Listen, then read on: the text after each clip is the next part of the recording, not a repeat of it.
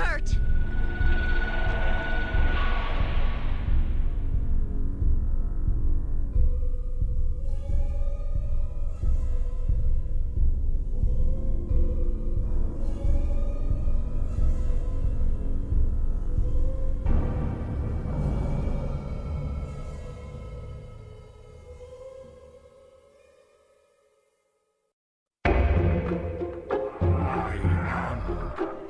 Reborn, a new god in a troubled land.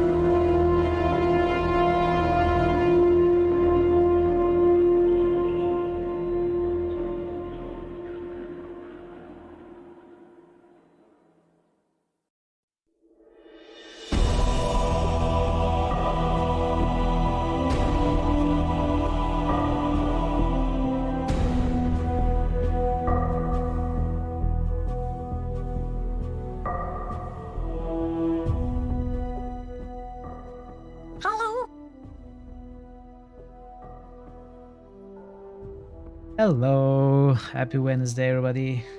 Welcome Parrots, GG's of Duckboy, We Did Fringe and XCOM JJ.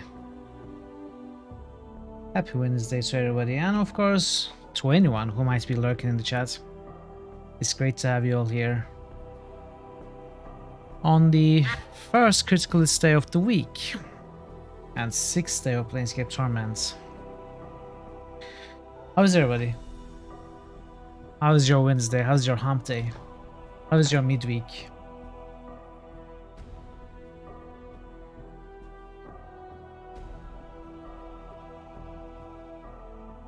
I've been keeping busy. All good, that's great to hear. I've been, I can't stop working on this D666. I just can't stop myself. I feel like I constantly have to do something. Since I finished the images, I started planning the next season, the characters for the next season. Your burp count at the pre-stream countdown has been steadily increasing. Yeah, that's true. I actually ended up choosing all the characters for season 4, for the January season. It is a total of 104 new characters. Of course, it's easier said than done. I just chose the characters. I still have to choose quotes and sound effects and images. It's going to take a while, but I think I can do it in almost 2 months. So yeah, I've been working on that, but nothing else much otherwise. I had a nice rest after ending the stream kinda early on Monday, and yesterday was a fully lazy day, which I needed. And now we are back to Planescape Torment. So do we have any early boosts, or should I jump into the game?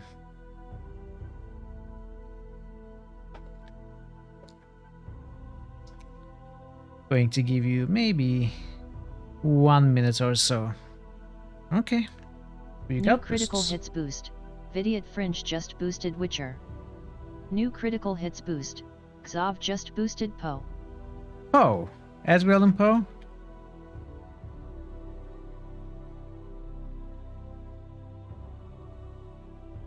New critical hits boost. Xov just boosted Icewind Dale.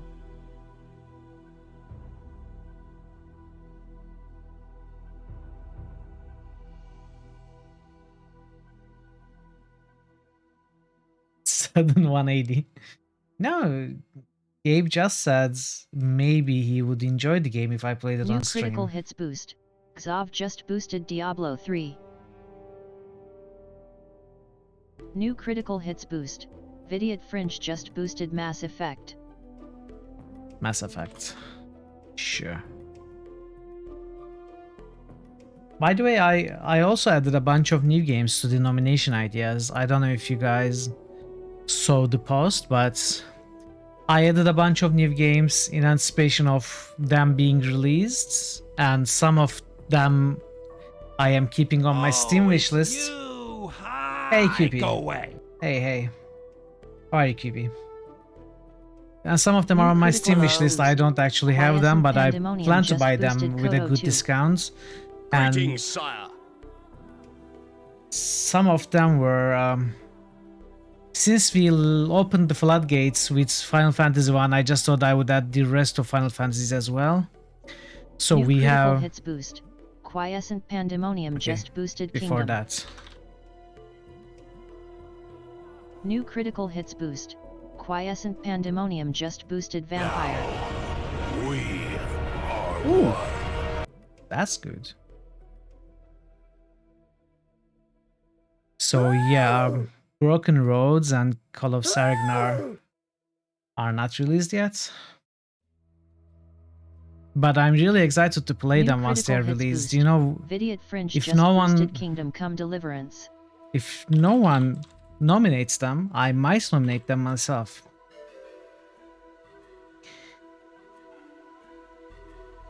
Since I'm so excited about them, I added them to the nomination ideas list. And I wait, what's this? Oh, okay. I added Encased, which is a Fallout-inspired isometric CRPG with turn-based combat.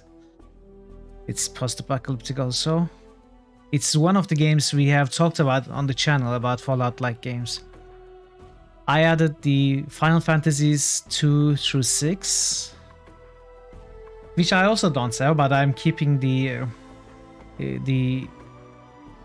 the bundle, the 1 through 6 bundle in my Steam wishlist to buy it when it's discounted. I added the Coning 2 and 3 since the first one was nominated. I thought I would add these also. Then I added Operencia, the Stolen Sun. It's a dungeon crawler, puzzle dungeon crawler, like in the vein of the original Eye of the Beholders, as far as I understood. I'm not so sure. I am curious about this, so I still don't have it, but I added to the nomination ideas list. Then what else did I add? I'm sure I added something else. Oh, I added the Outer Worlds. I'm not sure about this, but I still added it. I don't know if I can ever buy it. It's one of the really expensive games. I don't know if it would run on my PC. It might not, honestly. I'm not adding Cyberpunk because I think it won't run. This also might not run, but still, I just added it. Oh, I also added Underrail. This was another game that we talked about on the channel, about Fallout-like games. Yeah, that's all. Isn't 7 supposed to be one of the best? I don't know. I have no idea. I don't know about any Final Fantasies. But I added 1 through 6 because they have received their pixel remasters last year and this year. So I did not add any of the others. So I am still planning to play Final Fantasy games in order, but you can nominate specific titles. The first one does not exclude the other. You can nominate them so that they start gaining seniority points. That is why you might want to nominate them. But I will still play them in order.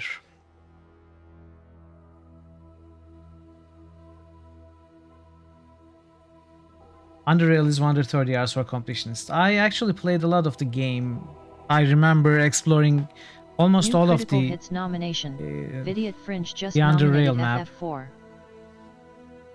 And yes, it is a long game. I don't know how much interest there will be in a game like that, so it's there. It's there because it's a cool game. Final Fantasy IV. Okay. Let's see.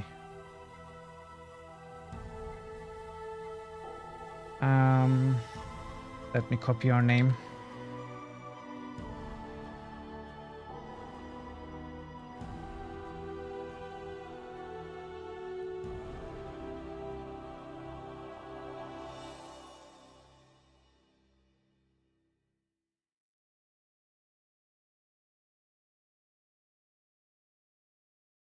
You know, I mostly add these nomination ideas for people to get an idea if they are looking for something to nominate, but secondarily I add them so that it's easier for me.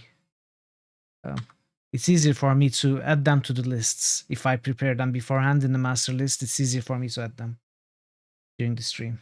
That's exactly why you nominated like a bajillion games and you're barely holding back the urge to nominate under guest. Yeah. I mean, I don't think you should stop yourself from nominating if you want to. Especially if it's a game that's not on the nomination ideas lists. If it's something you have thought about yourself, I would definitely nominate it if I were. But, you know, you do you. Under Rail is a good game, but you don't know if it's good for stream. I mean, I don't know the difference.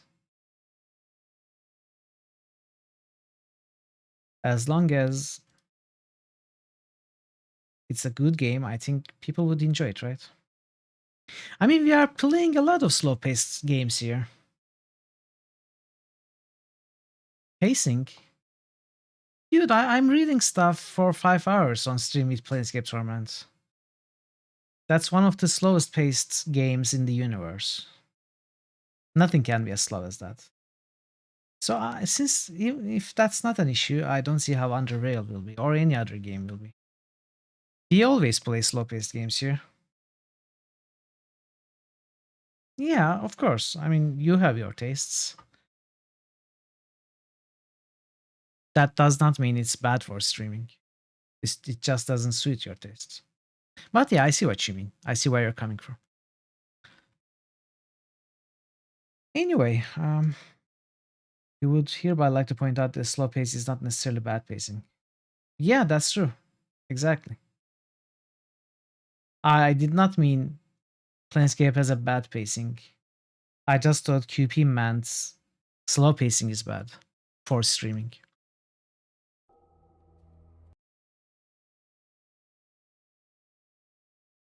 Games with worse pacing are worse for streaming.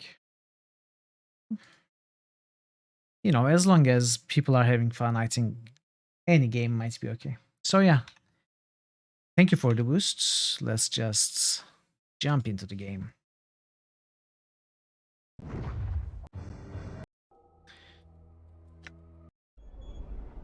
So, last week we found our way to the lower world. We finished exploring the hive and found our way out of the hive.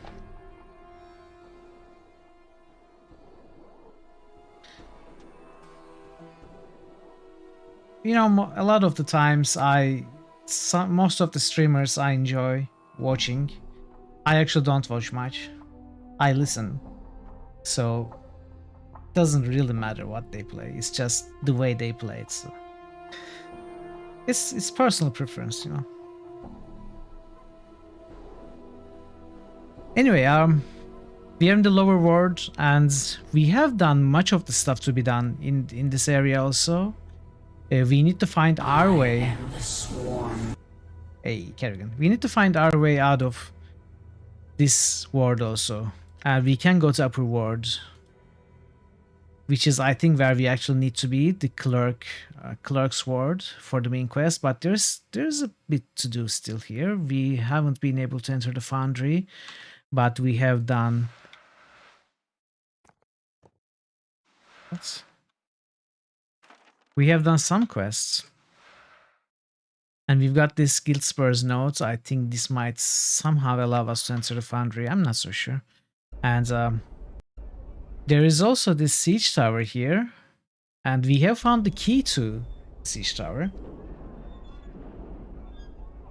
You know, any enclosed area in this game can be a portal. And the key to a portal can be anything, ranging from an item held in a specific manner to a thought. So the way the key to enter the tower we found was not wanting to go in, or rather wanting to not go in. So people who were looking for a way in always wanted to go in and no one was able to. We thought the opposite might be necessary. I'm gone. I'm curious now too. Average is 317. Wow, we have averages lower. Paris average is terrible. Everyone is rolling low. This season everyone is good. So yeah, this is where we are going to take it from. I didn't do much off stream, I actually forgot. I actually meant to do an inventory cleanup, but I forgot. So I just, before the stream today, I just memorized some spells and rested. And sold the bracelet. That's all I did off stream. Nothing much. So let's start the timer. I'm gone.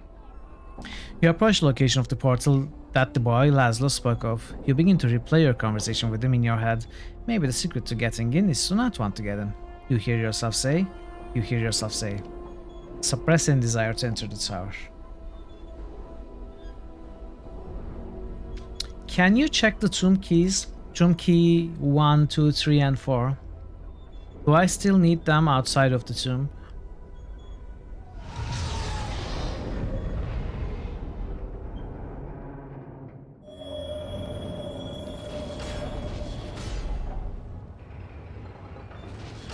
I'm gone.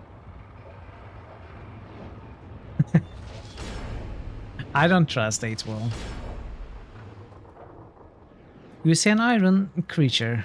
Its size is staggering. All lies.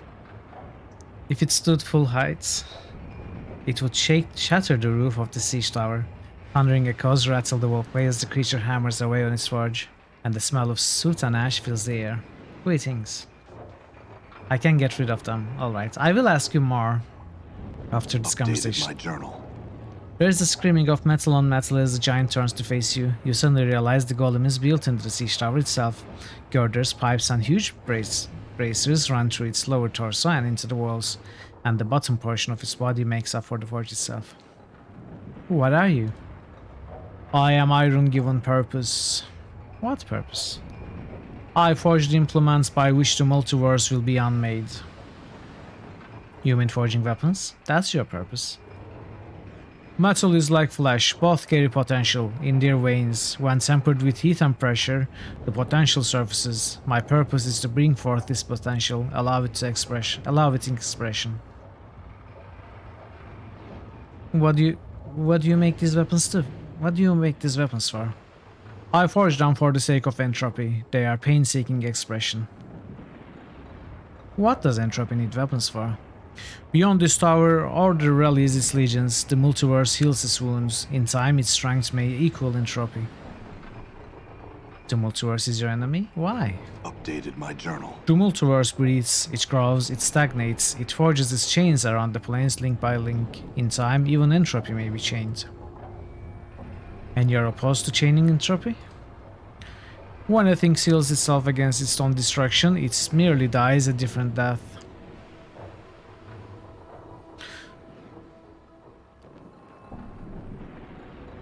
Except the death you seem to offer is violent and senseless, without meaning.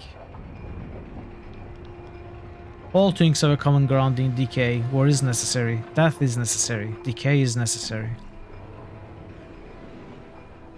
These things are never necessary. To promote them and glorify the destruction they cause is wrong. There are no limits. Limits are one of the links in the chain of order. Limits must be shattered. Even if death is the result? All must fall upon entropy's blades. The time nears when it will be necessary to breach the walls of creation. Order will be put to the sword. Its chains will be broken. The multiverse will be unmade. I see. I have some other questions. Ask. What are you? Okay. We talked about this. Let's see. Why do you do this? The iron of my body once existed only as minor expressions of pain, blades, spears, axes, arrowheads, rivets and catapults. From these implements of war was I wrought. What happened? These minor expressions of pain were melted to forge this body. My potential was allowed to surface. Now my purpose is to bring out the potential in other metals. You said that someone melted those weapons and forged their body. Who? Entropy raised me from the planar battlefields. And you said your purpose now is to forge weapons? Can you do anything with my weapons? Show me what you have brought. I will study its potential and see if its pain can be given expression. Very well. Oh, are we just buying stuff?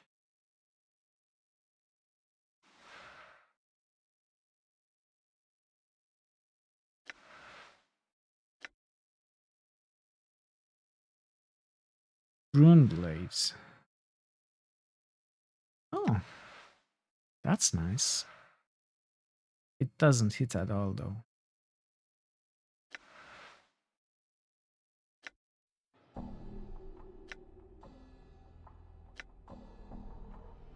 You don't have any money, obviously.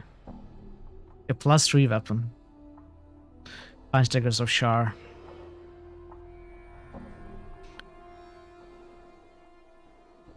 Is the Shar the goddess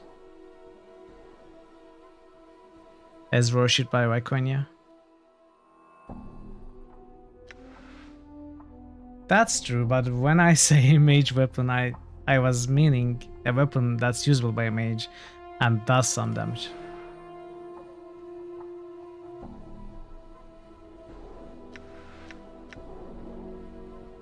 I don't understand. The dialogue was like we could upgrade a weapon, but instead we can just buy some weapons.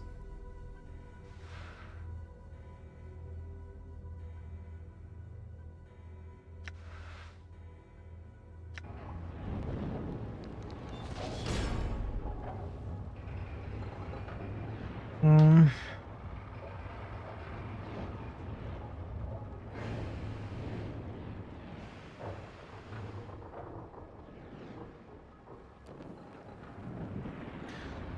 So you are saying immortality is just a different kind of death.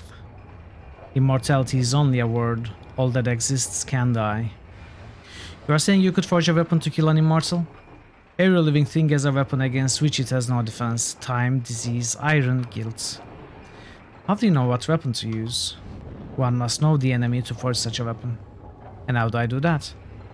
Start with a fragment of the enemy, a drop of blood, a crystallized thought, one of its hopes. All of these things tell the way it can die. What if your enemy strikes from a distance, from shadows, and never shows himself? Then that is the fragments of the enemy you must use. How? The actions of your enemy have told you much. Your enemy does not wish to engage you directly. That is a weakness. Or, for some reason, it cannot engage me directly. That's an equal possibility. Either possibility reveals a weakness. How do I exploit that? The actions of your enemy have told you it does not wish to engage you directly. That's a weakness. How do I exploit that? Updated my journal. That was a bug, I think.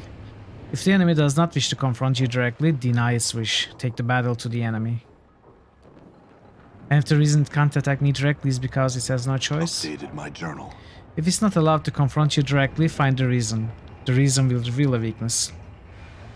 You said immortality was just a word. That all that lives can die. Could you make a weapon that could kill me? Yes. Really? How? Hey, Carissa! Hello! Nancy 1978 has just Hello, cheered for hello. 50 bits. It's great to see you, Carissa. Hope you're well today. Happy Wednesday, and thank you so much for the cheers. Really? How? I would need a drop of your blood, that is all. Very well. The tool of your destruction has been forged and educated. It is not enough. What do you mean? Updated my journal. The magics that keep your heart beating and mend your flesh are strong. You must sink the blade into your body only within a shell where you are cut off from the planes. Why? The reason is not known to me, yet both the weapon and the place are necessary for your destruction. Where would I find such a shell that separated me from the planes? That is not known to me. I had another question.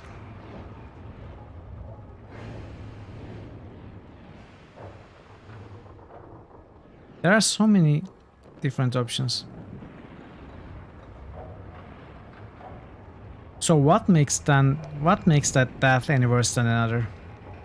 All things have a common ground is decay. Okay, we read this. These things may be necessary within limits. There are no limits. Limits are one of the links in the chain of order. Limits must be shattered. Okay, let's speak about something else. What is this place? This tower is a siege engine. It exists. All of those was the first option, by the way. This tower is a siege engine. It exists to breach the walls between planes. Breach planes? How? Updated my journal. The tower anchors itself upon a plane. A wound is torn in the multiverse when the breach of the tower opens. Legions may pass from one plane to the other through the tower. When the plane has served entropy's purpose, the tower anchors itself again. What happened to the legions that have used the tower? Entropy has unmade them. And what happened to the planes the siege tower invaded? Entropy has unmade them. I see. If the siege tower can travel the planes, why do you remain here? The tower is trapped in the city. This city is a cage that it cannot breach. How did the siege tower get in the city in the first place? At one time the tower laid siege to the planes. How I was brought here is not known to me. How I may escape is not known to me. You said the tower can breach planes. Okay. Why do you make weapons? We talked about this. Can you tell me more of what you do with the weapons? Okay, we talked about this also. Have you heard of a night hag named Revel? The night hag sought to sunder this city. Her greatest works were those of unmaking. She walked the path of entropy. Do you know what happened to her? Updated my journal. Orders set chains about her. She was cast within a cage. Do you know where this cage is? Her prison is unknown to me. Okay, I didn't think it my weapons. Show me what you have brought. Can I actually... Oh, Blade of the Immortal. Unique artifact.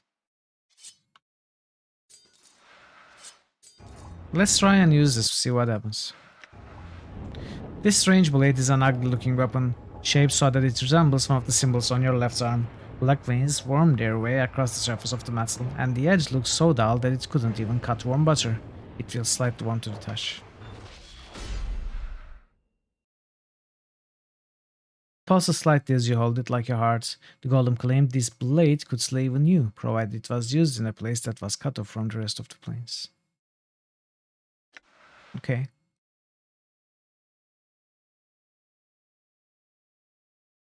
So... Hey, come on. Shut up, Mort. The Karak blade is tied. The Karak blade is tied to me. Neither may exist without the other.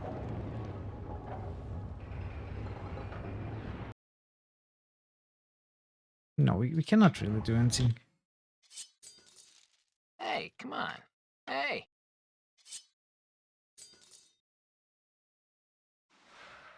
Alright. I guess this is all of the siege tower. I mean, it was a lot though, right? This might be tied to one of the endings even, since we got a weapon to kill ourselves.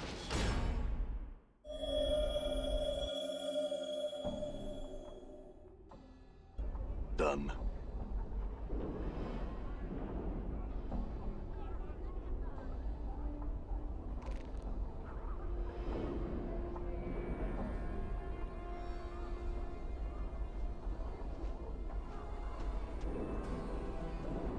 I have a message for Kaldor from Gilspur, the auctioneer.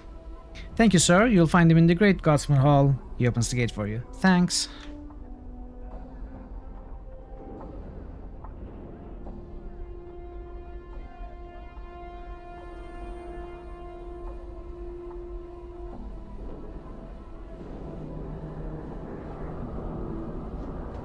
Okay, let's go in. Done.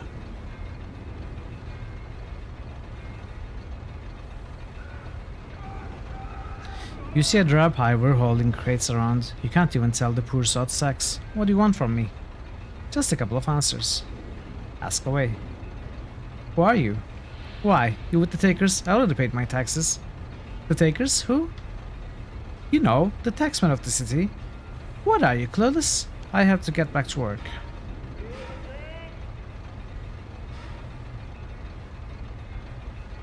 What are you doing? Making my daily wage, working to improve myself, keeping this place clean, making sure the material gets to the smiths when they need it, making sure the finished product gets wherever it's supposed to go. In short, my job. So your job is basically cleanup and grunt work.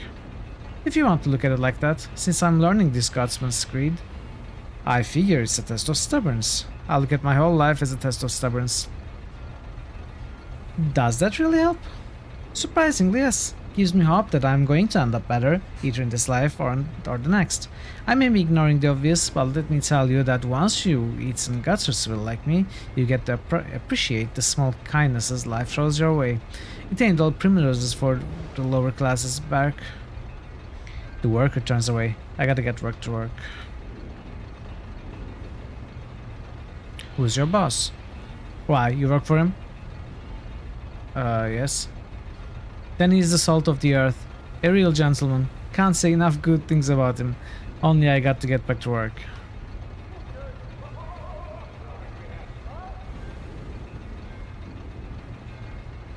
Why not look at it as a test of smarts and just walk away? Walk away to what? Who is going to hire me? Systems made sure I'm not fit for other kinds of labor except menial because I was born into the hive. Hells, I'm happy to have made it this far. Unless you can get me a better job than this, I'm happy where I am. Better than starving to death.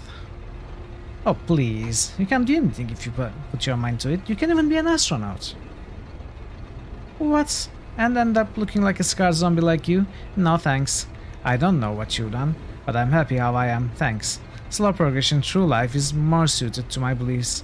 Now if you'll excuse me, I gotta get back to work. Okay. One more option.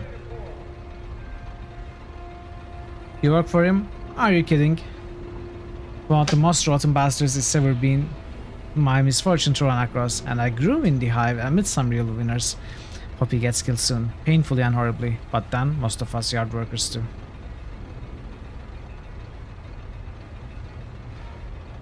Alright. Yeah, what? Hurry it up, I'm busy here. Who are you? What, I'm too busy to stand around gabbing with folks. You got a purpose here? No, not really. Then stop wasting my time. I'm on schedule. Good day. Well, yes. Yeah, what? Hurry it up, I'm busy here. Where's your supervisor?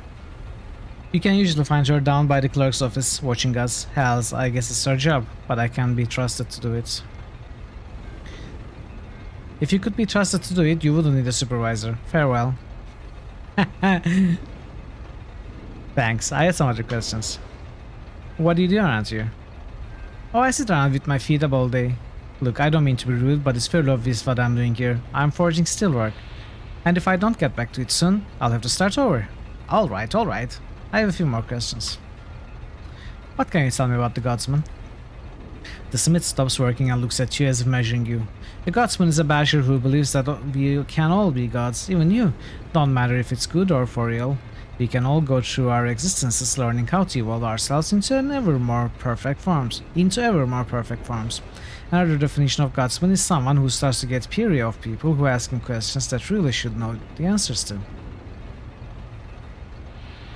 So what you are saying is that we've got tests to overcome and we become greater because of it. What I'm saying is that you should talk to one of the factotums through that door over in the east wall.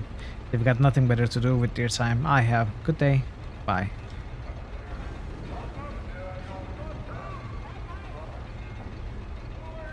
You got Alyssa.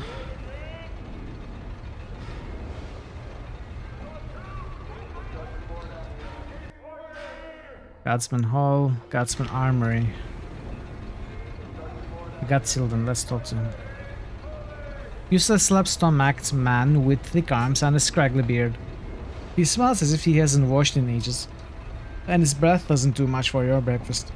He's in the process of ordering around subordinates as you approach him, and he deals a quick cuff to the ear of one of them.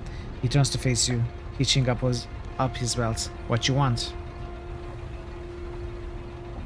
Yeah, exactly. I have some questions. You want answers? Like what? Who are you? Tilden the Grey, supervisor for this yard. My job is to make sure my laborers get the jobs done, and to make sure people like you don't distract them. They work little enough as it is, the little sods, and they'd manage to lose the rest of the day in idleness if I weren't here. I'm tough, but I'm fair. Ask anyone. Why do they call you the Grey? Because I'm covered in soot most of the time from those blasted furnaces. It's a nickname my laborers have given me, out of affection, no doubt. No doubt. They really seem to respect your gentle soul. Are you suggesting that I'm not entirely fair to my workers? Because I am. I'm like a father to them.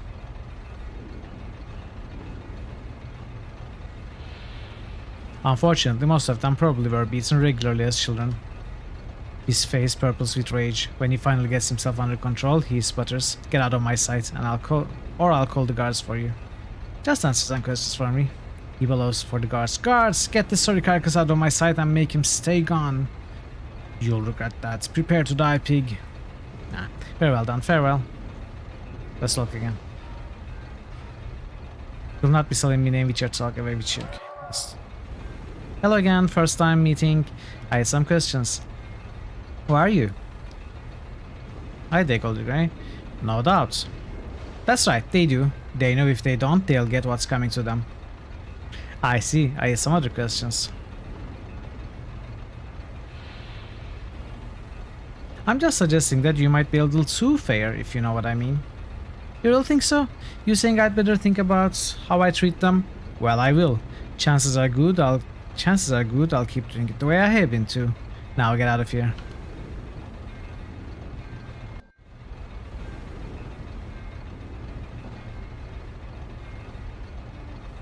Tell me about the Godsmen. They took me in and trained me to be what I am today, and I got to thank them for that. They took my raw talent and shaped it into a skill. I tell you, I'm a favorite of the Factals, and someday he'll show everyone just how important I am to this organization. They tell me that everyone has godliness in them. It's true for me. I think I'm closer than most folks, to tell the truth. That gives me the right to act like a god, and to expect total devotion from my inferiors. I'm learning to take power and move mountains with belief in myself. When I rule the cosmos, you can bet I'll remember every one of the Burks who stood in my way. That's interesting. I had some other questions. I need to use the forge. Can you give me some more? He looks you up and down carefully, considering, and says, You want to be a smith, eh? Can't say the fire do much to skin like that. Take it then, and don't get in the way of my workers. Good day, sir. I don't know why we have a call now. I don't know. Okay, Goodbye, sir. so I can drop these. Can I drop these skulls?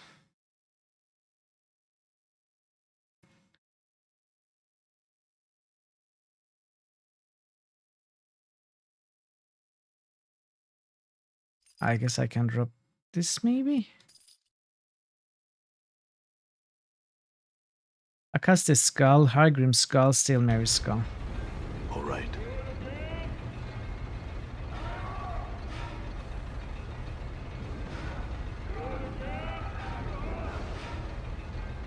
You see a short woman with slight horns in her forehead and ears that curve sharply back on her skull. She smells faintly of sulfur, even over the reek of the foundry's fires. Greetings, what can I do for you?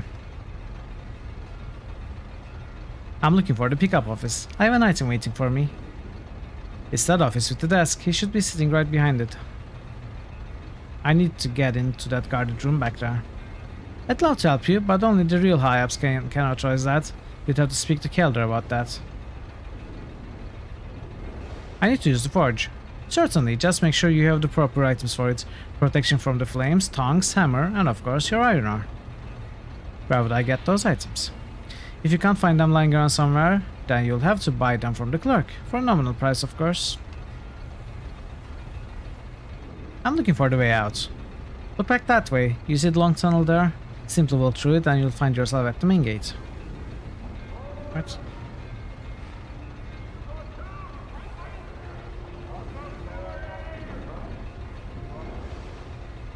I'd like a tour.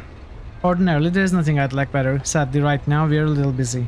Come back in a year or so, and I'll be able to provide one. What's going on? We've taken a huge and very secret contract, one that is taking up practically all our resources. We maintain a smaller operation for the day-to-day items for our other orders, but right now the foundry is devoted to fulfilling our contract. Don't bother asking about it, because I won't tell you. Those are all just for the same place where you gave away Soiko's skull in exchange for me. Alright.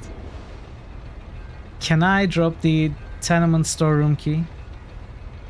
I don't think I used that, by the way. You seem very firm about this. Very well, I had other questions. Yeah, okay. That's what I thought. I was hoping I would be able to sell all of them. Who are you? I am Alyssa Teald, supervisor for this area. This area being the main foundry area of the Great Foundry, where much of our current public work takes place.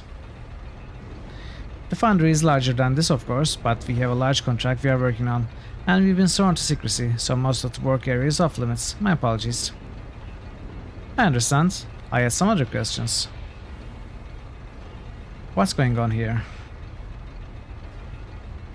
What exactly do the Godsmen stand for? This is both a communal and individual faction, and there are variations on the theme depending on whom one speaks with, but the basic gist of it that life, nay, all existence itself, is a test of sorts. All things that arise test us, and how we react determines how we move closer to the true understanding of everything. We seek the truth behind the multiverse, and it's apparent to us that ours is the right way. I see. How do I join? Go speak to Kelder of Durian in the meeting hall through the door on the right wall. Thanks, farewell.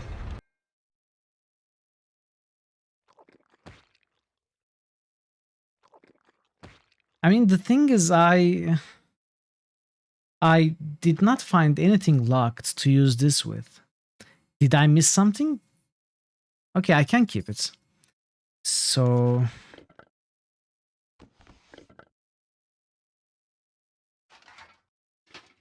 I probably don't need the junk anymore. Do I need this severed arm? And do I need this ragged note?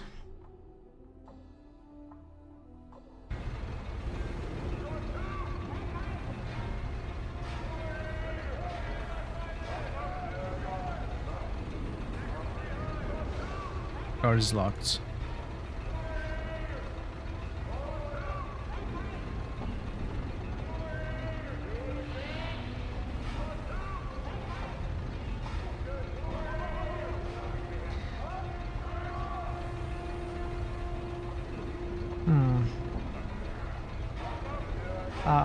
I guess, I don't know.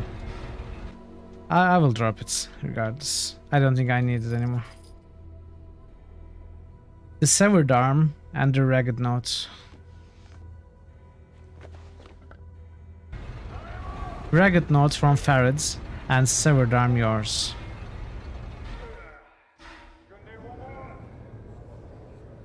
You got Sarosa here. Ooh. Kaldor is here.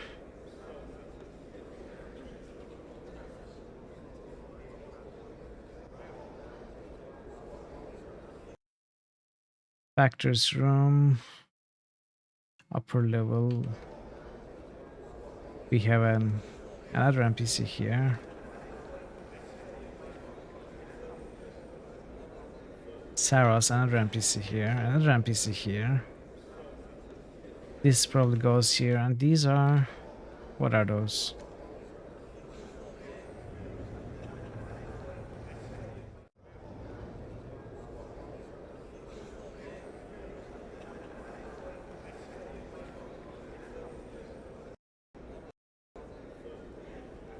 It crashed.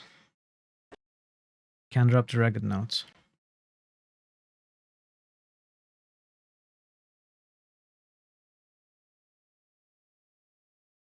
Hopefully that was our daily and only crash.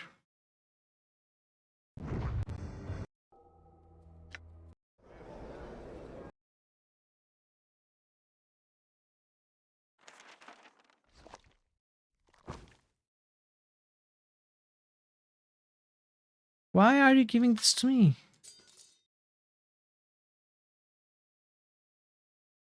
Okay, severed arm and pouch.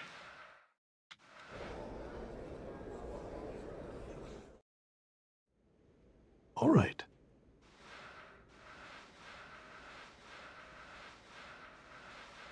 Yeah.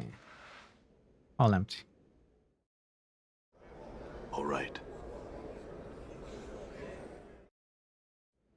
Done. Are these like classrooms, meeting rooms? All right. All right.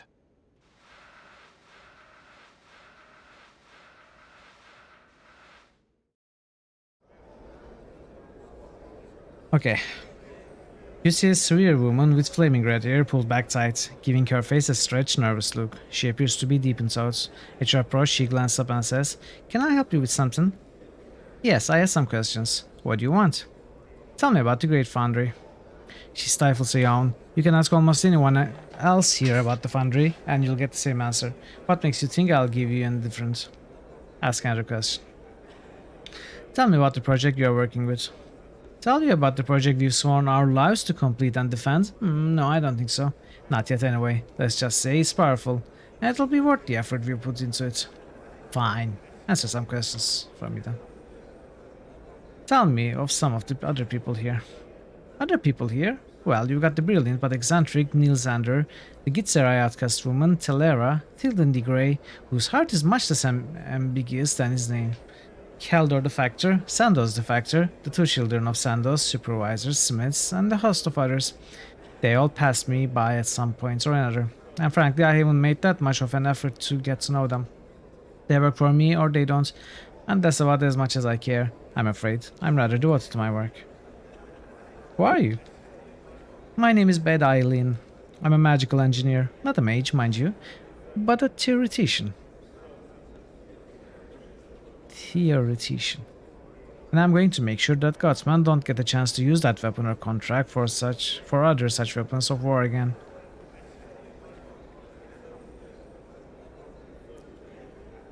Alright.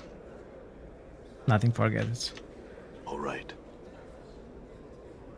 I feel like we may be able to pickpocket some important items from these characters. Sarosa. You see a young woman. As you approach her, her eyes stare directly into yours. You get the uncomfortable feeling that she is not examining your eye color. Her gaze seems to penetrate far deeper than that. Greetings, stranger. How goes your day? Well enough. I would like to answer some questions for me. I would like you to answer some questions for me. What answers do you seek, Halfman? Why do you call me Halfman? Updated my journal. I call you Halfman because I cannot see your spirits. All other mortals who pass through my life show their spirits to me as a shining spark or a smoldering ember. You show nothing at all. I call you Halfman because I cannot see your spirit as I see those of others. Whether this is because you have no soul or because you have transcended, I cannot say. One way or another, you are but half a man. What the other half is, I cannot say. Who are you? I am Sarosa, daughter of Sandos, one of the factors of the Godsman. Tell me of your family. My brother Saros is a child of the Foundry, yet I fear he has never embraced the philosophy of the believers of the Source. My father is a factor here, and his travels have led him far from the Foundry and into the realms most mortals never even dream of achieving. Half man, half goose. Tell me more of your brother. Saros is a brash, impulsive lad, easily given over to his manhood. He is eager to prove himself equal of anything on the plains, full of aggression of youth. I believe he feels himself more sensate than Godsman, further vindicating my belief that the senseis are the most immature of all factions of Sigil. Spoilers. We should get those honk effects, I think. I will never play Untitled Goose Game, so we might as well get the sound effects anytime, you know. Why are they the most immature? Why are they the most immature? Because, like children, they do not understand that there is more beyond the world of the senses, beyond what one can see, hear, New taste, channel touch, SFX smell, request ground by you. You are Parrotwise. in the outer planes. This is belief made of solids. This is belief made solids, but that does not mean this seemingly rough matter can be comprehended by the senses. This is belief. No mere physicality can match it. I see. Speak of other matters to me. New channel SFX request by Parrotwise. How many are there? Are there 5? Are there 4? New channel SFX request by Parrotwise. New channel SFX request by Parrotwise. All the honk, okay. Nothing, farewell.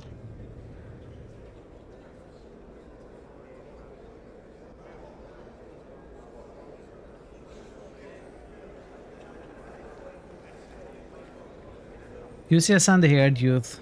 He's on the cusp between adolescence and adulthood, and from his eyes it looks like he's trying to be as adult as possible without having the slightest idea how. In other words, he seems innocent. Hey stranger, what can I do for you? You could answer a few questions for me. Ask whatever you want. Tell me about yourself. Me, I'm Saros. I grew up around here, got to run through the Foundry playing with stuff. I like pretty much everyone here. Except for Thildan. He keeps saying I'm not raised right, that my father is a poor parent. All I know is that Tilden's the biggest sod I've ever met. Tell me about the Great Foundry. I grew up here. I played in the main foundry area and ran through the barracks. It stinks and it's loud and people can be like Tilden, but it's still home for me. Tell me about the people here. There are some workers, I think they mean well, but they're also earnest and boring. They need to liven themselves up a bit, like say the Sensates. You like Sensates, huh?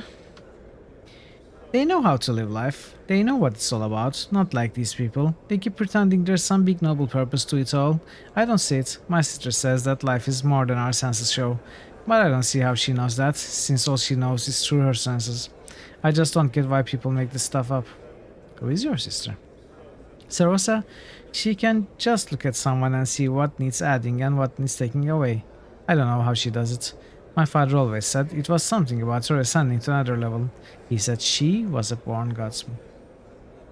Interesting. Nothing more for now.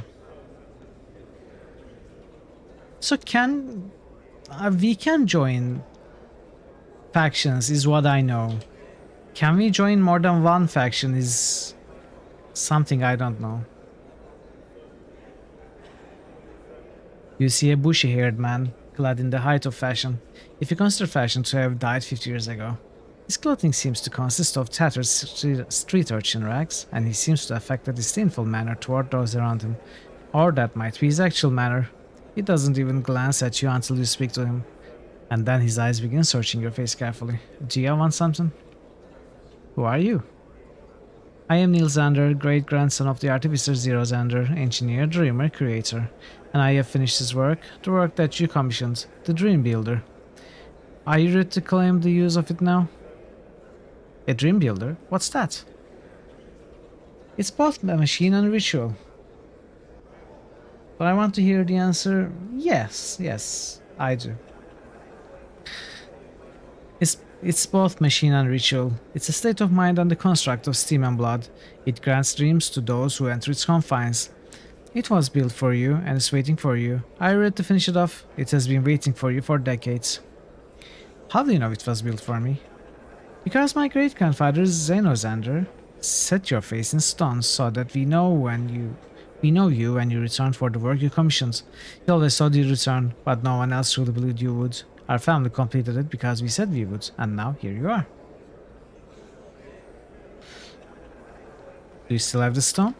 No, it was stolen from me a year ago. I saw only a shadow flitting away. It was the only item taken from my home. I have no idea who'd take it, but I'd memorized the features. I'm not interested in this right now. I'd like to ask some other questions though. New faction overrides any old factions. Okay. Then I think I will join the Sensates. The other faction I might have considered joining was the Godsmen. The others I don't think I would even consider. What can you tell me about the Godsmen? He sighs and collects himself. That's a long subject. Let's get started on it. Now, all creatures want something, don't they? They create, they build, they tear down, they dream, they fight, they fornicate. They do all these things because they want something beyond what they have. Even on the basest level of existence, every iota survives to be something greater. Some achieve this, some fall by the wayside. Every decision, every action, every reaction, these all create a base on which something else builds. Seems obvious then that our current exalted state is of being is building a base for ourselves for something greater. What is that if not godhood? That's the way I've always justified it, and frankly, I ain't in the mood for philosophical discussions. You want that? Find a factor or something. Where can I find a factor? Factor Caldor's right up there on the days. Talk to him, or else you find the suicidal Burke Santos and talk to him. Are you done pestering me yet? Not yet. Tell me about your co-workers. You find the Godsman faction line to be most interesting. Since the new faction overrides the old faction, I guess I can join Godsman, do what I do, then join Sensates. I wouldn't be losing anything, right?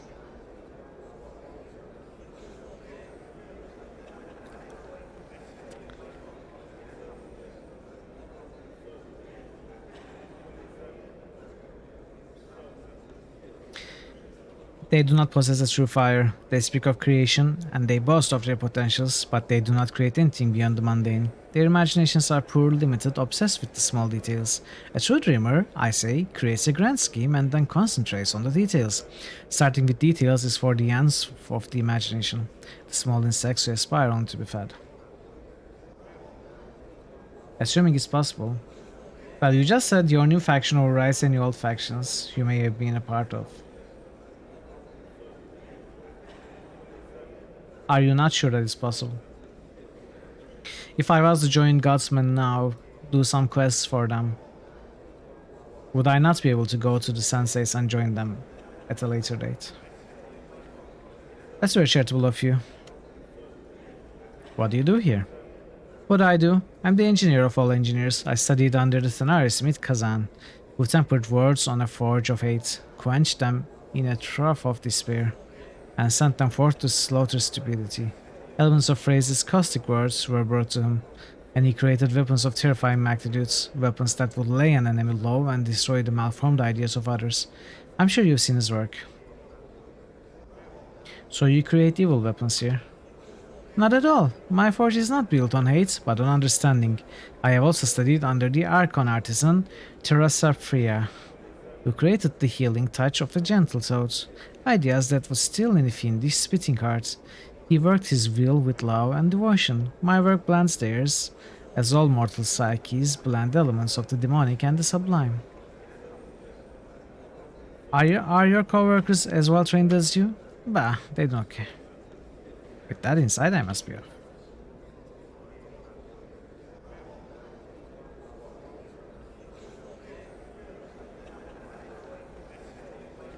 You see a sturdy man who looks like he is just bursting with vitality. His face is tanned and lined, and his black beard is beginning to show hints of white. Hail, stranger, and well met. What can I do for you this fine day? I'd like to ask you a few questions. I have a message for you from Gilspur, the auctioneer. Message, eh? He takes a note from you. Very well, you can tell him the message is delivered. Was there anything else you wanted? I have a few more questions. What did you want to know? I'd like to see the secret project if I could.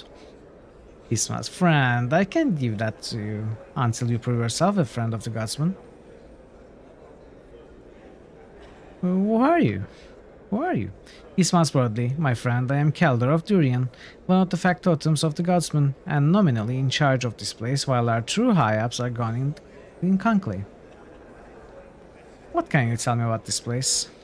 This is the Great Foundry, home of the Believers of the Source, also known as the Godsman. Here we make items that ship all over the plains, and we are renowned in many worlds. Only the best work here. It's said that we've got a staff of smiths that rival those in Mount Clangat itself. Personally, I don't think we are that good, but we are close. You can confirm that you'll be allowed to make that faction change you mentioned. Okay. So are you saying some faction changes are not possible to make?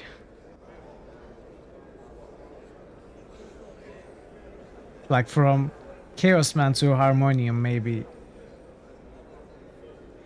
Can you take on additional work? Sadly, friend, we cannot. We are engaged in a long-term contract right now that's taking up most of our resources. Perhaps when we are finished, in a matter of years. My apologies.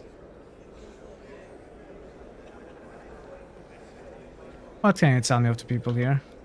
You got a wide range of folks here, most of whom are smiths and the workers who keep this place running. You also got a pair of engineers who are doing more incredible things with the fabric of reality. Ask Nihil Sandra about his dream builder someday. Tell me more about your faction. Gladly. What did you want to know? What are the beliefs of this faction? We believe that the universe is a giant testing ground, a place where we prove ourselves through a series of tests. These tests continue throughout your life, throughout your many lives. Each step in each day may well be a test for you, and your reward in the next life depends on how well you learn your lessons in this life. We believe that a body learns from experience, and that experience extends through your lives, making you into something greater than a single life. So what's the point of it all? We are not entirely sure. After all, we haven't gotten to the end of it yet, have we? The best we can figure is that we muddle through our lives seeking to find the answers that are right for us, and in the end, we move on to godhood and beyond. What waits there is anybody's guess. Alright, keep going. So, life is a test. We take the test. When we pass, we move on to a new form. This might be the form of an Archon, or a Fiend, or of power. The choices we make in this life, as always, help chart our course. Whether we have free will or not is still under debate. He smiles. Of course, I'm on the side of the free will people. I hate thinking that my choices have already been made for me. You thought sometimes I may not be able to join a faction anymore due to my previous affiliations, but turns out that's never the case. Okay. Good to know. Alright. Tell me of the faction's history. It's commonly believed that we were founded by Perrine before the Great Upheaval, when all the factions became 15 in number. During the upheaval, Augie of Fonel tightened the faction's beliefs into what they are today. She had been reincarnated 1,000 times and could remember each one of her reincarnations. She taught us how to treat our intuition and led us to a new era. Those two were the most important figures in our faction. We have plenty more stories, but those are the bare bones. However, if you relinquish a faction, sometimes you won't be able to go. Okay. Alright. I have more questions. What do I get for being in the faction? Well, aside from access to our excellent foundry room and board for you and your friends, special items and spells, and a more favorable reaction from the folks you'll meet on the streets, there's not much to recommend us. Of course, if you're planning on being with us merely for the benefits, I'd have to counsel against it. Who are your faction's enemies? We don't have enemies per se, still there are some who oppose our beliefs. The Bleak Cabal scoff at the idea that we evolve towards something more perfect. I figure that if they don't think there's a point, they might as well get it over with, like the Dustmen ought to. The Dustmen think that life is an illusion, preparing for the big death, and our belief champions the cause of life. They promote death, we celebrate life. What could be more opposed? What do you do anyway? Well, we run the Great Foundry. We also run Harbinger House, where we train folks who seem to be powers in training. Bashers who demonstrated some sort of special ability that sets them apart from normal mortals. Some say we do it because we want the power on our side, but the truth is, we do it because we figure that's part of our tests as well. We do our best to make sure every creature faces up to its responsibilities. We want to see the multiverse and move on. Why are you named as you are? That's a good question. Our real name is the Believers of the Source, because we believe all life springs from a pure primal source, but because we believe that all creatures have the potential for godness within them, it's only natural that our nickname would be the Godsman. How do I join? If you wish to join the Believers of the Source, you must complete 3 quests. The first quest is this. You must go to the forge and create an item. This will show that you are capable of seeing the possibilities inherent in even a base lump of iron, that you are capable of bringing forth something that will stand the test of time.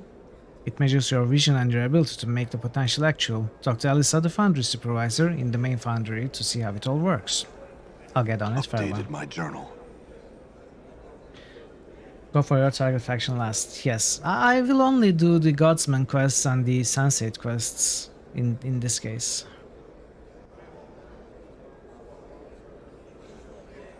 I mean, I may not even do all of them. We'll see.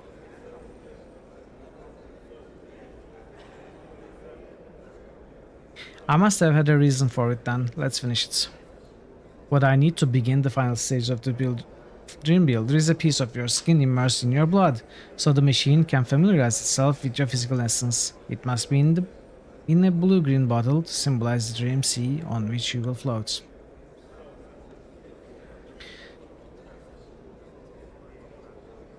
Flesh blood bottle, right, I'll be back. How are we supposed to... Fetch me a vial of my skin and blood for the first.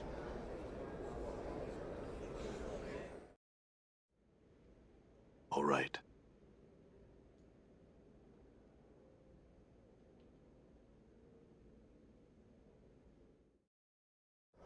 I'm gone.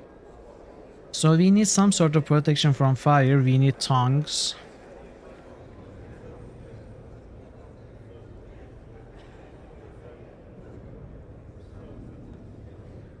We need a vial. All right.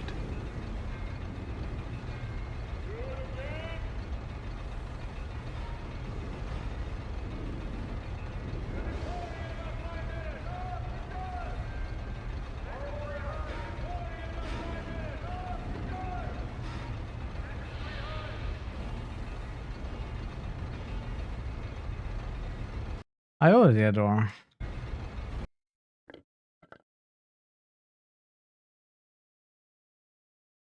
Oh, that's bother very... someone else. Hey, Bugga Bugga, hello. How are you, Bugga Bugga? Great to see you. Not that me done. Once a fun.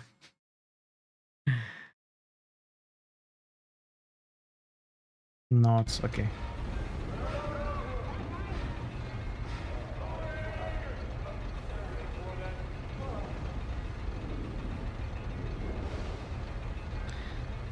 It's that office with the desk. He should be sitting right behind it. What office? Oh, I missed something here. So this is the shop. I'm guessing is their shop.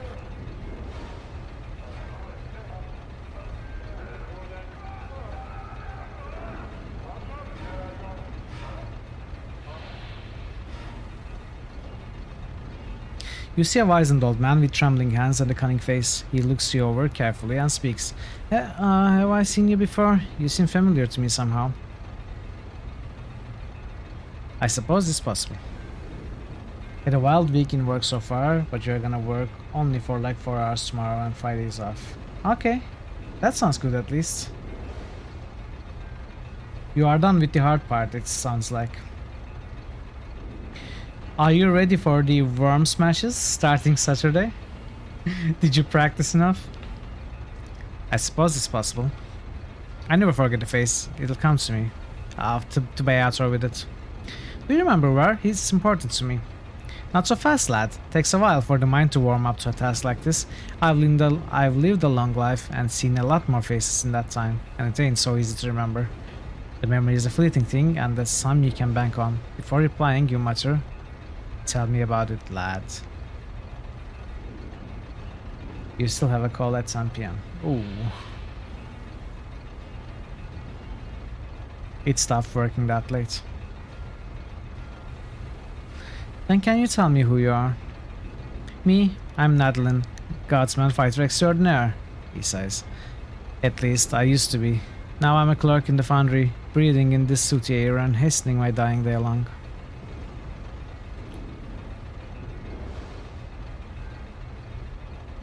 I'm here to pick up an item. Do you have a receipt? You need a receipt, or I can't give you anything. No. He pauses for a moment. If you got a receipt, give it to me. Otherwise, I can't give you anything. Now go on. I'm sure I can be a busy man without being played with the passersby. You got pretty far on that much in worms, so you should be good. Okay. I haven't practiced at all. I just did some training missions, so you will have an easy time against me, that's for sure. I'd like to pick up some gear for the forge. You're wanting to be a smith now, eh, lad? Very well. You'll need an apron, 10 copper, some tongs, another 10, and a hammer, which will be 20. That comes to, let me see, 50 copper.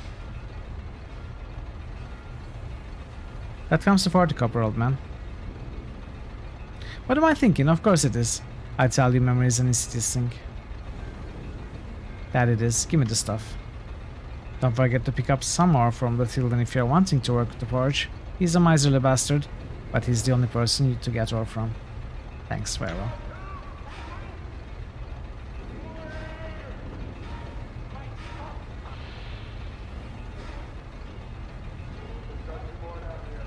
So where is the forge? Is this the forge? How do we... Apron, tongs, forge, hammer. Let's get the iron ore.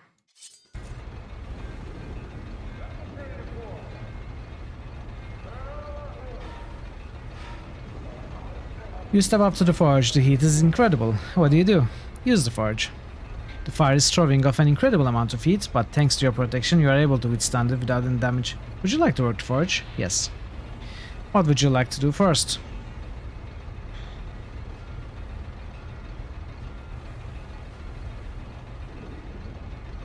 Pick up the ore with the tongs and hold it in the flame of the forge. The ore softens rapidly, soon becoming soft enough to work. Your hands grow slick with sweat. Place the softened ore on the forge and work it into shape.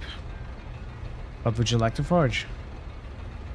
Something small and dangerous. A stiletto. Stiletto, a quick and easy weapon. One that will get you away from this inferno much sooner. Are you sure you want a stiletto? Yes.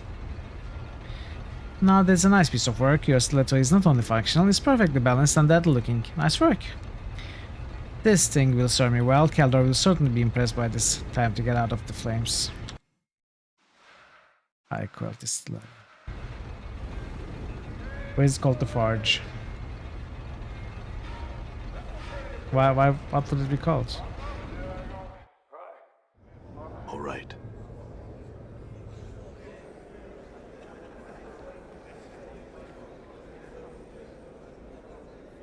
Show him the item you forged. I have finished forging my creation. He takes it from me and examines it carefully. That is, without a doubt, one of the better pieces I have seen a recruit forge. You'll go far, my friend. Are you ready for your next test? I certainly hope so. Oh, okay. Deforged? I suppose I am. He continues grimly. A murderer has struck in the foundry, and I am forsaking the usual test in order for you to track this killer down. Go speak to the supervisor, Alice Athield, in the main foundry and proceed from there. When you have completed your investigation and are ready to name a culprit, come back to me. Updated my journal. I want to talk about the murder investigation. Ah, okay.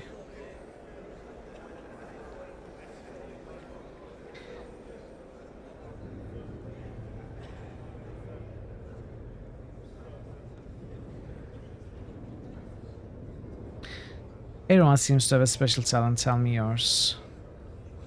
I know not how I came by it. It seems something that has always been a part of me. I can only surmise that my past lives and my beliefs in this one have given me a special insight into mortal nature. I am gifted with the ability to see a piece of the potential within every being. By reading the true name graven on that mortal's very being, and by slightly mispronouncing that word, I am able to change the nature of that potential. What can change the nature of a man? Thus changing the nature of his bearer. Can you teach me this skill? I can change you, but I cannot teach you. It's like teaching color to a blind man, or a sound to a deaf man. And I will change you, if the price be right. What is the price? Tell me, do you subscribe to the philosophy of the Godsman? No. Oops. Oh, okay, no. You don't like the philosophy? Why not? I'm still thinking about it. Convince me.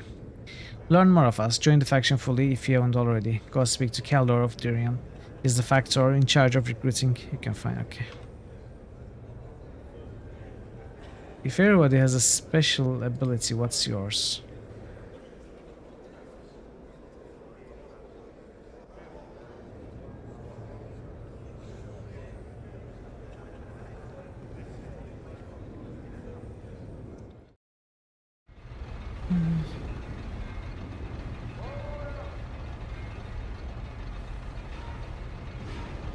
Oof, my favorite ability. Alright everyone, you've seen enough. Back to work. Work. I'm gone. Yes, my lord.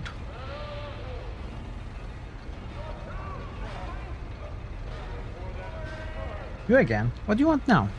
My apologies for my impatience, but we're on a schedule here. Under Kaldor's authority, I'm investigating the murder that occurred here. What can you tell me about it? You want to know what I saw the night of the murder? Well, I was working late, when I heard the sound of a scuttle. When I came out, I saw a shadowy figure slip out the door into the meeting hall, and I raised the alarm. Do you have any other details? I only know 3 people who had access to the building that night. They were Tilden, Saros, and Bed Island. 3 of them have dramatically different builds, but in the haze of the foundry I couldn't see clearly. How do I know you didn't do it?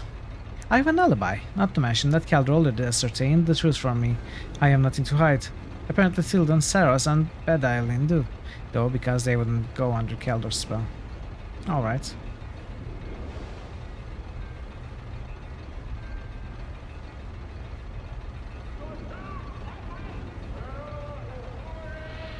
Shame about that poor Smith Evelyn, really it were. Still, he weren't one to keep himself to the grindstone.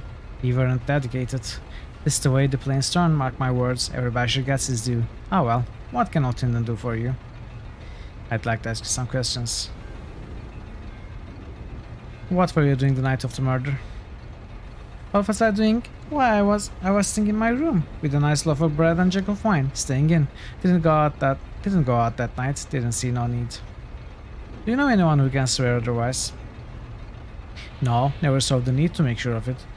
One place you might ask is if you're really looking for leads is Saros. That little thieving knight goes everywhere.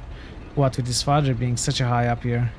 He always was into new experiences, but he's practically a sensei if you ask me. Probably wanted to kill someone and see if he could get away with it. Saros, eh? I'll remember that. In the meantime, I had some more questions. Nothing farewell.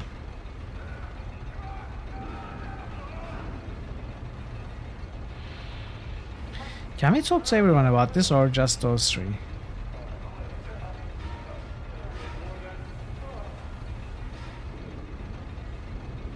Do you remember? No.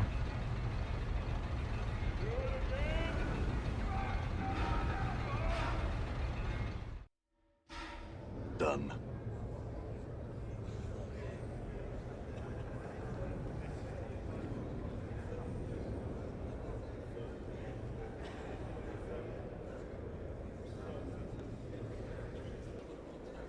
That poor Smith, I can't believe what happened to him.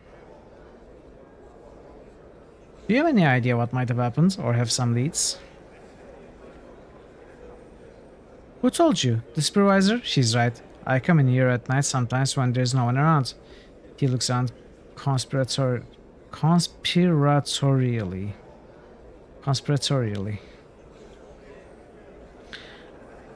For a moment, and lowers his head towards you. I saw Tilden creeping out of here. The main reason I know it was him is because he dropped something. He hands you an all with the name Tilden etched into the wooden handle. Bob, yes. Thanks. I'll be back to talk to you again, I'm sure. Updated my journal.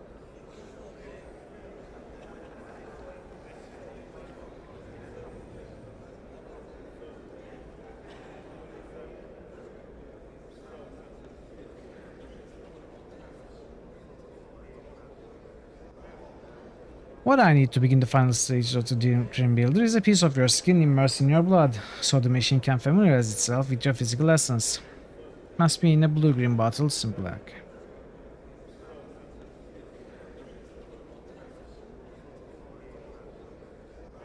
Where are we going to get the appropriately colored bottle?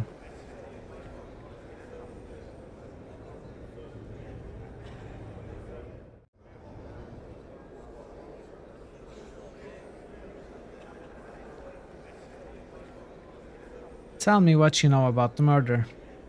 Let's see, I asked the guys to head out for the night because I was working on some delicate engineering on the project in the next room, and I didn't need their psychic emanations following up some very crucial work. It was with some dismay that I found the body when I emerged from the room. Being as I have no other alibi, I realize I'm a suspect. And I suspect you've already found that I wouldn't consent to going under the spell to answer. The reason for that is that it would be violating the oath of secrecy I swore to protect the project. I think I'll check on that with Keldor. You do that. He'll verify what I've told you. He administered an oath to me, so he knows his power.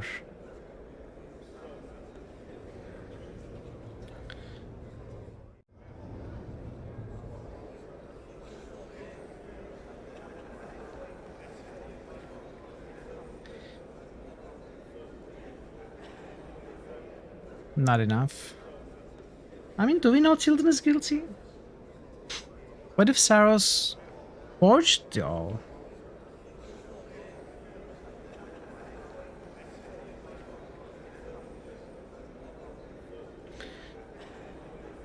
We can't verify what we were just told.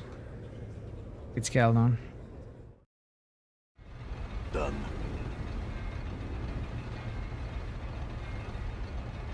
You must gather your party before venturing forth. Well, I didn't. I left them. Saros. You remember Saros, don't you? Gave me an awl found near the body. Oddly, this awl has your name etched into the handle. How do you explain that? Updated my He journal. looks momentarily flustered and then, Saros the thief. Odds are he stole it from me. In fact, I've been missing my awl for some time now. Never mentioned it to anyone cause I figured I'd just lost it. Now I know that Saros stole it to frame me. Better go get him before he gives you the laugh. Seeing your expression, he says, before he escapes. That sounds a little too pat. I'll ask him about it as soon as I get some more answers from you.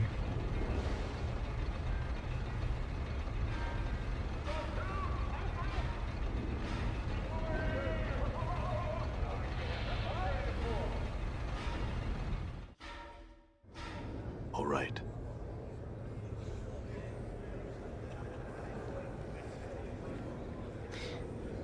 Tilden says that you planted the owl at the murder scene and that you are trying to frame him for the murder because you two disagreed.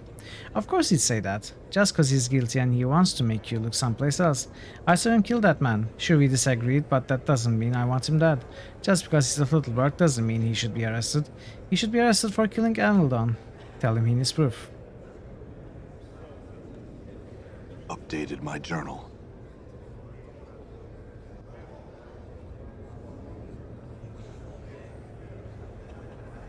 Back to Tilden.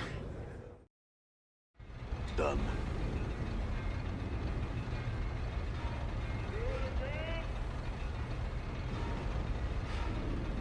What did little lickspittle tell you now? I'm sure it for all lies.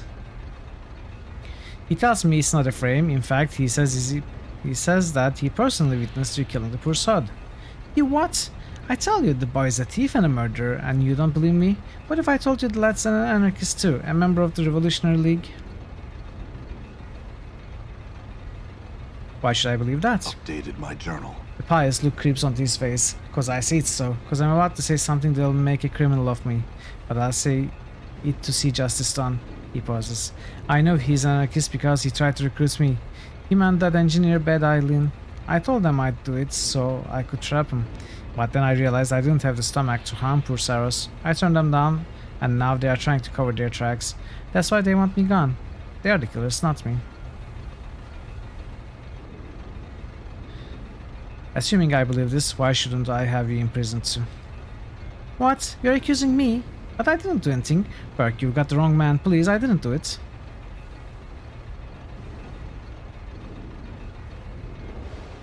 I'm just having a little joke with you, Tilden. Relax. Answer some other question, will ya?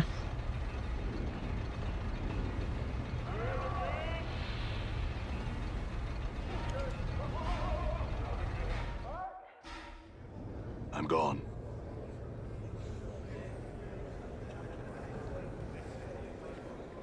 Tilden tells that you and Bad Eileen are anarchists, and that you are trying to frame him because he turned down an offer to join you. Saras pales. She has nothing to do with this, I did it on my own. But the truth is, Tilden shoved Avildon into the gears. I put the owl there to make sure everyone would know he was there because I'm just a kid and no one would believe that what I was saying. Alright, I admit that I planted the owl, but I only did it to make sure he got punished for his crime.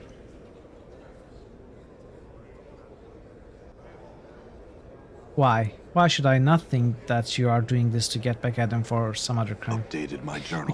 Because I don't know why you think that, but I promise go talk to him and tell him what I said, and then you can decide for yourself. I'll do that, stay here. We are actually going to talk to Bad Eileen.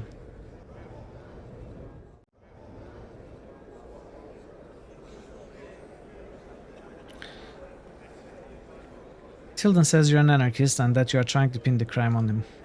Anger strikes sparks in her eyes, but the look of scorn replaces it so quickly you are not even sure you read it right. An anarchist? Right. Here's my other leg. Pull that one too. Did you have some real questions or can I get back to my work? What was that flash of anger? She smiles slightly. You don't miss much, do you? Allow me to put it this way. How would you feel if you were falsely accused? My anger stems from that and nothing more. She seems honest about this. I don't buy that. You'll have to because you are getting no other answer from me. She turns stiffly away from you. Be gone. Well, she said farewell.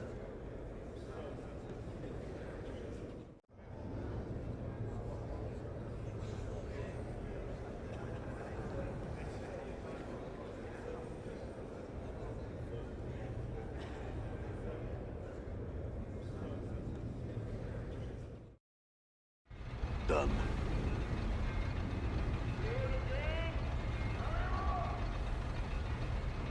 He says that he planted the owl on the body, but only because he wanted to make sure you'd be implicated in the death. He says you're a murderer and he wanted to make sure you got caught. The supervisor's face drains of color. What, he admitted he's an anarchist? Yes, he seems to believe you are dangerous to everyone around you. Whether they be anarchist or guardsmen, and that someone needs to stop you. He's willing to admit to his own crimes in order to ensure that you meet with justice. His beefy face grows red with apoplexy. You're accusing me, but I ain't the murderer. I'm just trying to expose the anarchist work. Damn you, you can't do this to me. You can't trust anyone who says they saw me do it, so you can't say that I did it. Would you say the same thing under oath and under spell? I'm betting Saros would.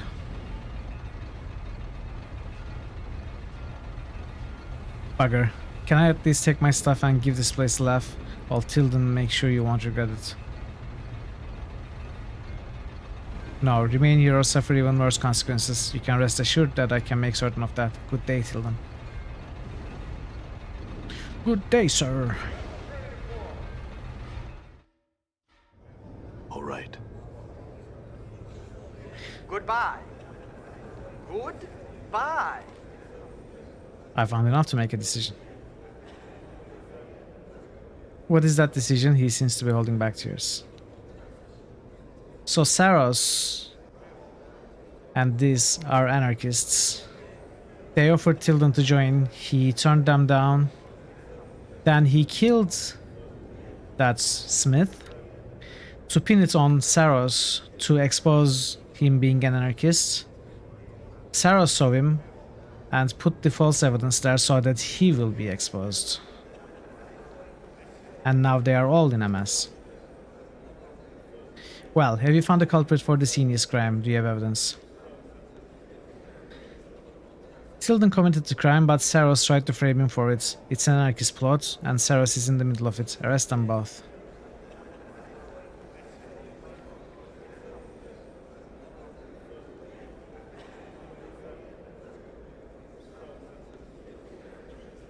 What? Both of them?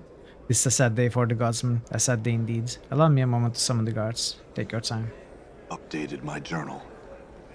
He seems saddened by the ordeal. It's done. My thanks for resolving the investigation. You have but one task remaining to you. Sandos, father of Saros and Saros, one of our more vital members, has returned from a harrowing journey. He has locked himself in his tower room and is threatening to kill himself. Speak to him, stop him. In Updated my knowing the journal. teachings of Zerthamon, I Hey. have become stronger. It's a mage level too. Nice.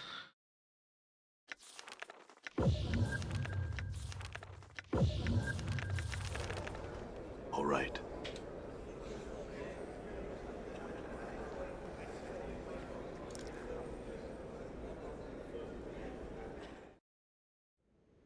Done. We need more guards protecting the foundry. Greetings, sir. Did Keldor send you? Sandos came up here and he's been raving and muttering behind the door all day. I hope you can do something for him. We'll see about that. Call through the door. Sandos, I need to talk to you. Sandos, I've come to parley. A muffled voice comes out from behind the door. Go away. Are you Sandos? The voice snaps. Who else would I be? These are my rooms. This is my faction. It laughs bitterly. This is where I'm going to die. Tell me about yourself, Sandos. You want to talk? Is that what you want? How about you listen? The voice pauses, then gathers steam. What's the point of it? That's what I want to know. Why do we do the things we do? What's the thing that keeps us driving, Wait for him to continue. Pride and ego. We keep telling ourselves that we can be something, that we mean something, that there's a reason we are here, but in the end, it's all just blackness. I've seen that final blackness, and there's no reason to deny it. Yet we keep pushing on out of foolish pride. There's no reason to do it. Did you ever consider that you became a guardsman for a reason? And you will not lay a hand on those under the protection of parley. What do you mean? You found a reason once. You believe that all we face is a test. You believe that we are here to push past that final blackness to overcome it. Don't tell me you've gotten weak now. Why did you join the guardsmen? Okay, let's go with the one. He barks out a sharp laugh. They taught you well, at least. Let me think about this. I hope you got the time. All the time in the world, Sandos. Think it over. When he speaks again, the voice sounds a little more balanced. Go down and tell Keldor you've talked some sense into me. I'll want to see him eventually, but you've done your job. Go on now. Thanks. Farewell. Can I rob you? I owe you my life, stranger. I won't forget it. But right now, I have some thinking to do. I hope you'll forgive me for not talking. I don't know. Can we rest here? Done.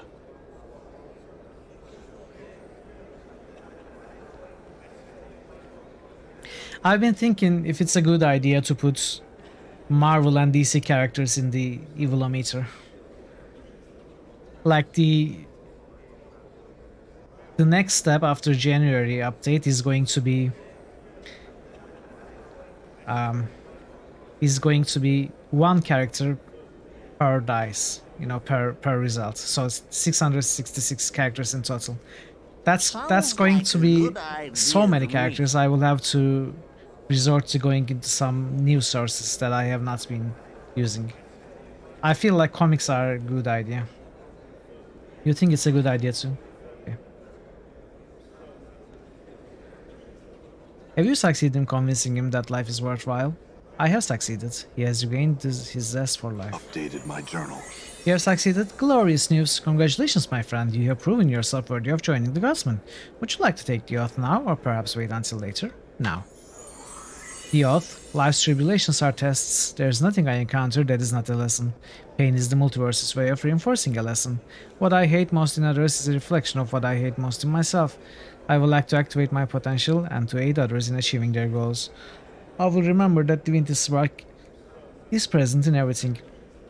I swear fealty to the believers of the Source and their goals, never to forsake them. You swear the oath, and Keldor smiles. Welcome to the Godsman, lad. Do you need anything from me now? You like DC 90s and early 2000s animated series and 90s animated Spider-Man. Never cared about superheroes myself. There are some superheroes that I like personally. I might start with them at least. I'm not very knowledgeable about the whole comic scene, you know.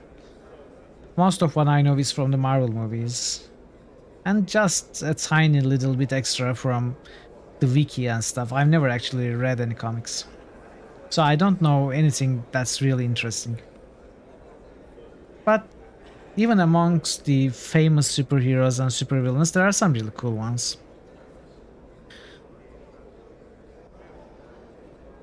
I have some Updated questions. my journal.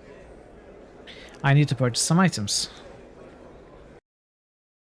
Ooh, spells. Chain lightning storm. Okay. Ascension, enlightenment. Oh, these are usable only by Godsman. So even if I bought this, if I switch my faction later, I wouldn't be able to use it. But it's not the case with the spell, hopefully. It should not be.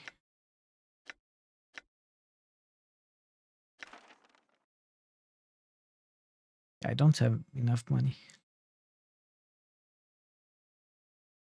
What's aid? Remove curse. Ah, okay. The curse item, sure.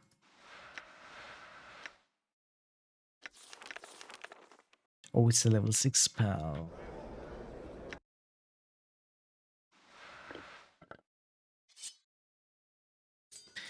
I guess I can try selling these.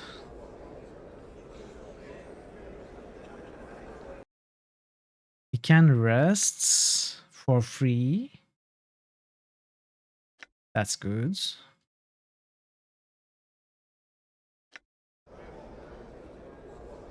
I'd like to see the secret project if I could. You're proving yourself trustworthy. Here, take this.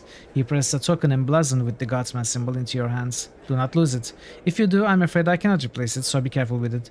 Is there anything else I can do for you? No. Parrot, could you tell me if this pouch and this severed arm are still useful to keep? I'm gone.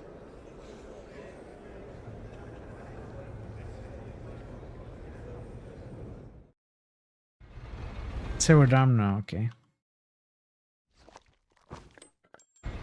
Done.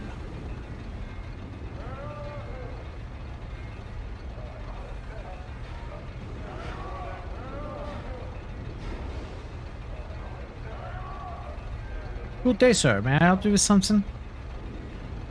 Where's the clerk's office? Just out of the main foundry, sir. You'll find an office with a desk in it. What's behind those guarded doors? I'm afraid that's a secret, sir.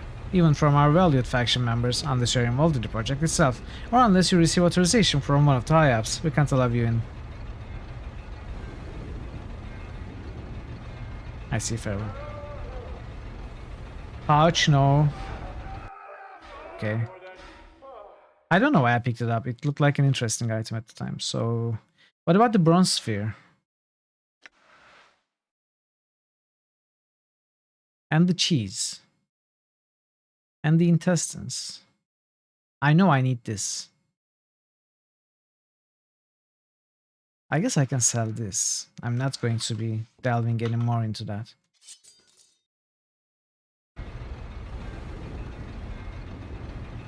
I am almost sure that I'm going to use intestines also. Show the token to the guard. I've got a token. He examines the token closely. My mistake, sir. May I help you with anything else? No, good day.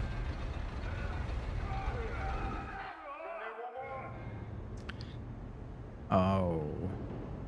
Galera. The cheese can go. Okay. I'm gone.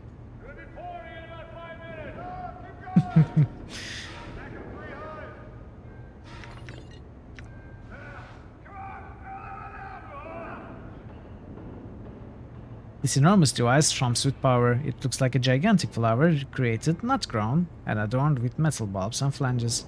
The bewildering arrays of knobs, gauges, and vents baffle your eye. Play with the controls. You don't seem to have any success in changing anything right now.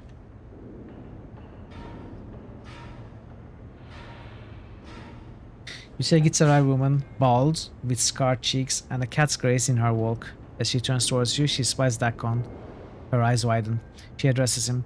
You bring joy to my heart. My name is Calera. May I aid you? My companion would like to speak with you concerning the workings of this device. May he speak for the two of us? She looks at you and looks back at him quizzically. Of course, esteemed one, if you speak for him and accept responsibility for keeping what passes her here secret. She turns her attention reluctantly to you. You have questions for me? Yes. Then ask, and I will tell you if I may. Your companion carries the burden of your secrecy in this matter as part of his own honor, and where I know not if I can trust you, I know I can trust him. Aside to Dakon, who is she, and why does she treat you with such respect? Tell me now, Dakon, who is she? She is of the people. Her markings tell of one who has walked the path from Limbo and has been made to not know our ancestral home. Her markings tell all Gitsarai to render her resistance, and tell the Gitsarai that she is still of the people. Her reverence for me is the reverence shown to all Zarth. Farewell, Calera. Calera. I had some questions for you. Tell me what this device does. Our device spouts forth a certain type of magical fire that harms even those resistant to ordinary fire. We are working on applications that might even get around the creature's magical resistances. What other applications might it have? Aside from its weapon values, it could be used as an excellent mining device. If tuned properly, it could harvest whole swaths of forests or fields of grain. It could harden a shell of Limbo's material for a time. We have even tried lesser applications of the technology here, or even be used as propulsion across the spheres of Carcery. Its uses are limited by one's imagination. It's not purely a weapon of destruction. Who has contact for this device? She glances around and replies, though I did not take part in the negotiations, I believe that it was the Beatezu who have procured our services. The token you wear will grant you some measure of diplomatic immunity to Beatezu you may meet. I'm sure that will be useful. What can you tell me of the engineers? She scowls, adding several creases to her scarred face. Speak to one of my smiths if you know of my engineers. No kind words for the engineers will you hear from me. Why not? Why? Because they do not seem to share a love for this project as do their comrades. Because they are dreamers and do none of the action themselves. Because ultimately I do not trust that their intentions mean well for us, but instead benefit them and them alone. I see.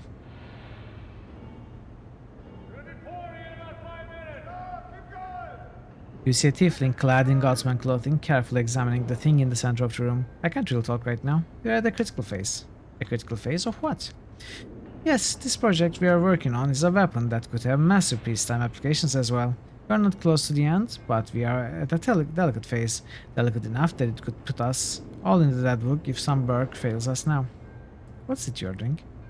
We're adjusting the variables in the device's lower magical resonances. One mistake could sink the whole project. And if the project goes under, it'll take us all out in the resulting magical way. Hey, Legion Grey. What's wrong with tieflings? I see.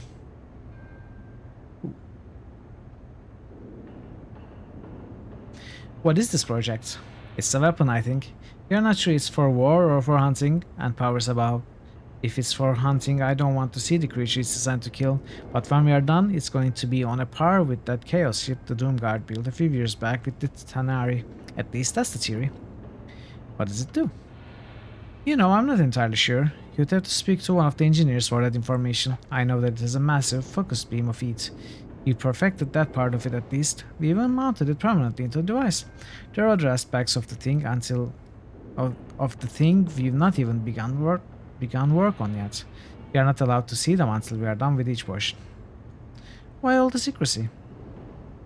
If you knew an enemy was creating a weapon to use against you, wouldn't you do everything in your power to destroy it? You've got no idea who it's for even. We are just trusting the word of the high-ups that it won't be used in a way we'll disagree with.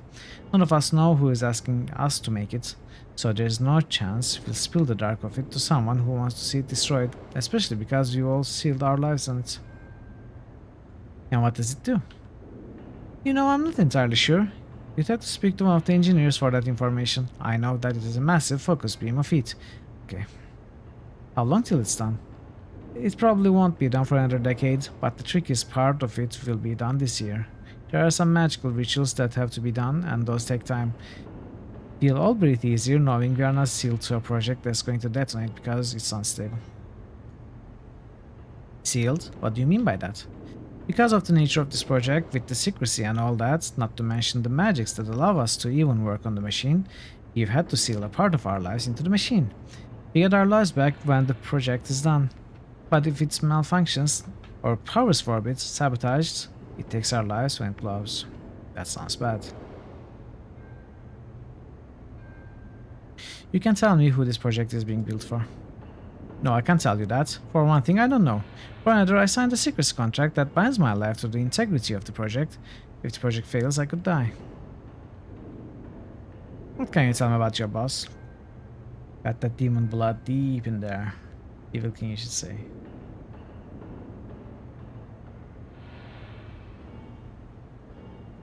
I need to consider this a bit more carefully.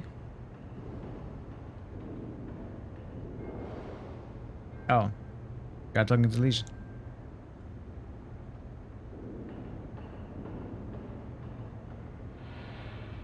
You can usually find her in here somewhere. She's a Gitserai who got exiled from her people. She's working here because she doesn't get seen much, and so her shame is lessened. She's brilliant and hard-minded.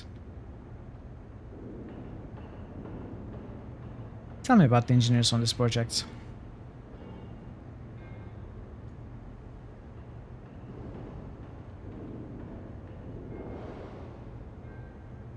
Our chief engineer, Neil Zander, is a genius. He has created works I never dreamed possible. Word is, he has even created a folding portal and is working on a dream builder in his spare time. It was said that long ago his family was contracted to create this machine for a man who could not dream himself. Our other engineer, Bad Eileen, is newer but equally bright. She's a little erratic, but her work shows great promise and skill.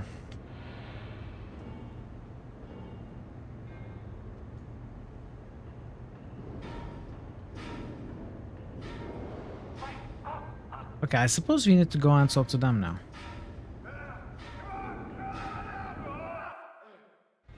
All right.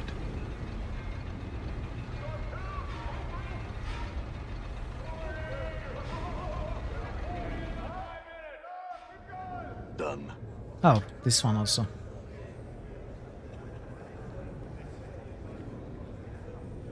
Can you change me? I can change you, but I cannot teach you. What's the price? Tell me. Do you subscribe to the philosophy? Yes. Updated my journal. Then I feel no qualms in sharing my gift with you. He speaks an arcane syllable, one that shakes you to your very foundation, and somehow your flesh feels stronger. How did you do that? I know not how I came by it. It seems something that has always been a part of me. Okay. Can you change me? I can change you, cannot teach you. And I will change you if the price be right. What's the price? I have already spoken. Okay, farewell. What happens?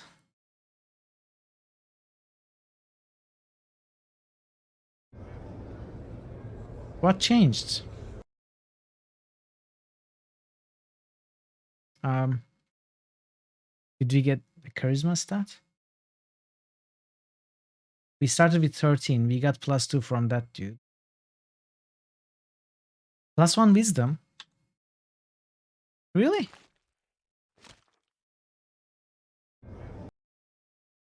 Oh no. Then I wasted a point of wisdom. I could have put +1 on charisma instead. Because I'm going to gain an additional +1 wisdom in level 13 mage. No, I failed min-maxing. I failed min-maxing in a blind run.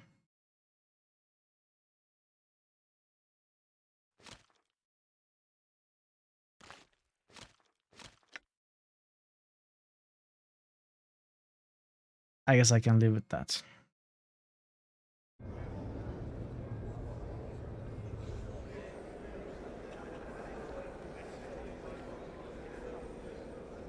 Runners Ruin, start over from BG1. I'm going to start over from BTLS Krondar. We are going to play every critical hits game.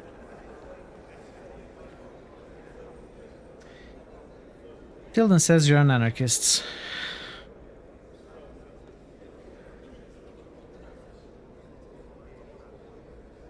You're a Godsman now. Are you still happy with it? Yes, I am.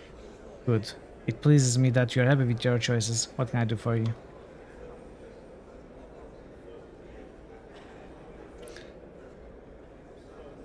Tell me of this project you're working on. Tell me about the project you saw in our lives. Okay. She doesn't mention it. Even though we have the thing.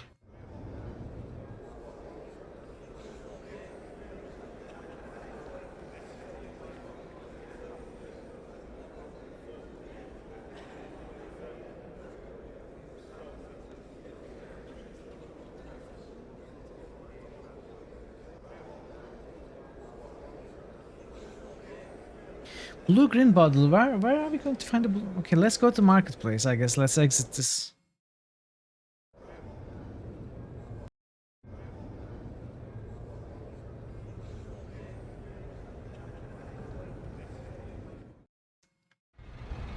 All right. Maybe this guy has remembered. Let's talk to him also.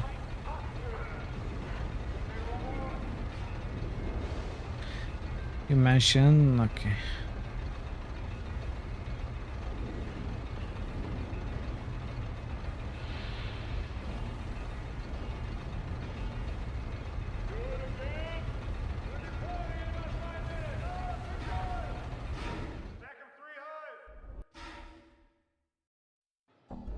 Let's go to the auctioneer first.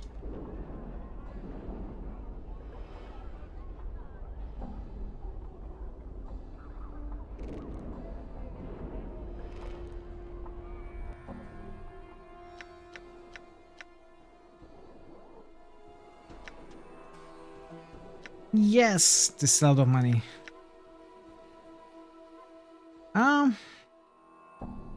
Do I have a reason to keep this if I'm not going to get the evil powers? Is there some other use for this? Could you check it for me, Parrot?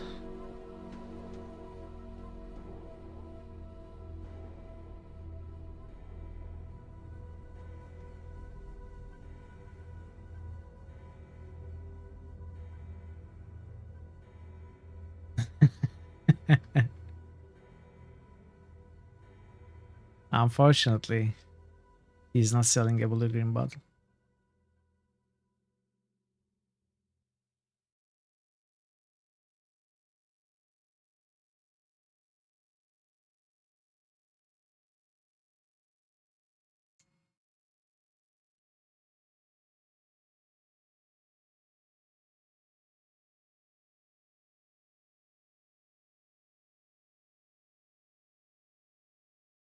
Let's see.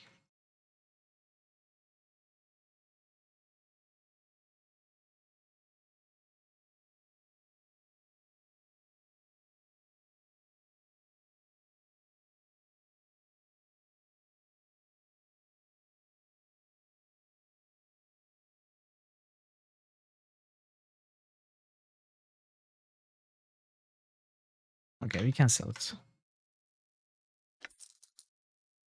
Now we have money for some more spells.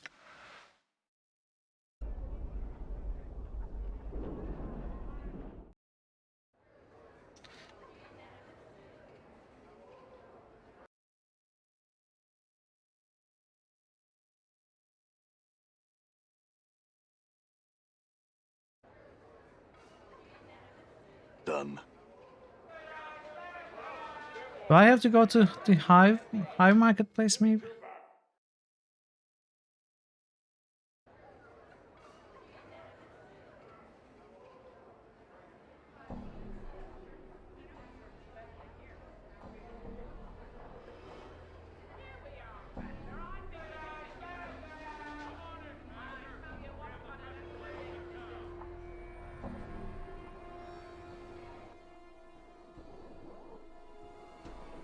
Confusion.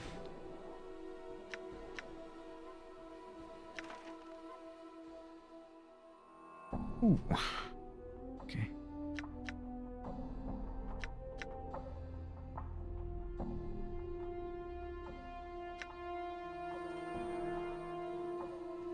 So many spells. How am I going to buy all of these?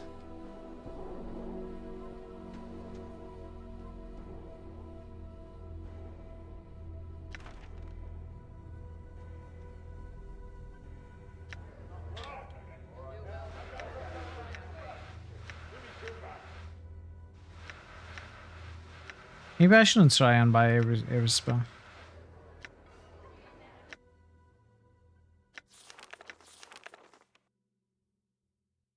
Shadow of Shadows. Targeting cursor appears. Okay. Oh. It's a good one.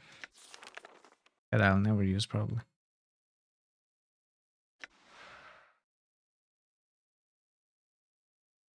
Stream of small meteors. Strike target and the surrounding area.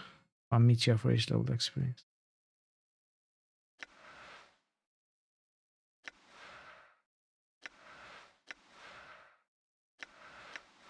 I guess this is...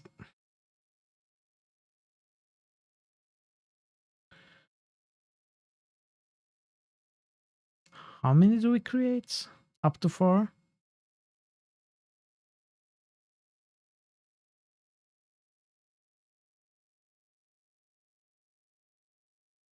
Weird. Axe of Torment. Is it from depths of Beator? Torment shall be brought upon your enemies, and with time its strength will only grow. The axe strikes a specified individual target for 1/8. As a final blow, the axe will cause a magical effect to occur. Suffer more damage, paralyzed. Level 9 plus. Ooh. Randomly teleport, that sucks. Turn to stone, that sucks more. This is great though.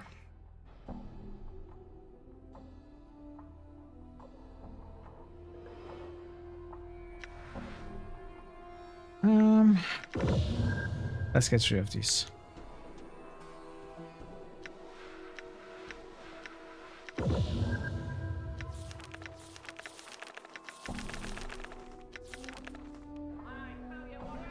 I'm gone. Let's try the Hive Market. Hey, Vincino man, hello. All How are you today? Happy Wednesday. Ah, there you are.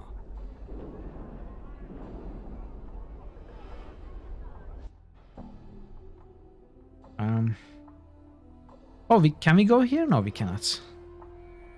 This should be the marketplace. Done. I'm doing well also.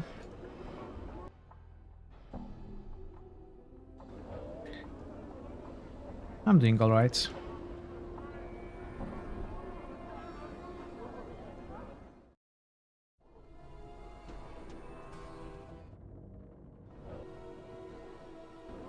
I'm gone. Did you start your Fallout playthrough?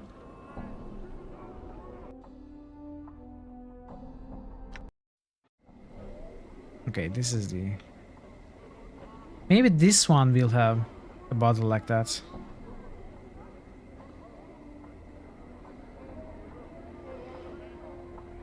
No. Oh. Ah, he's sure. Didn't you hear the man? For the love powers. Why don't you pry yourself off the stores for a bit? You're embarrassing yourself, you are. Let the merchant respond to Anna. The merchant turns up her cute button nose. Are you so jealous that you'd rob a poor merchant for her sale? Of her sale? The good sir is a customer. Oh, plain touch, not some piece of meat to be owned or fought over. With that, she nods at you. Wait for it. Anna looks horrified and furious. Jealous? Bar that. Watch your tongue, woman, or I'll split it from your bone box and bury it and your corpse on the opposite ends of Sigil I will. The merchant, clearly frightened, steps back a ways. And yeah, she turns to you, eyes flashing with rage, and makes a disgusted sneer. Not a word. Don't you go getting any ideas from this addled cow chit splattering, or you'll be good and sorry. She's right, there's nothing I need. Farewell. Seem to accidentally annoy enough people to cause several unwanted frights. We just went with it. You did? It was fun? Oh, you already finished?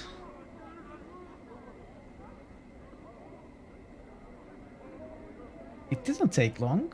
You were just talking about starting last week, am I wrong? Oh, you are only 3 hours in. Okay, I thought you already finished. Who did you fight? Did you find anyone important?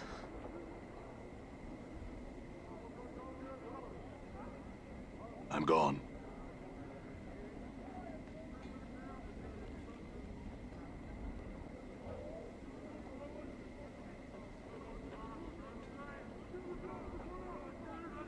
You hope not.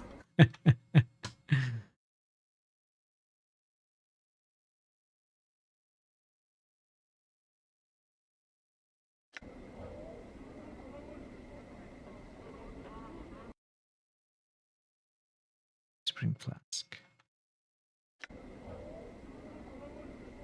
Try these spices, sir. Oh, you could just taste them all over your... Wasn't there one more merchant?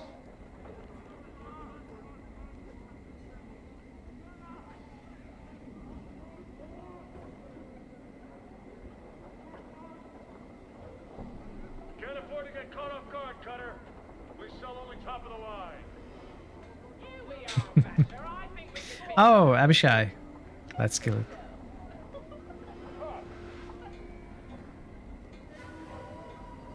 What? What are you doing?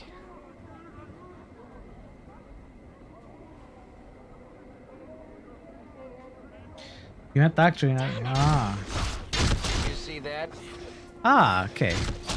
Want to learn some new tricks? I think I remember who we are talking about.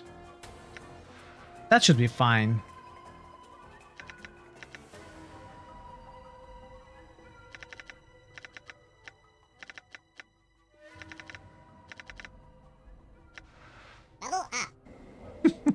Done.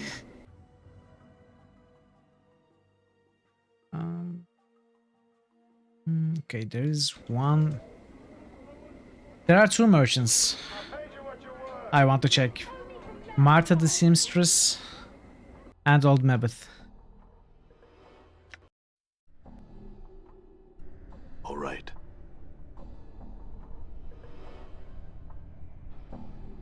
Save game. Good idea. I shall in a little bit.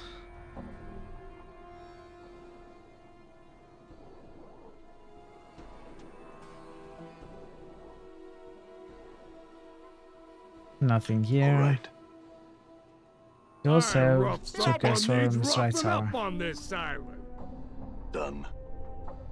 Still could not figure out how to either rob or kill him without dying yourself. So that got past possibly go back to it. Suck. Largo, Largo. Largo is evil. You know, pretty evil. I'm gone. It's just that I mean, he's evil, but he's kind of failure also at the same time. Uncle! Guy Brash, we are going with Monkey Island today, it seems. I've been moving characters around, by the way, for the January update. There will be some changes. All right.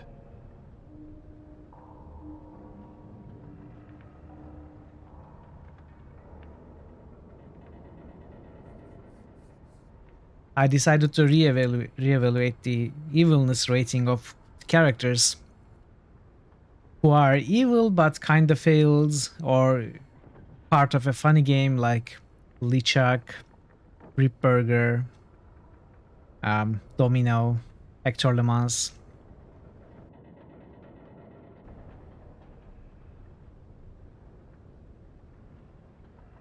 Yeah, I don't have a junk. I threw away my piece of junk. I'm gone.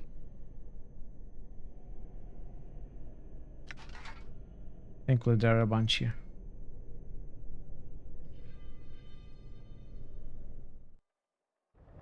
I'm gone.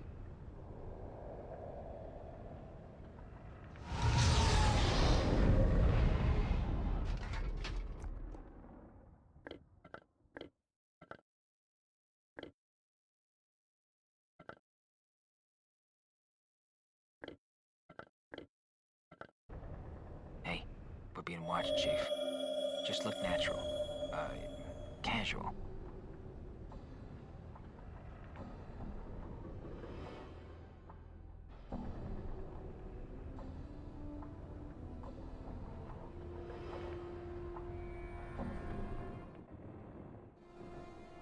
I'm gone.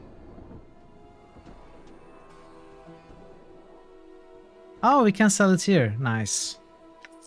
So I can throw away cheese. Wine sensor. That's not what I need.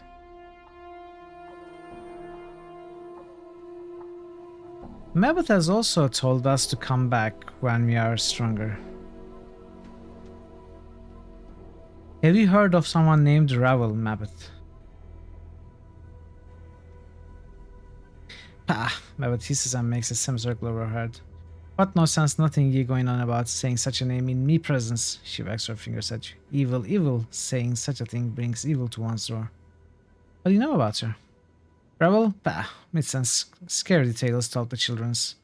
Her voice drops as if warning you. Listen, child. No Ravel was there. Not at all. And even if there was, you got no need to be rattling that cage. I need to know all you can tell me about her, Mabot. It's important. Mabot frowns. She doesn't seem to want to meet your gaze. Bad things in a name. She looks back at you.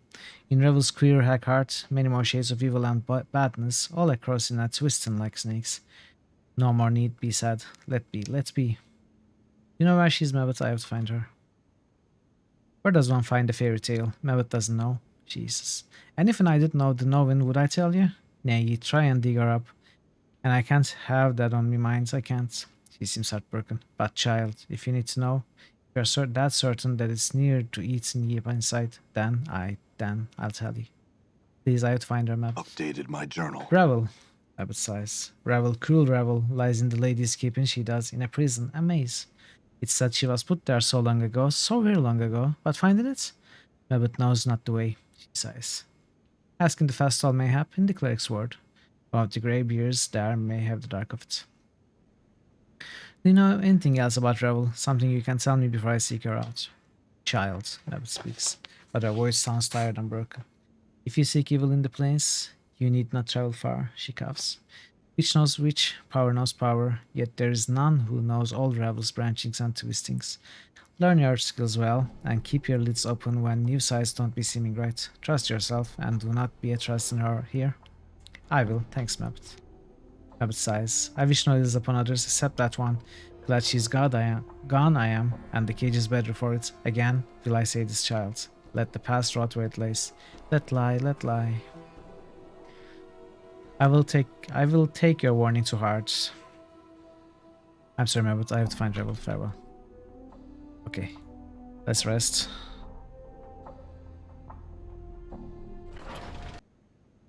Make your heart save. Go back to Clerk's Ward, though.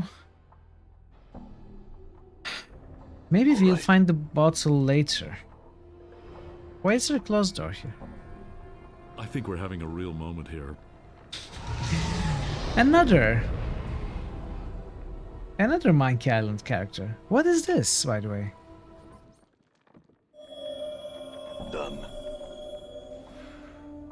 Have I been here? I guess I must have.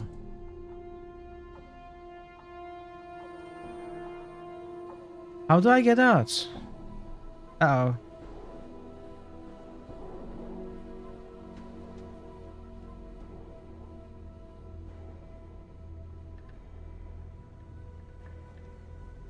What's happening?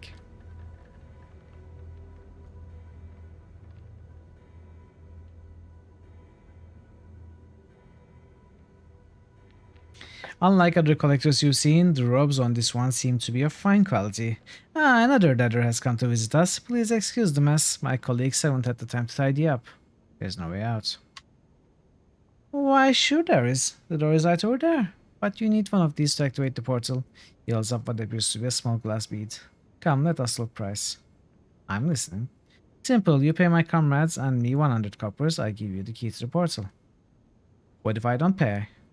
Then my friends and I will just have to sell your body to Dustman. Either way, we get paid. I think I'll kill you instead. I'm gone.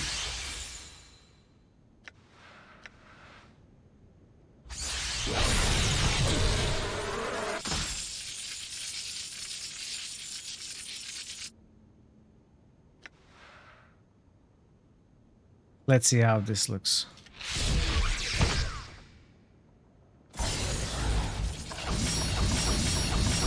Oof, the flashes.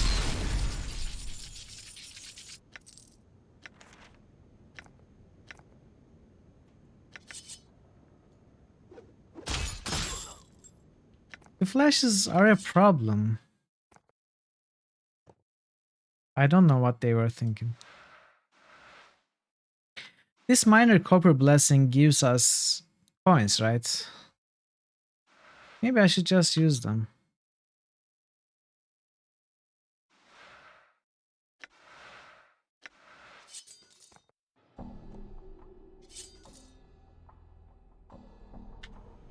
I'm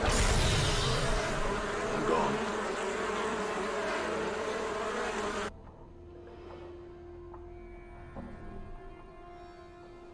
Oh. You got the Done. key. Come on. Come on, Portal. All right. What? Oh. Small fragile glass bead containing the reagents needed to open a certain portal once. Simply crash to activate. You see a small fragile glass bead. Peering inside the bead, you can see colorful mist swirling about. Crash the bead.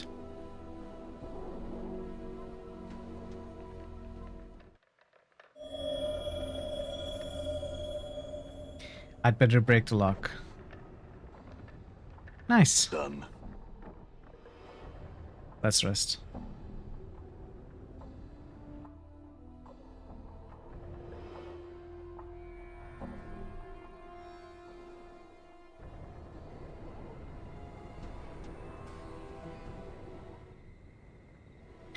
Okay, so quick question. Without giving me any spoilers. Am I missing this blue-green bottle that I need, or is it ahead? Because I think I've looked everywhere that I have been to. It's ahead. Okay, that's great.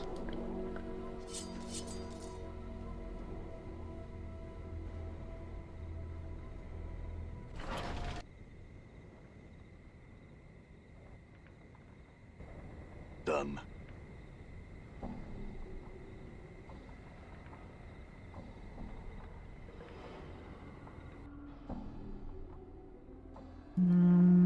Let's go here. Sell these. I'm gone. Trash money. And go back to the lower ward. I think we are done at the lower ward for the time being. Oh. Hello. Hello, XP. Done.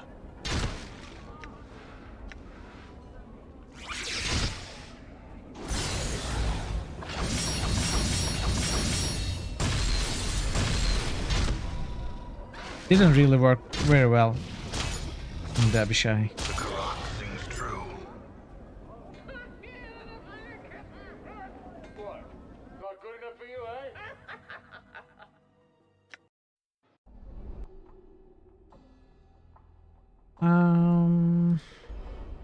Oh. I just remembered the quest. The zombie gone. at the coffin maker. You are supposed to get permission from Sebastian to deactivate the zombie. Put it out of its misery.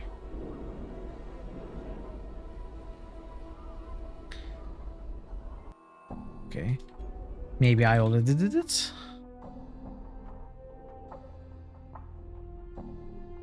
We won't do this, can we? We cannot hide it.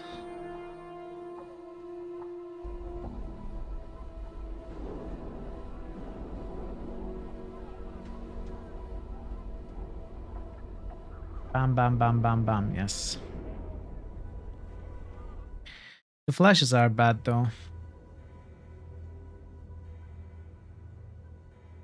Yes, I'll help you. Updated my journal.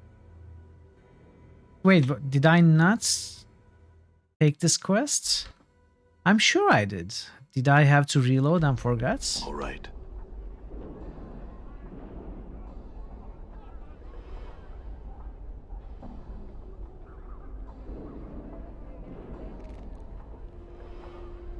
Actually, I want to talk to you about Dimitri. Stares at you for a moment, then sighs. What about Dimitri, Cutter? He wants to be released from his curse. He gives you a surprised look, then waves you off. I find that hard to believe, Cutter. Dimitri doesn't have the mental power to desire anything. He frowns for a moment. Did that idiot Hamris put you up to this? Think about it, Sebastian. Hamris doesn't know Dimitri is a zombie, let alone who created him, right? He sighs and seems to be deep in thought. Yes, you're right, of course. Hamris could not have sent you. I guess poor Dimitri is more aware than I intended. A pox on me for my stupidity. So, will you release him? He looks at you for a moment with conflicting emotions crossing his face. He sighs and throws his arms up in exasperation. I cannot, sorry. He gives you a pleading look. I want to, mind you, but I cannot. I fulfill the contract by creating Dimitri, and I cannot break it, right or wrong. I am a man of my word, my reputation demands it.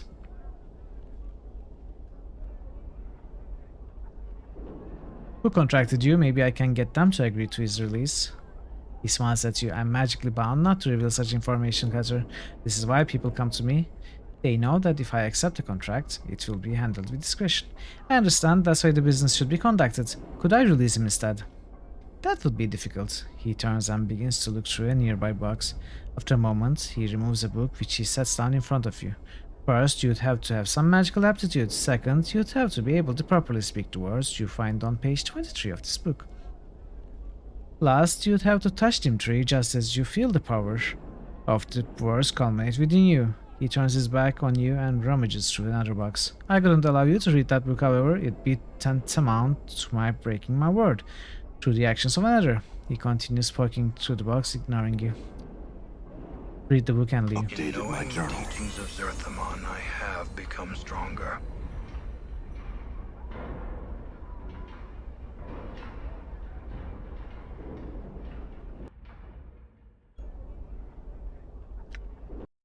My Should be a blade fighter has though. changed. Oh, the blade change. That guns change blade. It's +2 now. And more spells to memorize and more armory class. That's nice. More Rain of Angers. More of this. All right.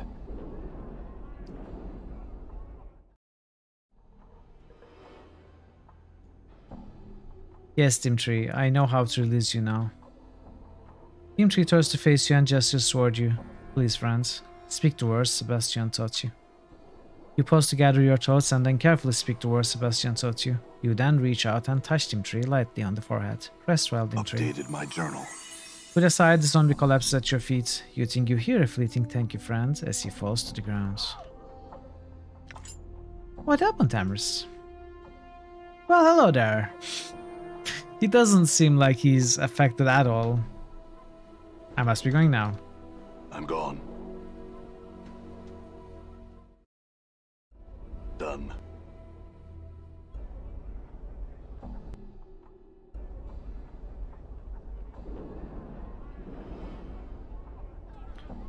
Alright.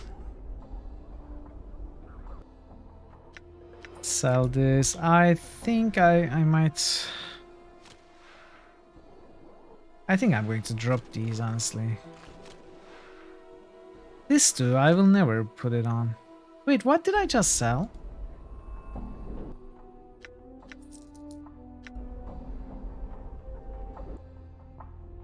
Let's sleep here.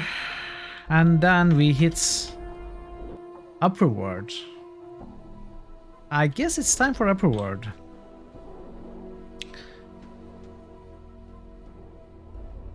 I mean, if we are supposed to do something with the weapon, the secret projects, All right. I haven't really been able to figure it out. Maybe I'll take another look.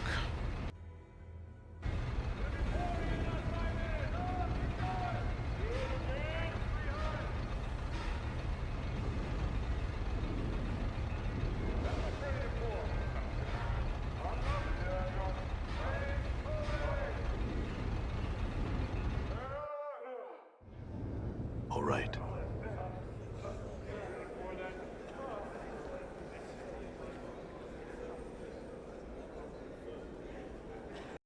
Purchase some items.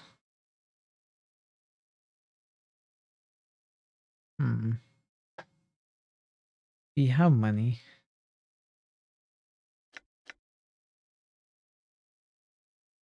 We can buy these two. Hey!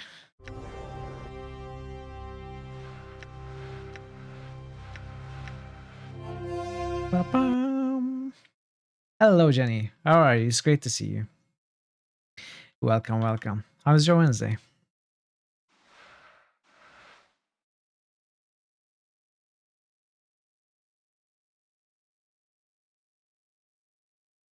Okay, let's rest. It's going very well, thank you. How about you?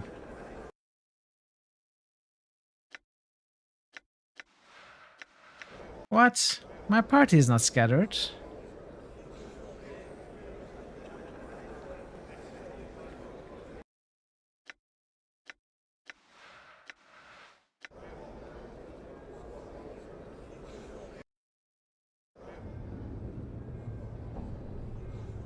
You must gather your party before venturing forth. I must gather my party before falling asleep, apparently.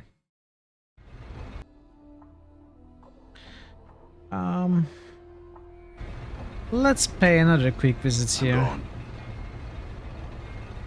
We also haven't entered this area though. Done.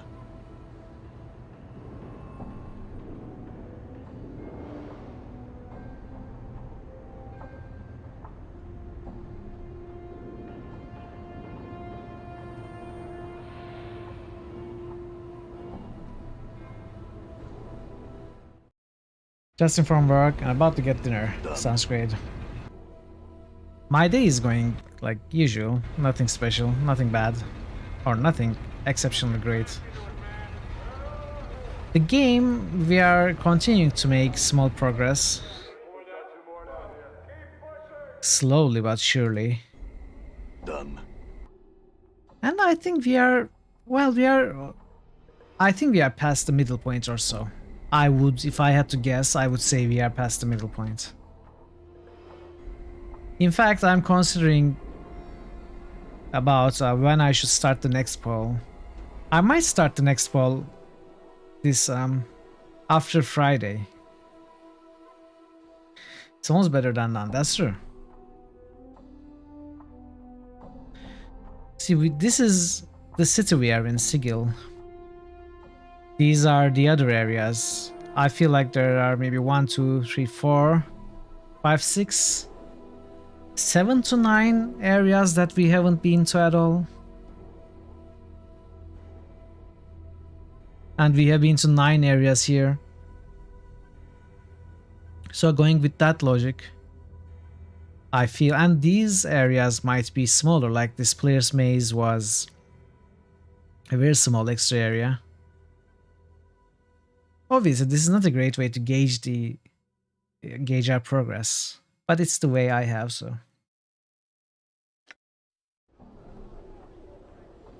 Story-wise, we are also making progress, so there's that.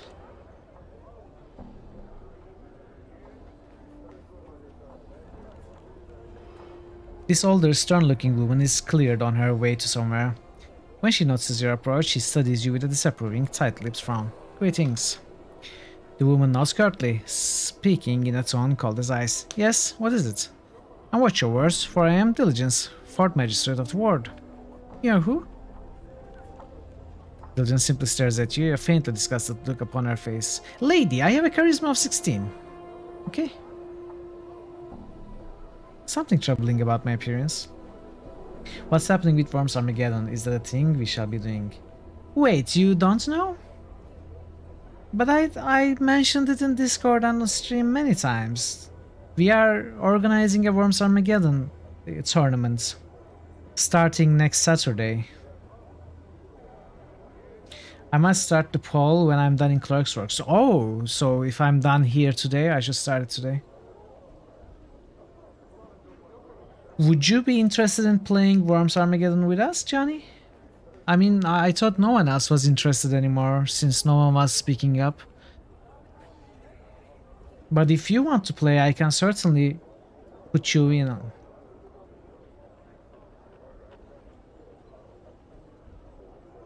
Right now we have 8 total people, and we are going to start the qualifiers on Saturday. I think we will give it a month or 2 until everyone plays against everyone. Then we are going to figure out the rankings, and the top 4 are going to play the semifinals. You need to check how worms are on Linux. Black screens are really like, oh. You answered the poll. Oh, what did you say in the poll? I'm sorry, I don't have a worms command yet. I think I missed your poll answer. Okay, let's see. Oh, did you say you're interested? I wasn't even checking the poll anymore since I made the Worms Armageddon channel and I made the announcement. The poll was actually over.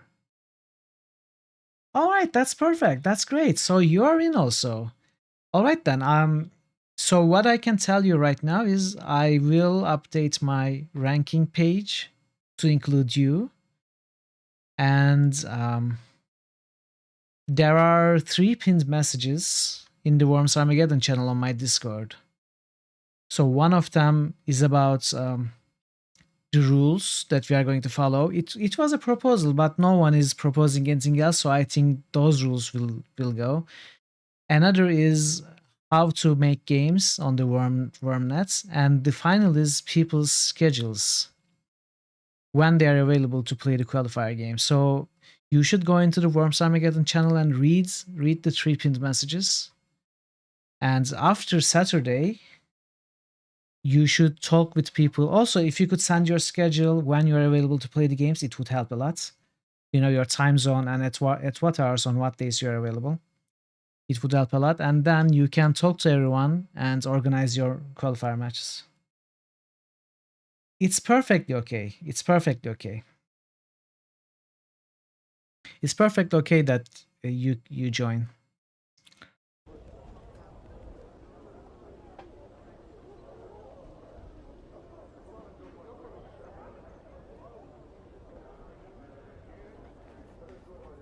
I never read Discord.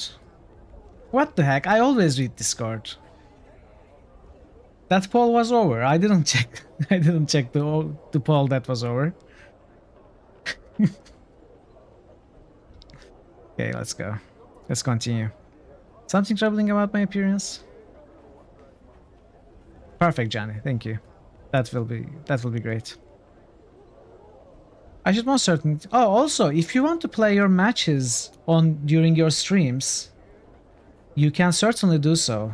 I mean, I don't plan to stream my matches, but I think Nebuka and Vidiot Fringe are planning to stream at least some of their matches. So if you also want to stream them, and if you can organize your opponents to play against you during your streams, that's perfectly fine.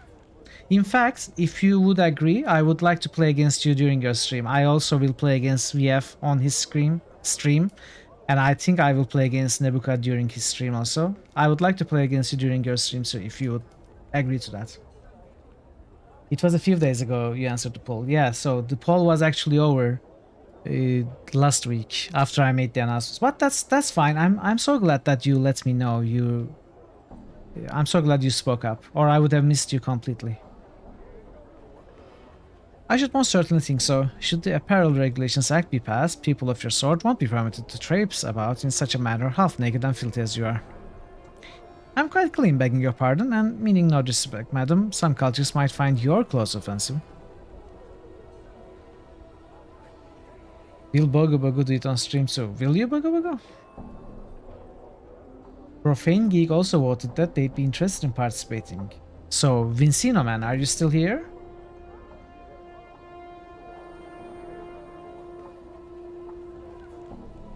If you are still here, and if you are interested in playing Worms during the playing with us in the Worms tournaments, I can also put you in.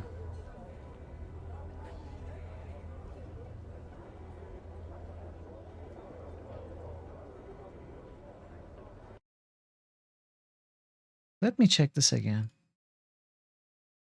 Yeah, okay, Johnny Isle, Profane Geek.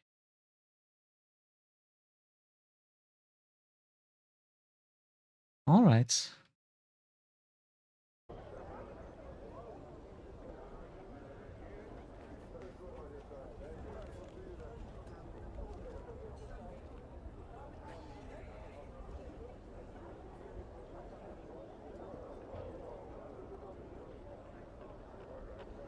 I'm quite clean, begging your pardon. Okay, you read this. She examines you skeptically for a moment, then nods. Your point is well taken, sir.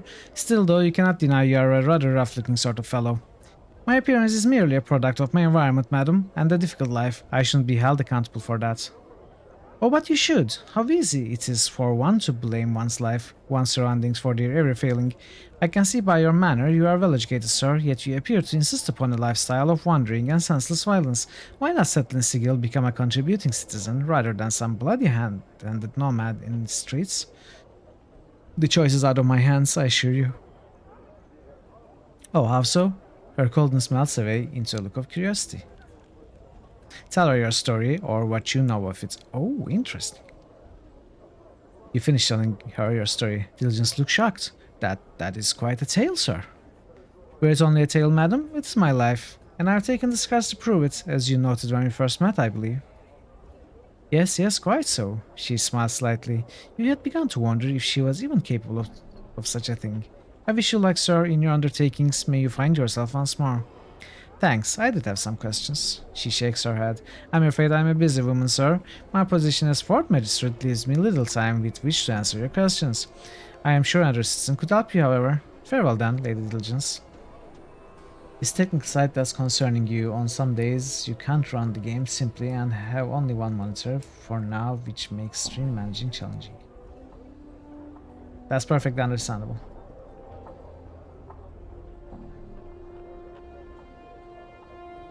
All right.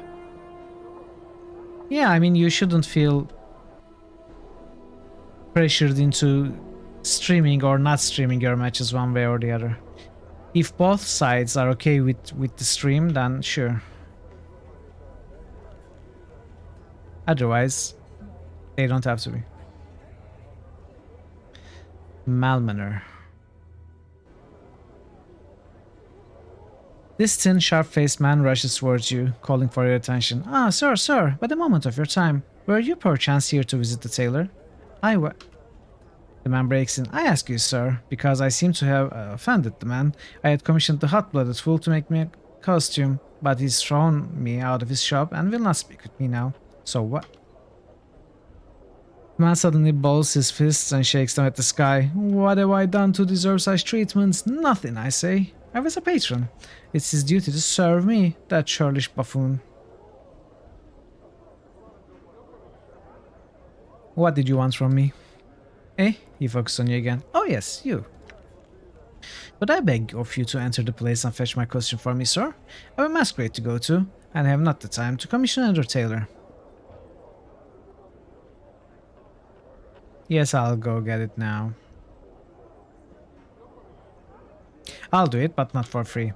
You what? For the power's sake, man, you are just fetching a costume. It won't take but a moment of your time. I certainly don't think such a meager act is worth the wait, sir. Then it's not worth my time. Farewell. Not big of a deal, you just want to be able to run the game consistently because you don't want to cancel a match just because the game's like get rest club.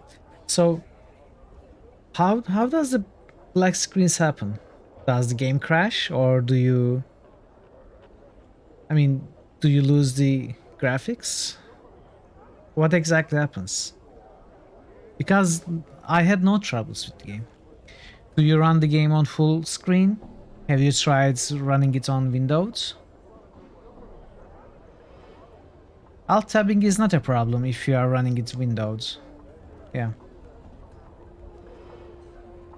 That's not worth my time. Wait, he says loudly. 10 copper commons done for an errand that will take mere minutes, if that. Will that suit you, sir? I don't like your tone, sir. I'm beginning to see why the tailor found you so distasteful. Farewell. Oh, we can actually... Well, Sigil's kindest citizen. The man's voice is rife with bitter sarcasm. I thank you so much for your aid, sir. Oh, wait, you didn't help me at all, did you? Look, I'll get your costume. Yes, give me the money and I'll fetch you the costume. He hands you the coins, muttering all the while. It's the long building just there. He points to a long, low structure, north and east of the gate to the lower ward. Please make haste. I'll go get it. Farewell. Sometimes you get the game, no problem. Sometimes you get into the game, but the screen is all black and reboot doesn't help. That's weird. I don't know what would cause that.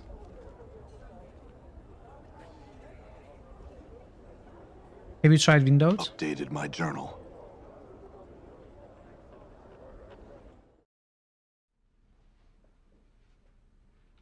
All right.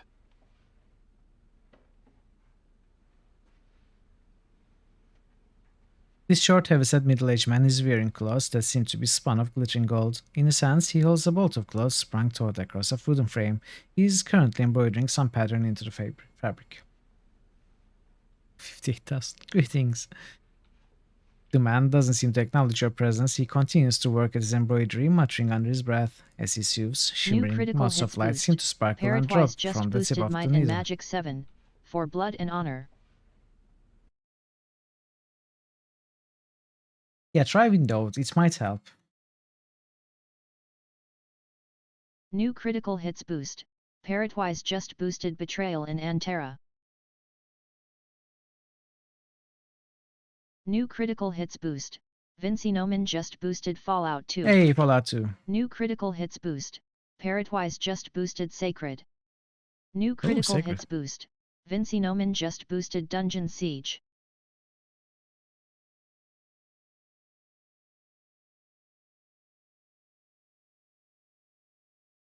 Do we have a third one from Vinci Nomen? Nox. Oh, interesting. Okay. Lots of action RPGs. New critical hits boost. Vinci Nomen just boosted Nox. Thank you for the boosts. So, Vinci Nomen, I just saw, or was rather told by Parrot, that you have voted on the Worms Armageddon tournament poll So the poll was over and I wasn't checking, so I missed it.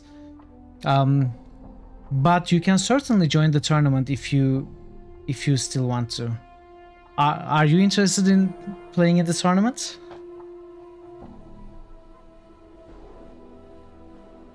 Wormspire the Mask Cool New Ape. critical hits boost. Bogu_Bogu just boosted Wormspire the Masked Cool Ape. Park finds. That's weird. Go pig. New critical hits boost. You'd be interested. Bogu_Bogu Yes, you need to just get the boosted game. Go I'm always Pig. interested in kind of community game. All right, so we are going to start the qualifier matches this Saturday, and everyone is going to play against everyone in the qualifiers. So you should get the game before Saturday, and then you should read all the pinned messages. There is a channel on Discord. I don't know if you saw. There's a channel called Worms Armageddon in the gaming category. So you should go there, read all the pinned messages about the rules and stuff, and you should send your availability schedule about when you can play your matches. And then starting next Saturday, people will start organizing their own matches with everyone else. That's about it.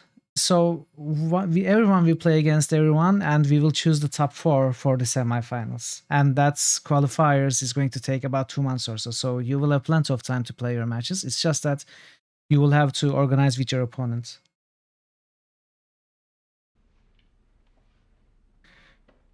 And yes, more friends, exactly. It's going to be fun. So we are up to 10 people. Good, sir. Did you hear me?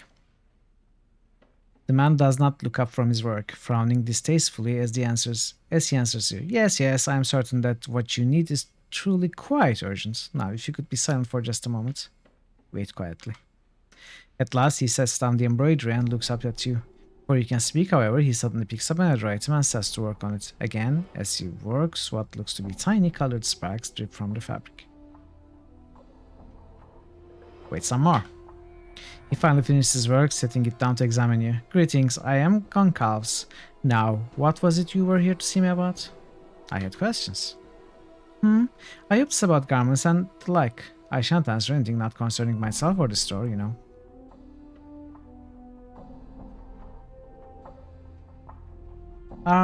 Yes. If you can give Profane Geek and Johnny Isle the Worms tournament's role, it would be great.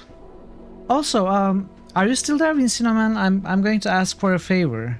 If you can change your Discord name in my server to match your Twitch name, Twitch handle, it would be great. Because I know you are Profane Geek, or you were, but not everyone might, and it might help for communication purposes. Thank you so much. I hope that's not a huge problem for you. What were those lights while you were embroidering?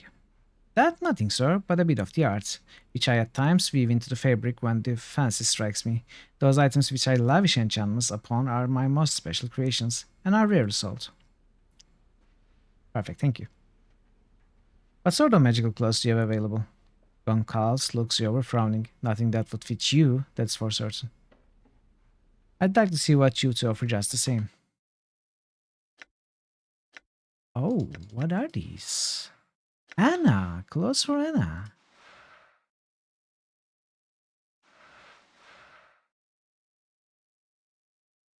This is pretty good. I don't have any money.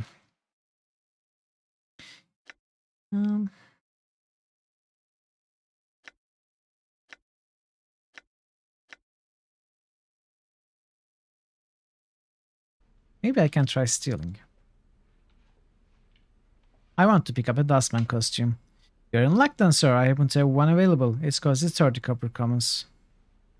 I'll take it. Goncalves takes a set of neatly folded robes from under a counter. Here you are, sir. I should warn you, though, if this is for the upcoming masquerade of Lord Earth, many folk are already attending as dustmen. I'll keep that in mind. Farewell, Goncalves.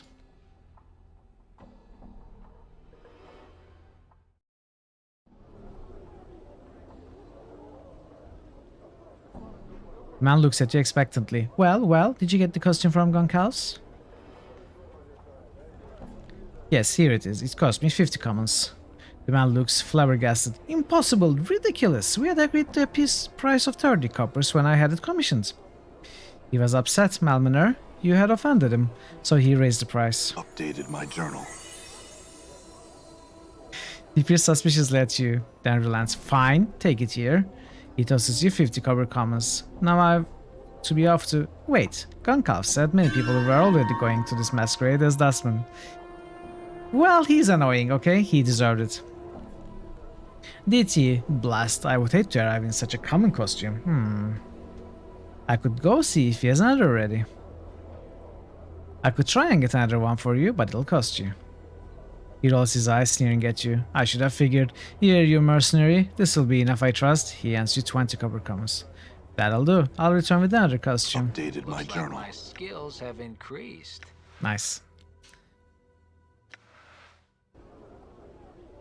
I love Marte levels.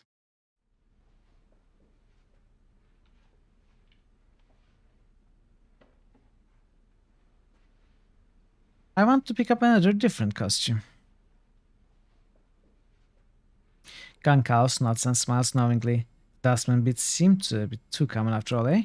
Well, it just so happens that I have a guardsman costume if you would like. It shall cost you only 50 coppers. I'll take it. Goncalves retrieves a set of folded clothing, a heavy leather apron, and work boots from under a counter. Here you are, sir. Enjoy the masquerade. Probably the thief use fist proficiency, right? Yeah, exactly. Yes, here it is. It cost me 80 commons. That's inconceivable. Holy preposterous. What does he think he is? He suddenly frowns. Come to think of it, that does sound a bit steep, even for Goncalves. He eyes you suspiciously. You are not well liked by the man, Malminer. You are paying for your harsh words to him earlier. Updated my journal. He peers suspiciously at you, then relents. He makes a disgusted noise, snatches the costume from you, and shoves 80 coins into your hands. Now, I have to be off to. It's fine, see, we are still neutral good. We are good. In fact, we are better. We are better than before for punishing a rude person. I'm sure we gained good alignment. Done.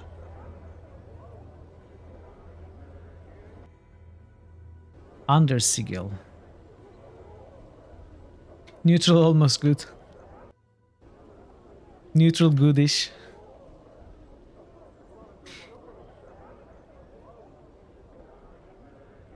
The young nobleman sneers as you approach him but says nothing. Greetings. He makes a point of ignoring you. The smell of alcohol wafts heavily from this young woman, and despite her dark skin, you can see that her face, beautiful but cruel looking, is flushed. She's slender but well-muscled, adorned in exotic jewelry and translucent silk clothing. Numerous scars crisscross her thighs and forearms. They look to be from the battle wounds. Greetings. Well, what have we here? A little tiefling gutter queen come crawling out of the hive. The woman pouts, talking as one would to a small child. Are you lost, little tiefling? Oh, look, it has a tail. How cute. Anna flushes, and with a snarl, blades sprout from her fists. Now, Fiendkin, don't do that. The woman seems unconcerned as Anna draws her weapons and clucks disapprovingly with her tongue. Careful now, or I'll remove that tail of yours and feed it to my dogs. Enough, girl. Apologize to her, or I'll be cutting bits of you off. What foul thing gave birth to you, Sarah? She grimaces in disgust and laughs harshly. And such a stench. Are you one of the dead bastards? He notes a curved long knife hanging at her hip, and her hand rests loosely upon his pommel. Want me to slap this varmint shit down, Chief? No, Mart, I'll handle this. Oh, this? I have to see. So tell me, Sarah, is it that you stink like the hive gutters? Or is gutters stink like you? Laugh. Havana? Is that you? I wonder where this is going. Let's see. I love your adult ways, Chief. The woman blinks at you in this surprise. I've told you, Adhana, I never loved you and I never shall. What little pleasure you might have given me wasn't worth the agony of your presence. Now leave me be. She listens to you for a moment, confused, then snarls and makes a draw her weapon. Call for the guards. She gasps in shock. You fool, are you mad? The guards would never take your word over mine. You're obviously drunk, and those scars of yours mark you as the fighting sort. You probably have a reputation for this sort of thing already. I think they just might. She stares at you, grinding her teeth. Let us drop the whole matter, and then be on our separate ways. Agreed, you've already wasted enough of my time. Farewell. That was fun. I don't know where it led. In the end, probably nowhere.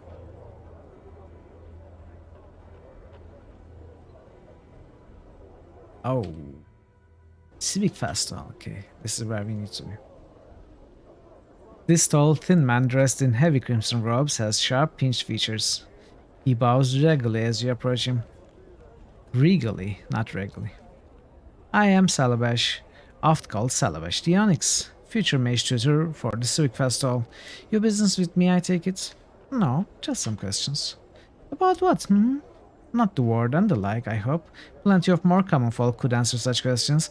I just as soon direct you to one of them. Why are you called the Onyx? A long tale which I'll shorten to save my breath. In my youth, I was once called Salabash the Golden. For I was said to have a heart of gold, small, hard, and yellow. Well, I cursed the fool who started that so that he could only speak from his arse and defecate through his mouth.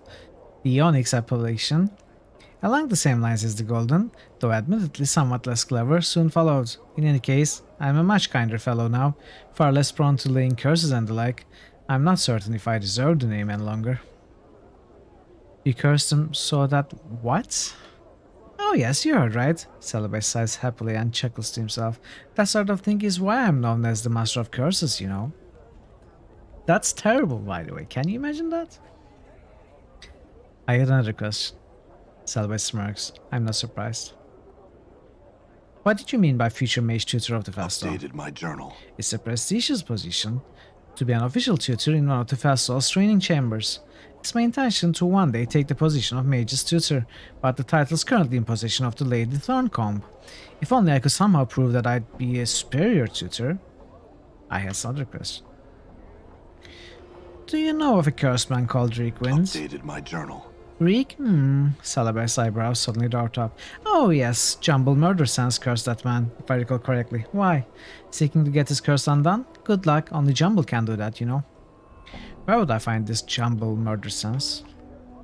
Within the Civic Festival, I suppose. A short, portly fellow with a leering smile. Never speaks, so you'll be hard-pressed to get anything out of him. Never mind, farewell. Okay, so we have under skill, we have Civic Festival.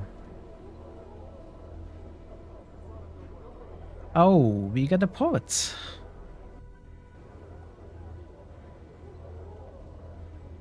Beautiful globes, let me have at him. Ellebrand. This old woman examines you closely with her sharp grey eyes. First your face, then your arms and various tattoos. Greetings, guard one. Come to speak with Ellebrand, have ye? Come to have your fortune told, mayhap, for a paltry 5 coins. Yes, tell me my fortune. Ellebrand places your coins in her belt pouch and takes your hands. She quietly studies your palms, frowning deeply. At long last she speaks. Some rare folk are what's called fateless, you see. They wander through their lives doing as they see fit, creating their own destinies. You have no fortune to tell, scarred one, none at all. I've nothing to tell you. So here is your coin. She returns your coppers. I see. I have some questions. I do not speak of things mundane, scarred one. In that case, farewell. Hold ye one moment, scarred one. Ellebrand reaches out, touching your arm. My mother gave me something once, long ago. A scroll, sealed with wax. A hooded man had entrusted it to her, and said that a man such as ye would one day unwittingly come to claim it. Here, I would have you take it now. What is it? Ellebrand shakes her head, frowning. I do not know. She was sworn never to read the thing, and I obeyed her request to leave the seal unbroken myself. The man had paid her handsomely to take the scroll, but warned her of the direst consequences should she open it. Thanks then, farewell. Okay, let's save. It is suspiciously sealed. If it was not suspiciously sealed, I wouldn't have saved. This scroll has been tightly bound with red ribbon and sealed with wax. You can't put your finger on it, but you get a bad feeling about the thing, as if opening and reading the scroll could be somehow dangerous. This is an old, fading, innocuous-looking parchment scroll, bound with a single red ribbon and smelling faintly of mildew. The ribbon is held in place with a plain wax seal. Break the seal, open the scroll, and read it. Updated my journal. The scroll contains a few lines of shaky calligraphy and a strange rune. The calligraphy reads, "This may not kill you, but it will slow you down, I am sure. Stop chasing me, you thieving bastards. It's my body. Mine, mine, mine. Now die." What the? The rune suddenly throbs, and the entire scroll begins to dissolve into a sticking black mass. The fluid seeps directly into the flesh of your hands. In seconds, the magical hemotoxin begins to render your body into black bile. For a moment, you clutch at yourself, howling in agony. And then the pain subsides. You have survived whatever horrible magic was placed upon the scroll. Done. I have survived? Find out for that couscous, I don't think so.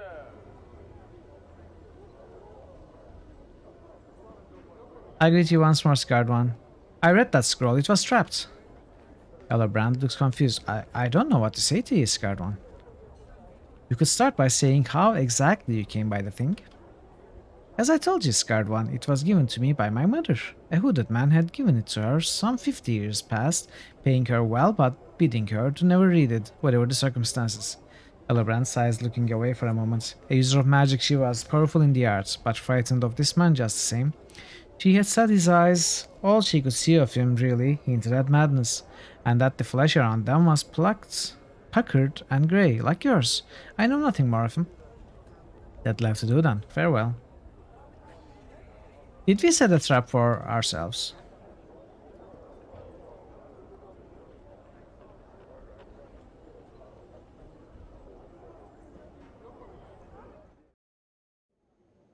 All right.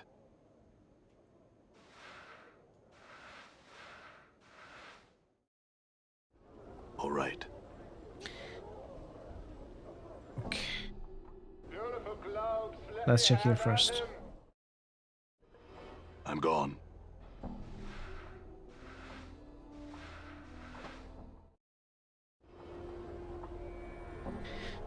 The smiling man nods cheerfully at you as you approach. Welcome to my cafe, good sir. What might I serve you? Some wine, perhaps?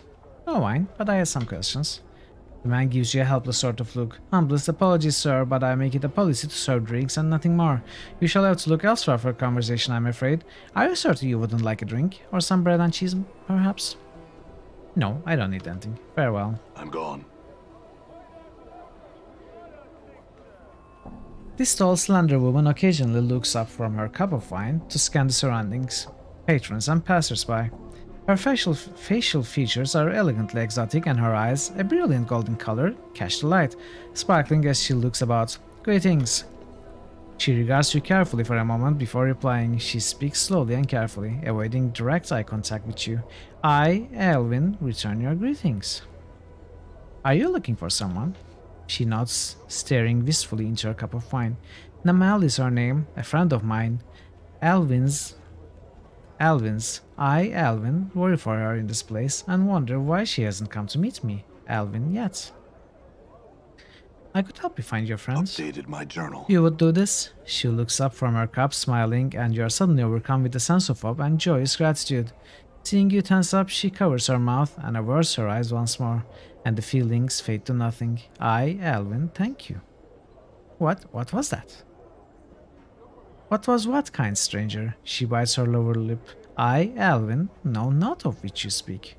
Very well, what does Namel look like? She appears as I, Elwyn, do, but with raven hair and eyes of bright violets. I'll tell her you are waiting here for her then. Farewell.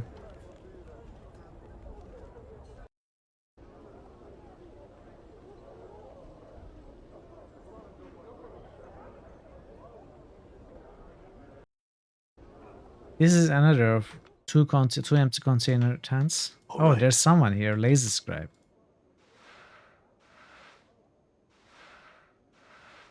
The man gives a sheepish smile and a half bow at your approach. For a moment, I thought you one of my employer's men when you walked in. Was I ever relieved to see you or not?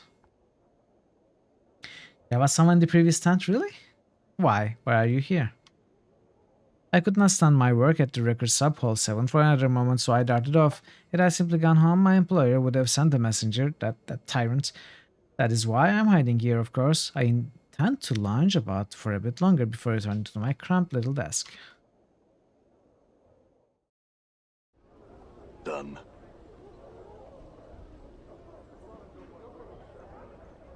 I missed someone here, huh? Okay. I'm gone. Oh yes, aspiring sensate artist. This attractive pale-faced girl smiles at you, motioning towards a book full of charcoal sketches. Greetings and well met, good sir. My name is Ulana. I'm an artist by trade and would gladly make a fine sketch of you. But 5 copper commons. I can make a serious sketch if you like, or a caricature. No thanks, farewell. She smiles, but somewhat sadly. Farewell then. Please do not hesitate to return should you change your mind. You should have supported the student artists. Come on, nameless one. All You will right. gain good alignment points. Pottery.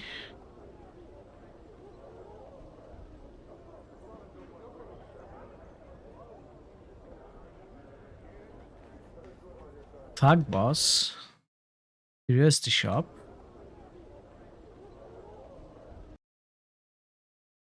Finam the linguist psalm.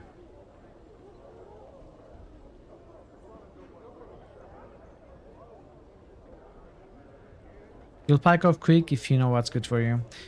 This young but well-muscled thug, while certainly well-armed and large enough to be dangerous, seems awfully clean for a typical street thug. He's carrying a massive axe in one hand and a steel box in the other. As you near him, he puffs up and scowls at you. What are you looking at, sod? Pack off, before I have to scrag you. Scrag? What in the 9 planes of Beator are you talking about, ye idiot? Scrag's nugget nipped, yanked by the hardhats, ye clueless addle-cowed Burke. He glares daggers at Anna, but says nothing. You do seem a little well-groomed for a thug. Stop shaking your bone box, Leatherhead. This is my territory, and you'll be leaving it quick if you don't want my bloods to tear you apart. Anna snickers, shaking her head. Rattle, ye sod, rattling your bone box, it is. I'd so like to see how long you'd last dropped smack in the middle of 5, acting as ye are. Anna turns to you. Come on, let's be off. No use wasting our time with this stamped basher would be. His face flashes angrily as he gnashes his teeth in frustration. That's it. You pike and ask for it. Get him, bloods. He raises his axe and leaps to attack.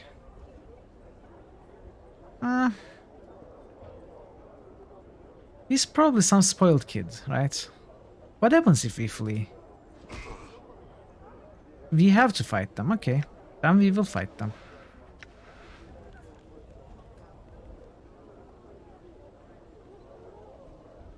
I'm gone. Good as done.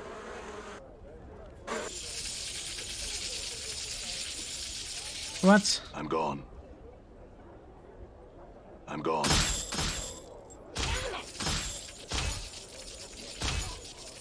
The Karak sings true.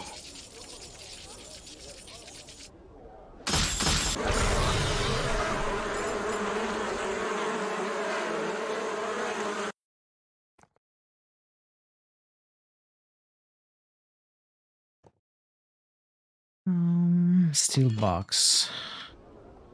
Well, they are dead. Hopefully it wasn't anyone important. This sturdy steel box has a thick leather handle on the top, but there is no apparent way to open the thing and it appears to be welded shut. There are a number of very narrow slits along one side, though you can't quite see into the box through them. A sickly sweet rotting smell wafts out from the slits. Top right. As you examine the container more closely, it shifts slightly in your hands. Something's moved inside it. There's a man's voice from within. Ho there! Is someone there by any chance? My name is Mertwin. Anyone? Hail? Yes, greetings. Thank the powers. Have you seen my body perchance? It's hard to miss him. stumbles about with a silly wooden head on his shoulders. He must have worn his feet down to it, stopped looking for me by now. No, I don't think so. Oh dear, well that would have been a bit too much to opt for, eh? In any case, he's probably shambling about the civic festival in the northeastern corner of the Clark's ward.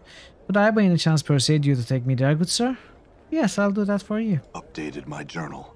Oh, splendid. I thank you kindly then, sir. If you don't mind now, you'll hold off speaking any further until I'm with my body again. But I had some questions.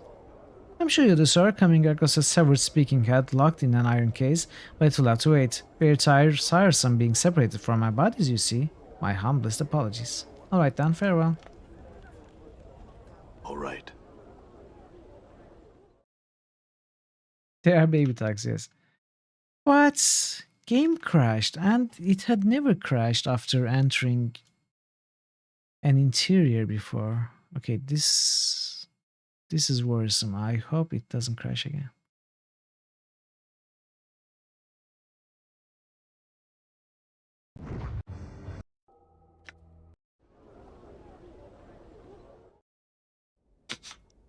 Hey, we are fine. Done. Handkerchief.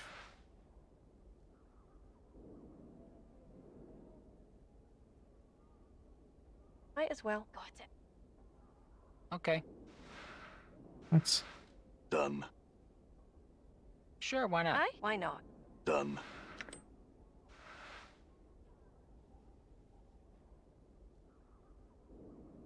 Linguist's ashes. There's an urn atop this small cabinet full of ashes and charred bits of bone. Etched into the base of the urn are the words Finn Ansley, beloved husband, father, and scholar of 100 languages. Use stories bones tell on the remains. The ashes seem to stir faintly, as if moved by your breath. A faraway voice whispers up from within the urn. Why have I been summoned to these ashes, cold and grey as the heart of a hag? To answer some questions, spirit, asked Dan, so that I might return to my most quiet thoughts.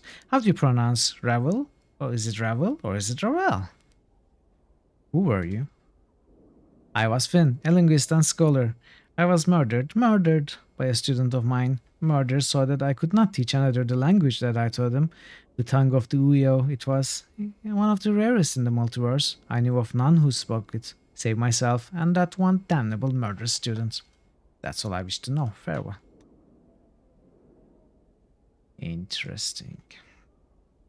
This short, scholarly man, a tight, nervous frown on his face, looks you up and down. Greetings, I'm Finam.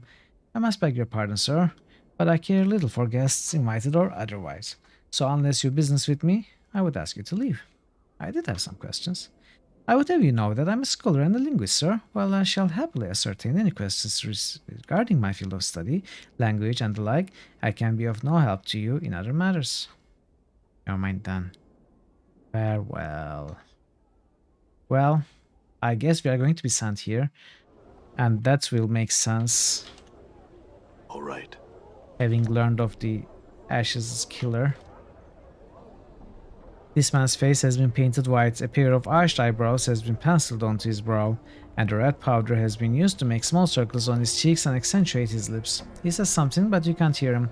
His hands are pressed up against what looks to be an invisible wall. What? I can't hear you. He hangs his head, sighs soundlessly, and shrugs. He then steps back a bit, waves farewell to you, and begins to pantomime various actions. Pulling on a rope, walking downstairs, and so on. See if you can touch him.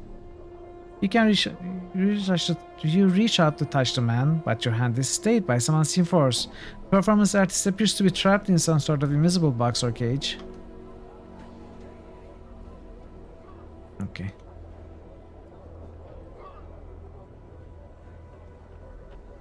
You can't determine what this odd device is. This large red armored figure is standing in place, carefully watching passersby. You dimly recall that his ornate armor marks him as an officer of the... How do you dimly recall it? It's not difficult to remember or to recognize the uniform. One who provides law enforcement for the city, and we have seen plenty of Harmonium officers. Not like they are rare. Greetings. The man's eyes rove over the ward's inhabitants rather than you when he speaks. Move along. I have some questions. Though most of his attention is still directed at passers-by, he takes a moment to look you in the eyes. Nothing for you here, move along. I need your help. He hefts his weapon. You need help? Has a crime been committed? Well, no, I just had some questions. He sighs. I understand you got questions, but another time, another place. I'd be inclined to help, but he pauses to peer suspiciously at someone walking past, then returns his attention to you. But this is neither, so just move along, sir. Now.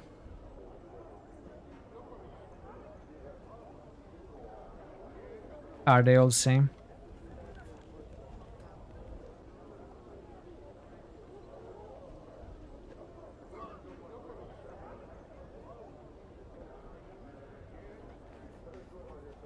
Okay.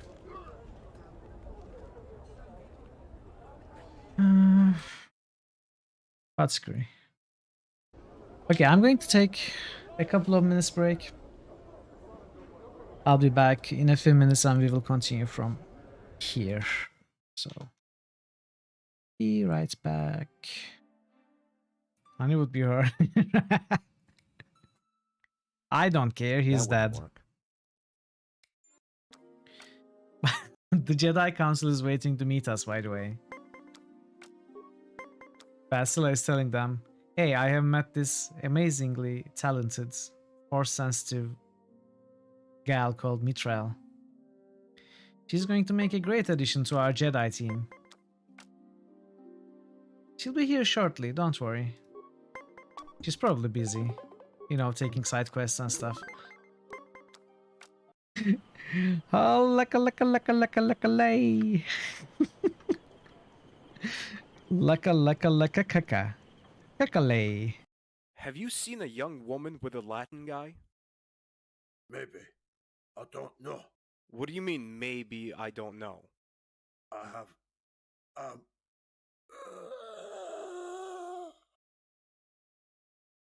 Hey, are you alright? Oh no, he's dead! He behaved so strangely when I asked about Nico. I know, and he Khan. died. That's so strange. He must have been guilty of something.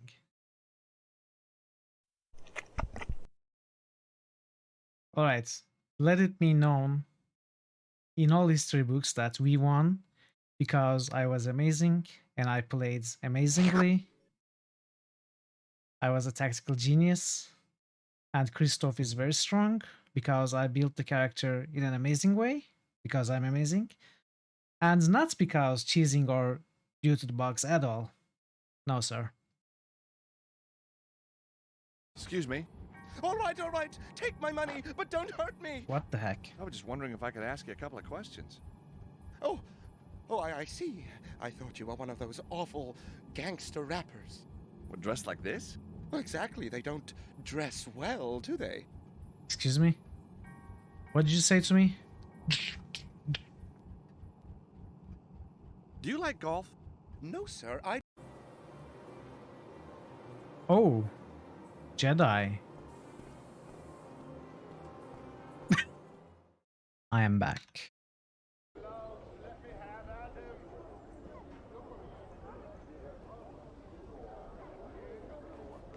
Okay, let's see that part screen. Welcome back. Pestle Kiln. I'm gone. Let's talk to Pestle Kiln. You see a wall-eyed fellow whose skin seems to writhe and ripple across his entire body. He's smacking his chapped lips with a blotched tongue. As you watch, his right eye moves independently of the left, focusing on you. A second later, the left one flicks to look your way, then reverses to its original position. The right eye blinks. A strange gurgling comes from his throat. Hey, Nixt. Hey. Thank you. It's good to be back. And you also, welcome to the channel. How are you? How is your Wednesday? Greetings. The man gives a lopsided grin and points at himself with his right thumb. Pleased to see you. Pestle, I'm called, the alchemist. He points at himself again, this time with his left index finger. The name's Kiln. Need you something? What? Interesting. Just working today, but no complaints. It's good. As long as you are fine. Are you alright? I am. His throat convulses for a moment, then relaxes. A large green glowing pustule suddenly bursts from the side of his neck. Something you needed then, sir. What are these? His throat clutches again, and a wave of quivering flesh swallows the blistering green pustule back beneath the skin of his throat. He coughs violently for a moment, then seems to relax. Phew. May I ask what happened to you? Bob. The left eye rolls upwards in exasperation. The right eye looks askance. Too much to drink. Too much of what, though? Potions I drank. Too many potions.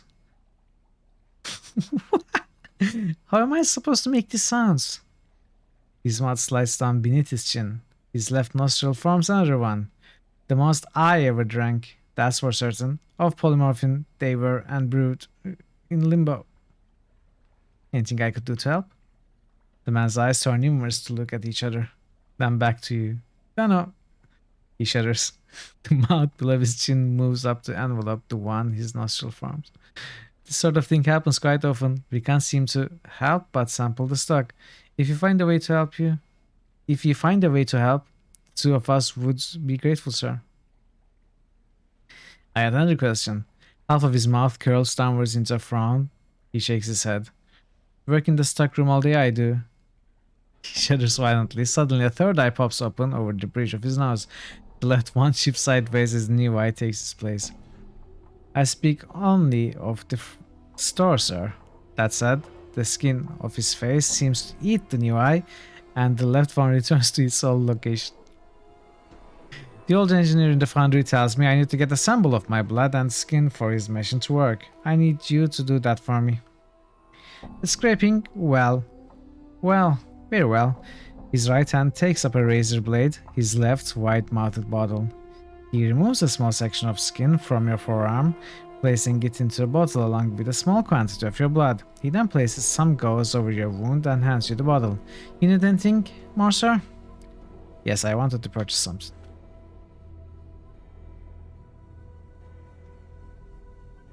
What is cockroach charm? Armor class versus crushing attacks.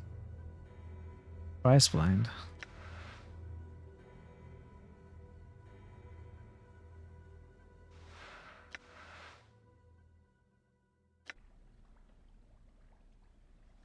Okay. That's a weird affliction that guy has. Done.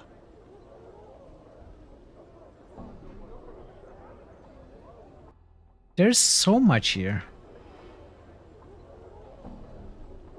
Are they even recorded? Return Mertens to his body. Split pestle and kill. Find Namel. Well, what about the pantomime guy?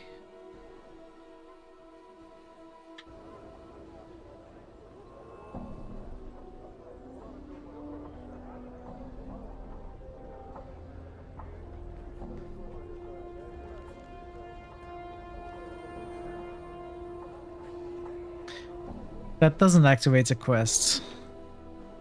Art and Curia Galleria.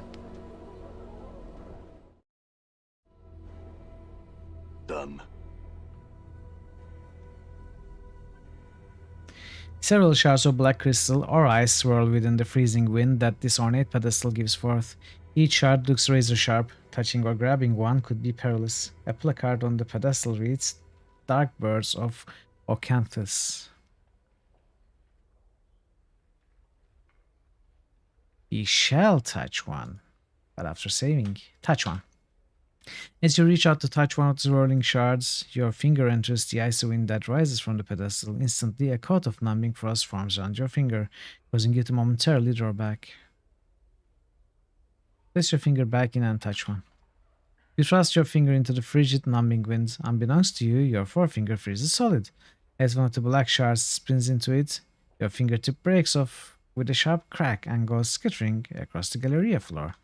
The icy dark birds remain in their whirling orbits as you wait for your fingertip to grow back. Leave, hope no one saw any of that. Grab one. As you reach out to grab one of the whirling shards, your fingers enter the icy wind that rises from the pedestal. Instantly, a coat of numbing frost forms around them. Place your hand back in and grab one. You thrust your hand into the frigid numbing wind. Unbeknownst to you, your entire hand freezes solid as you wrap it around one of the dark birds. As another of the black shards spins into your fist, your hand breaks off at the wrist with a sharp crack and goes clattering across the Galleria floor. Pick your hand up and stick it back on. Quick! You pick up the frost-covered fist and thrust it into your bleeding stump, noticing that the dark bird you grabbed, a razor-sharp shard of black ice, has already melted away to nothing. It looks like you'll have to catch it in something that will keep it cold. Eventually, warmth and feeling returns to your hand as the tissues thaw and regenerate.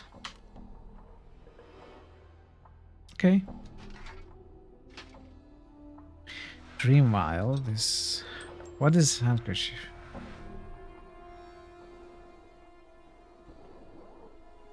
This painting depicts a shore scene, with a wide reddish-orange sun setting behind a peninsula or a large jetty. The scene, though unoriginal, is breathtaking. The play of the fading daylight across the water is captured perfectly, but staring at the painted sun for any length of time makes your eyes ache.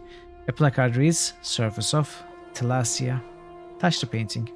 Oddly enough, there is nothing unusual about the surface of the painting. Are you sure? Oh, a hidden interaction icon. This is a problem, by the way. This shouldn't be a thing. These should be easily visible. A set of 4 paintings which portray an empty beach in the dead of night. The air around the painting smells faintly of brine, and the painted sea seems to ebb and flow across the darkened shore. A placard reads, "Karasutran shoreline." Sniff at the painting. The surface of the painting smells strongly of sea air. Touch the painting. You place your hand on the painting, not knowing quite what to expect, but it is merely the texture of painted canvas that you feel beneath your fingertips.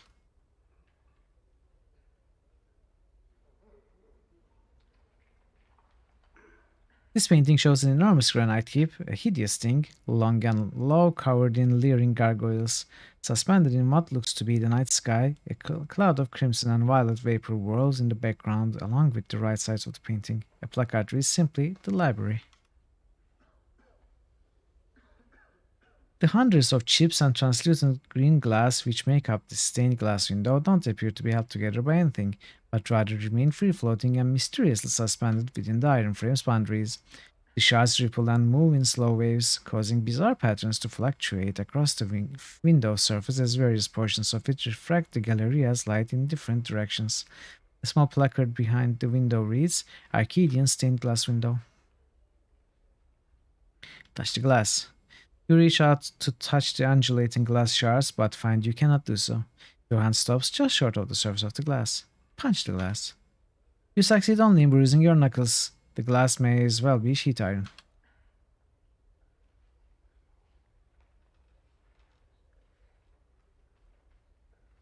This painting is a dark escape, a faraway view of some giant center of civilization being burned to the ground. The streets of the place are empty, however, absent of soldiers, refugees, or even corpses. A placard reads, "The Folly of Udo." This looks to be a subterranean landscape, a massive cavern interior filled with colorful, faintly luminescent, gigantic fungi. Placard reads, "Veil beneath the Clangeddon." Veil beneath Clangeddon. This is a portrait of a grotesque, hook-nosed old crone.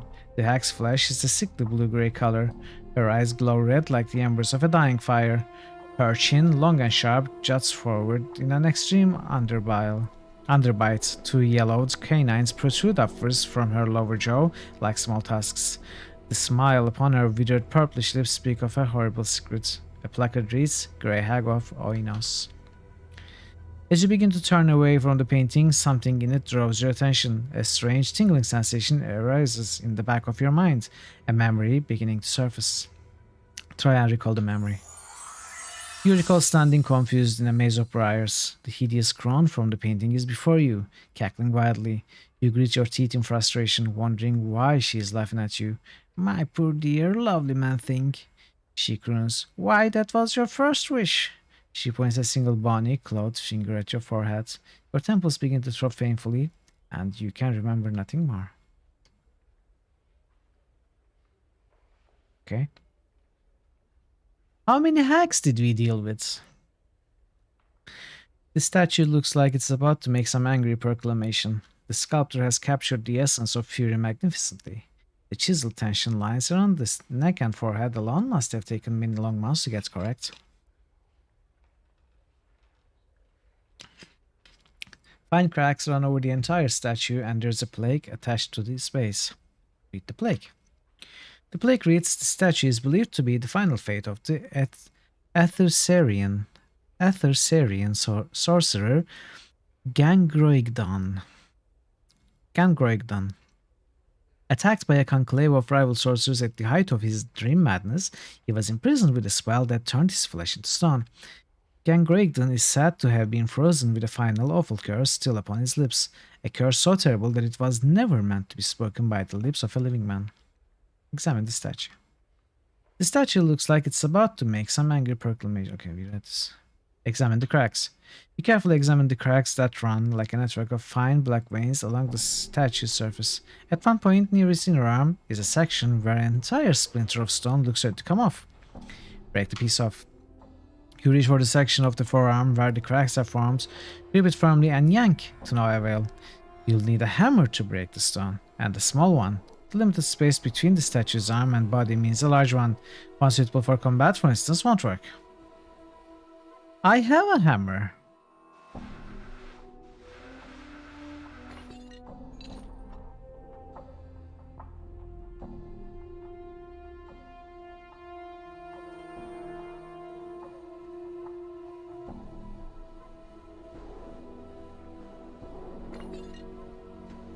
But I have a hammer.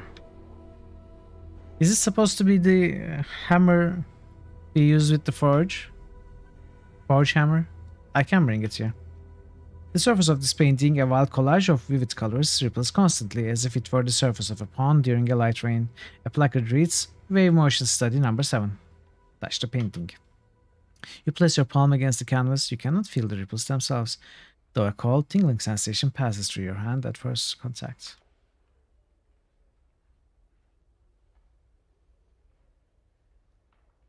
A brilliant ruby statue stands on this pedestal carved into the image of a winged humanoid. The figure is either demonic or angelic in nature, but it's difficult to tell which because it refracts the light in the gallery as strangely. There is no placard indicating what exactly the statue is.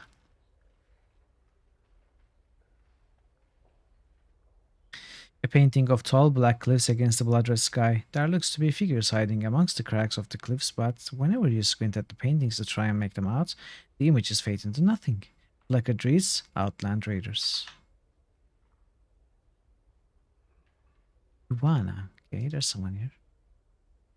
This painting, an abstract work of greens and purples, writes and ripples as it's watched. Closer examination reveals that the actual painted image is changing, rather than the canvas itself. Placard states, Moment's glance from the walls of Mochchma.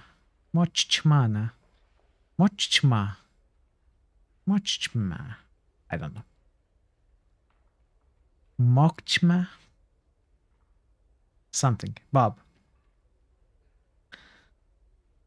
Touch the painting. You place your hand upon the painting as you had suspected. It's not the canvas is physically moving, but that the painted image itself is changing. Bob, yes. This painting shows what looks to be an infinitely long stream of bilious green gas stretching off into darkness. The horizon of a blasted rocky plain can be seen in the lower hand corner of the painting. One is given the impression that the head of the green cloud is rearing to strike down upon it. A placard reads, Hazazoth, at the consumption of Angard.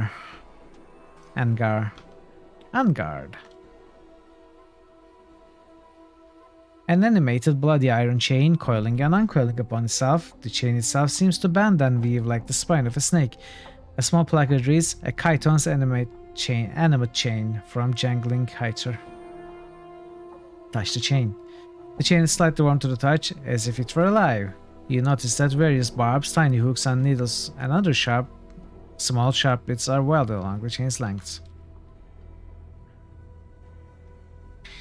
Before you is a well-dressed elderly woman in a gown of peach-colored and golden thread. She stands quietly, her hands folded together primly, and nods in your direction. It is then that you notice that she has no pupils, and her eyes are entirely white. Greetings, sir. I'm Ivana. Welcome to my Galleria. Feel free to look about, spending as much time here as you like. Should you have questions regarding any of the pieces, do not hesitate to ask me of them. I had some questions, Ivana. One moment, sir. Your voice is seared with age and wounds. Would you be so kind as to permit me to touch your face? Yes, go ahead. Ivana smiles, gently running her old hands over the skin of your face. She frowns, looking slightly puzzled. So many scars, both old and new. They seem to... She touches the side of your throat, flushes, then pulls away. Pardon me, sir, I was curious to see how far they went. It's fine, and they're everywhere. My whole body is covered. Ivana nods. I had some questions. Of course, please ask. Okay, let's go with the first option later. Can you see, Ivana? I cannot see, but only because I do not wish to. In time, I will allow my vision to return so that I can re-experience the contents of my Galleria with the benefit of new, fresh eyes. That's quite literal. What is this place? Why is my Galleria of the Plains? She smiles and gestures around her. These pieces have been brought from far and wide. Some I sell, some I keep, all I display at one time or another. Please enjoy them, and again... Together, my Lord Sauron, we shall rule this Middle Earth. Oh. Nice roll. Nice roll indeed. Have we seen Saruman before? Is it the first time? I think it's the first time, right? I might be mistaken. I don't remember anymore. Please enjoy them, and again, should you have any questions regarding any of the pieces, do not hesitate to ask me of them. What's of interest here? I'm afraid that I do not go far from beyond the Galleria and cannot help you with this matter. You might try to ask someone else. Where could I find work here? Same. What do you know of Revel Puzzlewell? I think so too, but I'm not so sure.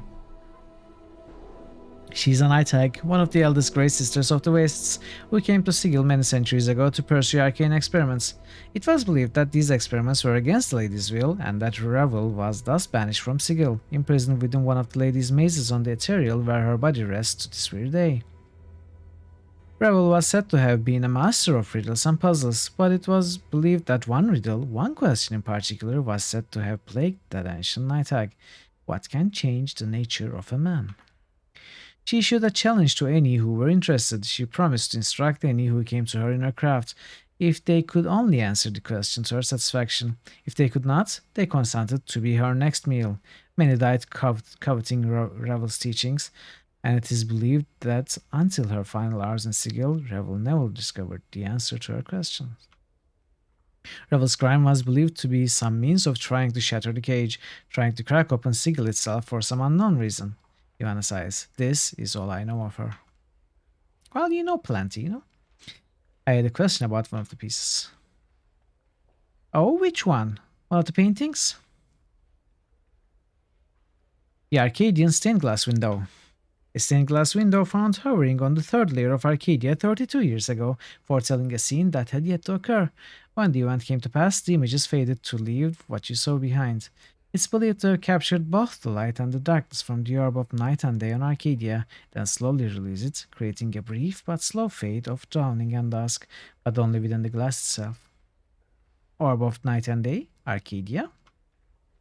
Arcadia is a plane of peaceful order, also known as the Land of Perfect Good.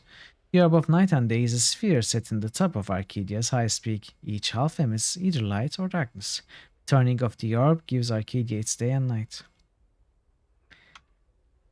The Dark Words of Ocanthus. Updated my journal. All of them are chipped from the great magical sheet of black, infinite ice that rests in the black belly of the plain of Ocanthus. Ivana pauses, tapping her chin.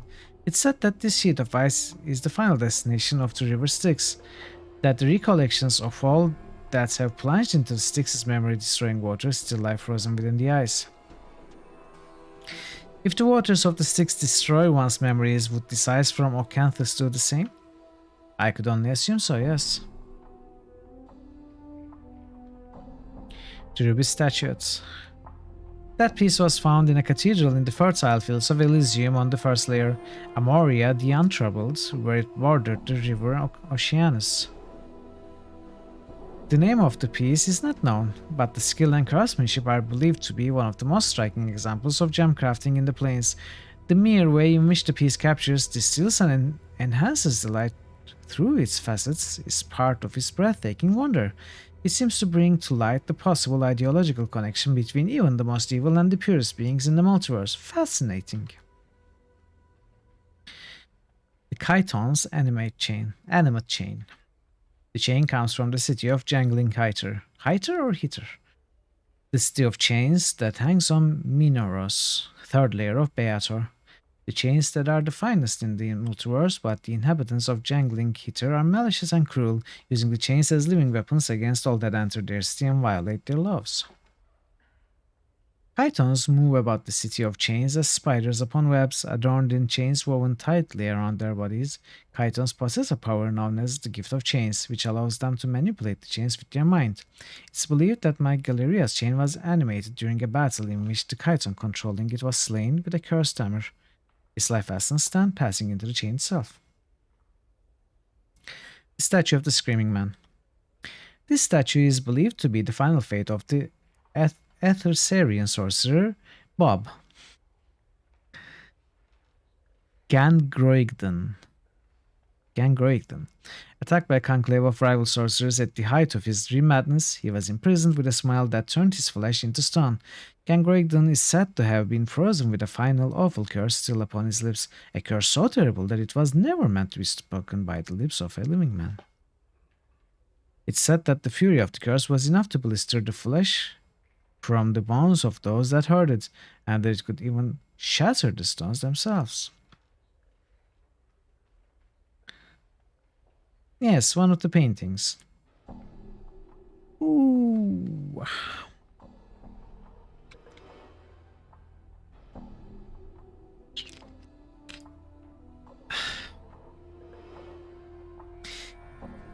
Karasuthran Shoreline.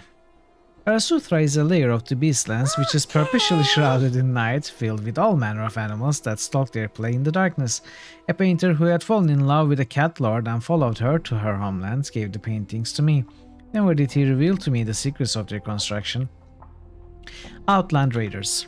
An interesting piece, yes? The painter managed a most interesting effect with the forms in the cliff shadows.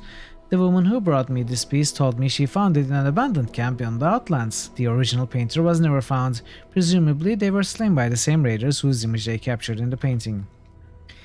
Hazazoth at the consumption of Ingar. This painting is a copy from the wall of one of the gatehouses, Sigil's largest asylum cell walls. All documents could speak was Hazazoth has consumed Ingar. Hazazoth has consumed Ingar. A bit frightening, I think, but a fine painting nonetheless. Surface of Thalasia.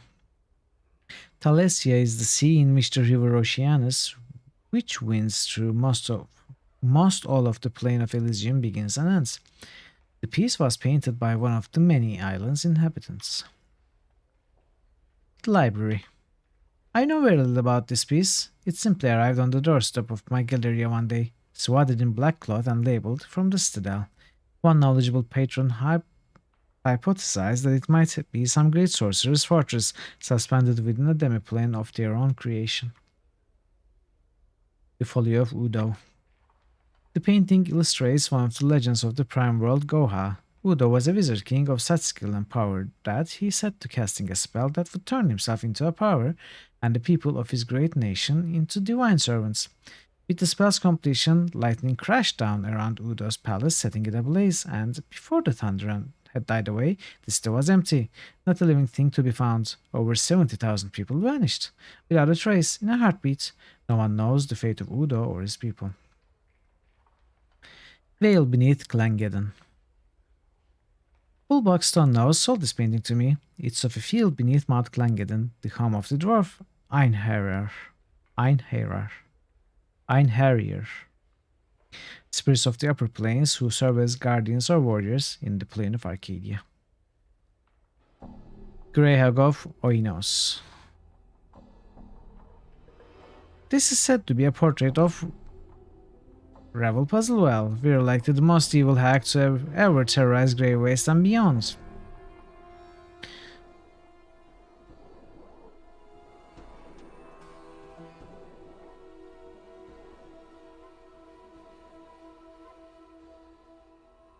Game motion study number 7.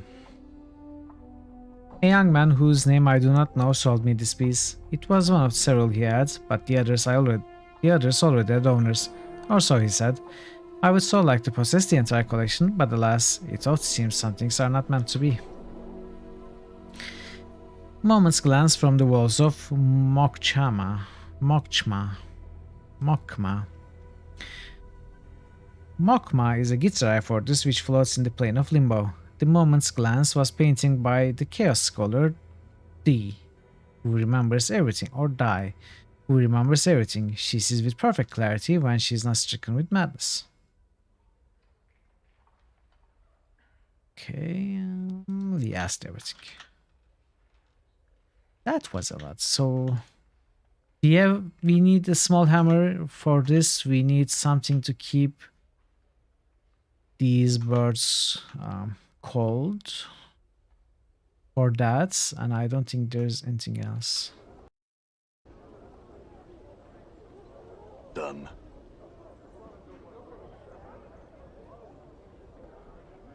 This gentleman is closely watching a pair of performing actors. Greetings. The man turns to you, but the actors still hold most of his attention. He speaks in a hushed voice. Yes, greetings, so what do you think? The one on the right is not bad, but his partner could use more training, no? Yes, he's a poor actor. The man returns to watching the actors intently. This young actor seems far too involved with giving his performance to pause and speak with you. You notice that near his feet is a felt cap containing a small can of copper. Occasionally, a passerby will drop a coin or three into the cap. Drop a coin into the cap. Your coin lands in the cap with a soft clink. The actor, without stopping his performance, gives you a quick nod of thanks.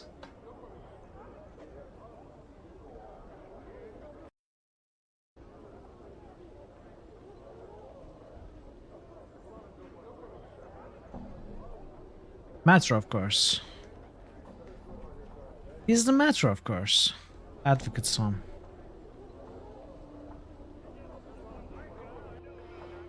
Another Undersigil entrance. Of course not. Of course. What do you mean, of course not? Let's check here. All right. Boot shiner. The young man smiles as you enter his hands, gesturing for you to sit down. Clean and wax your boots, sir? A wondrous shine for only 2 copper commons. No thanks, farewell. And a farewell to you, sir. Please discern should you need your boots shined. I'm gone.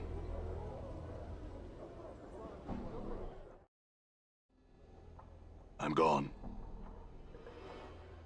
Today got unexpectedly busy. Back now.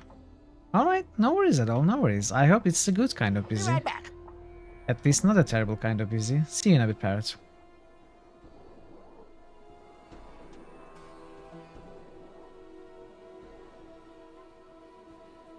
This man is dressed in soft blue robes covered with intricate designs. Despite their opulence, however, the robes look wrinkled and worn.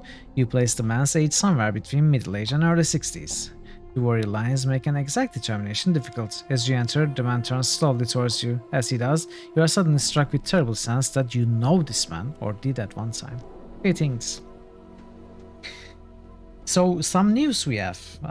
We have 2 new participants for the Worms tournament. Johnny and Vincino Man said that they would like to participate. So we are up to 10 players. Ooh. Yep. Greetings. The man squints as if trying to place you. Yes? Is there something that I can help you with? Who are you? Updated my journal. I'm Yanis. Yanis Xenakis.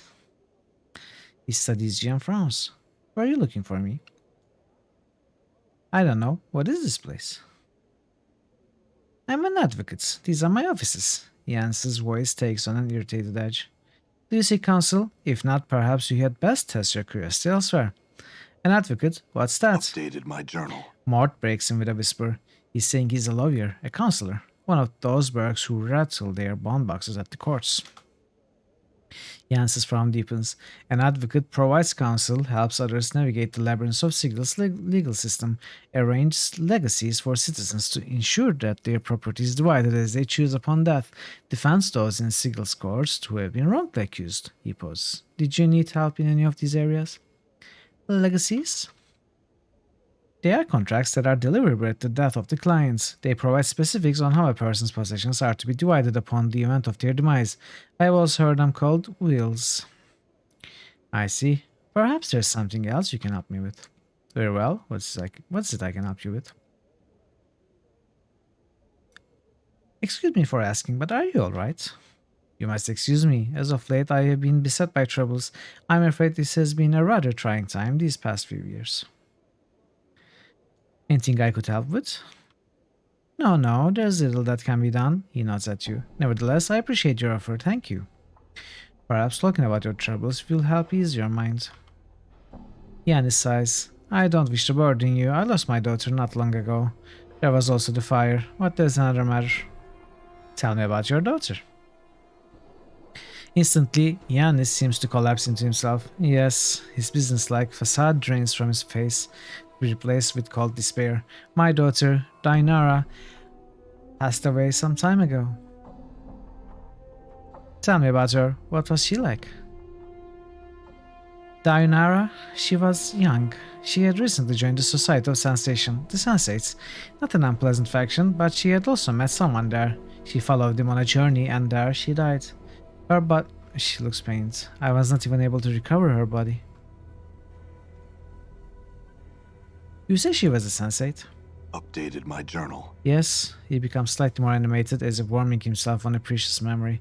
She had joined them because of her gifts and the fact that there was so much about the multiverse that she wanted to experience.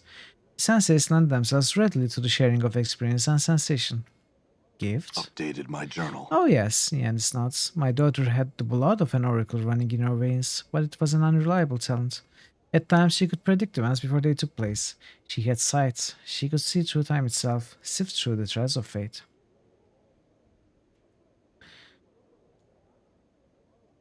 Do you know anything about this man she journeyed with? Little. I barely even knew of his existence until she had departed. By then it was too late to have known him. Do you know where she went on this journey? She never said. I'm not certain she was capable of saying where they had gone. It must have been a terrible place. How did she die? I do not know. Her body was never recovered. Jans's face turns blood red and his hands clench into fists. And that is perhaps the most maddening part of this misery. I will never know what possessed her to run off like that, what happened to her, nor where her body lies now. Forgive me for asking, but how do you know she's dead if you never saw the body?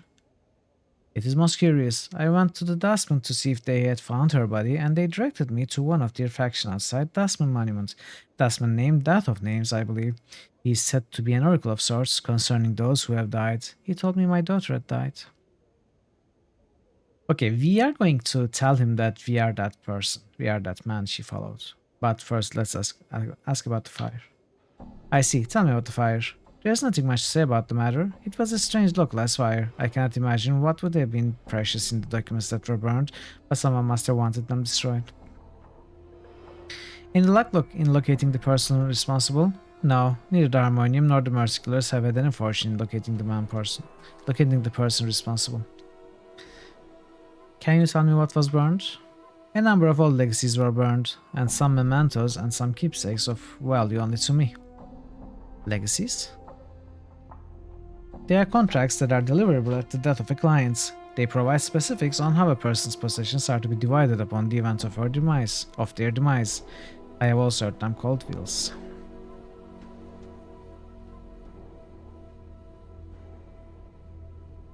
Have we met before? The man studies you for a moment, frowning in thought. The wrinkles on his face become more pronounced as he does so, and you are again struck by the toll that age seems to have placed on him. No, yet you seem familiar. Yet. He continues to study your features, then shakes his head. I will concede that there's something familiar about you, sir, and I apologize for any insult my failing memory may be giving you at this moment. I'm going to use that line, if I can remember it. I have been preoccupied for some time now. Have we met before? Truth? I think so. I can't really remember myself. Frustrating for us both, it would seem. Never mind. Your daughter. I saw a woman by that name interred in the mortuary memorial hall. She had become a ghost and claimed she knew me. It's not a line, it's a paragraph. Yes, that's true. But what? Yanis looks flustered. But what did you just say? Her spirit now resides in the memorial hall. I spoke with her for a time, and she seems to be in distress. You spoke to her? Yanis seems to become more confused by the moment. What distresses her? Me, apparently. She said that she loved me and I had loved her, and that I had forsaken her. I see. Perhaps? Yanis frowns and studies you. His face has become like stone. Are you the one she left Sigil with? The one who led her on the journey that killed her? I'm not certain. I think I may be that man, but I have forgotten much. You... Yanis looks you up and down. You are the one, and you say you have forgotten? Yanis throws himself up. He looks like he's squaring himself for a battle. You have forgotten? But the instant was not so long ago. How can this be? I have a strange condition. I lose myself for a time. Anything you can tell me about myself or your daughter would be invaluable. Countless liars have I known in my tenure in the city. Yanis studies you intensely. You do not strike me as one of them, at least on this matter. If you truly do not remember, then whatever befell you and my daughter on your journey must have left deep scars. I'm inclined to agree. You man! Then I ask your word on this. If your memory returns, and you discover what has happened to my daughter, return to me, so that my mind may at last be at rest on this matter. I will do that. Very well then, now leave. I wish to be alone with my thoughts.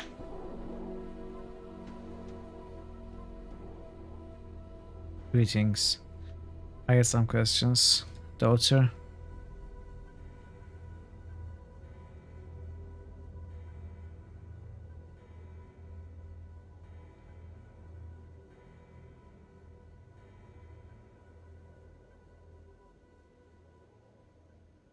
Okay.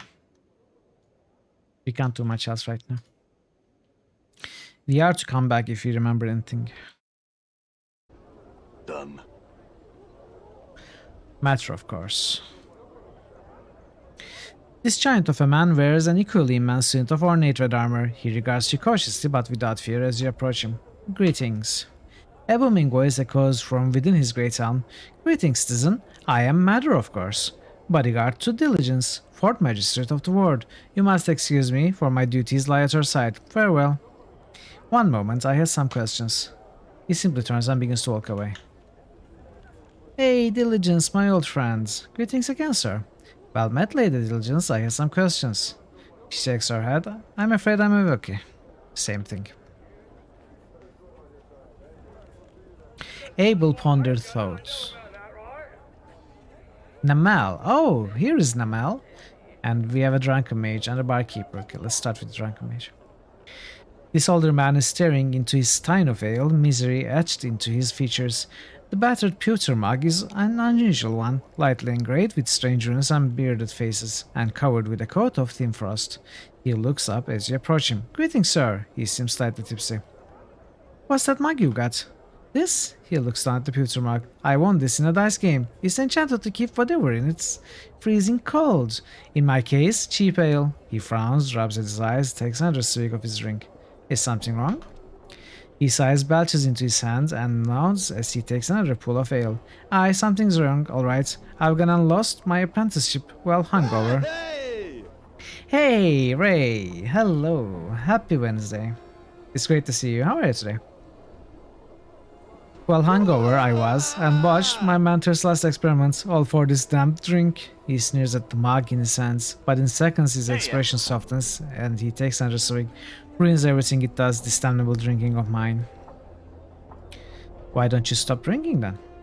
Updated my journal. Yo!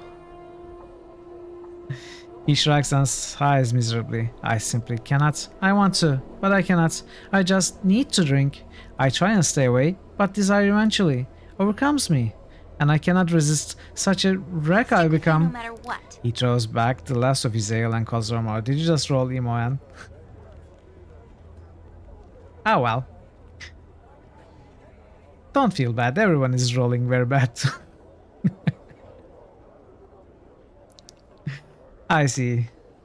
What's that, Mike? Okay. If you are too weak to stop, it's your own fault. Farewell.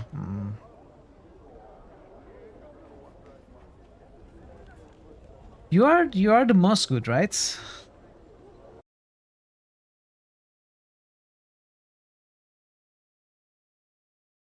Oops, what am I doing? Most good. Yeah. Tyrael, 30. Not bad. But I'm surprised that no one has rolled below 30. 30 is not that low. I mean, it's low, but... You know, the highest being 661. 30 is not that low. Is something wrong? Okay. Let's say...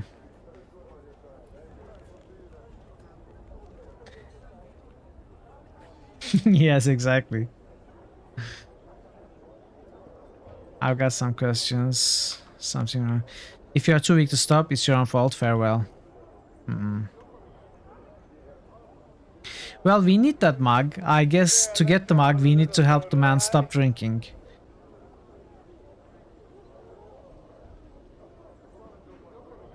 Something wrong.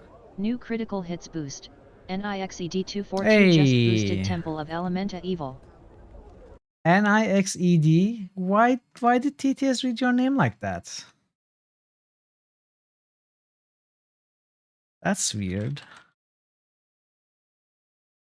Temple of Elemental Evil supporter. You think it's underrated? You think it's a good game? New What do you critical feel hits about that boost. game? Board Game Heaven just boosted Revenant.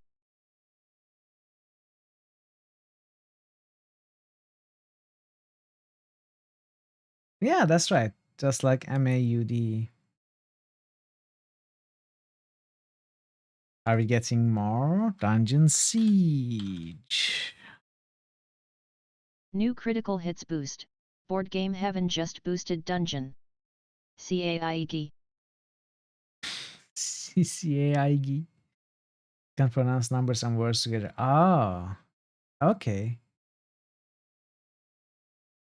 Let me see what else we have on this list. Oh, we have plenty. We have plenty of different games. And we have plenty more which we can nominate. You think it's good? It's the same developers as Arcanum, which you enjoyed. Yeah, but it's very different from Arcanum, isn't it? Arcanum is more in the veins of Fallout, which meaning it's a lot story oriented. But Temple of Elemental Evil is only known for its combat. When is the next poll? I think after Friday or after tomorrow. I mean, sometime this week for sure. When we finish the map we are on, when we finish this map, I'm going to start the next poll.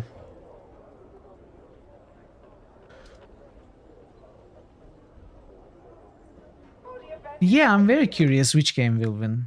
Honestly, Vampire, Neverwinter Nights, and Disco Elysium all have very strong support. Diablo 2 not so much, but these three have been boosted like crazy in the last few months. Disco will win. It's more Dungeons and Dragons. Yeah, true. It's a Dungeons and Dragons game. I mean, I am curious to play it.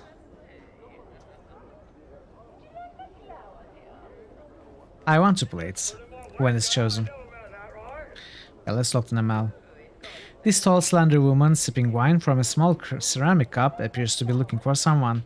Her facial features are elegantly exotic, and the woman's ears, though partially covered by her long hair, can be seen to come to sharp points. Greetings. The woman turns to face you, violet eyes flashing like flawless chips of amethyst. Her speech is as music. You can hear a faint musical tinkling, 100 tiny crystal bells as she speaks.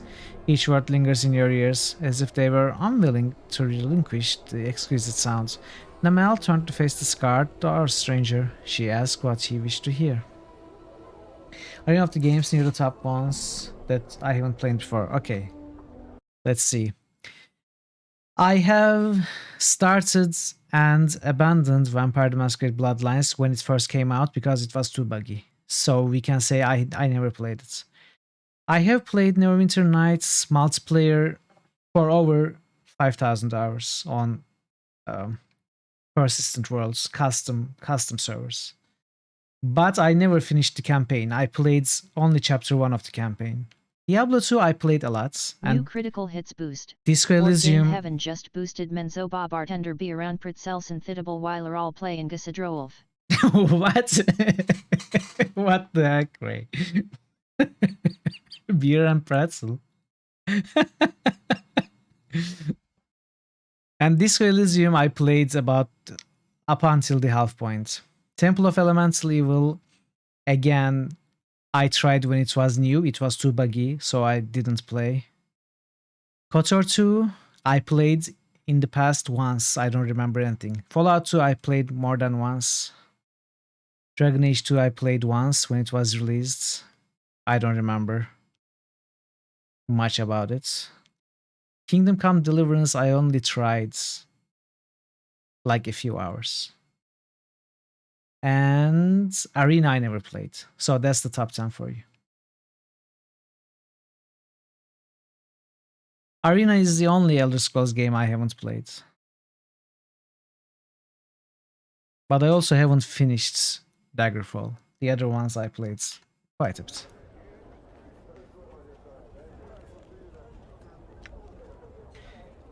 Wow. Anna sneers at Mort. Stop your drilling, your leering skull. My, what a hot-blooded little chit. Start for attention? I could drool over you too, if you're just jealous. Mort starts floating towards Anna, making wet slavering noises. Yeah, I'm quite happy with it. I mean, there are so much more in the list, and there are so much more to be nominated. You know, I said this. You notice your message. What message? There's a big building in the middle of the map to the northeast. You recommend that you leave it for tomorrow. Alright, sure. Good idea. Thank you, Pirates. I had missed it, and thanks for getting my attention to it. So, Nixt, I said this before. It's funny. I want to play all the games at the same time. It's they are so exciting for me, like seeing them on the lists, being boosted, changing places, passing each other. It's so exciting. I just want to play them all at the same time. Obviously that's not possible, so it's going to take a while to play even a few more games. Like, there are some games which lasts, I mean, Baldur's Gate 2 almost lasted 2 hours, so 2 hours? I wish it lasted 2 hours. 2 months, I meant to say.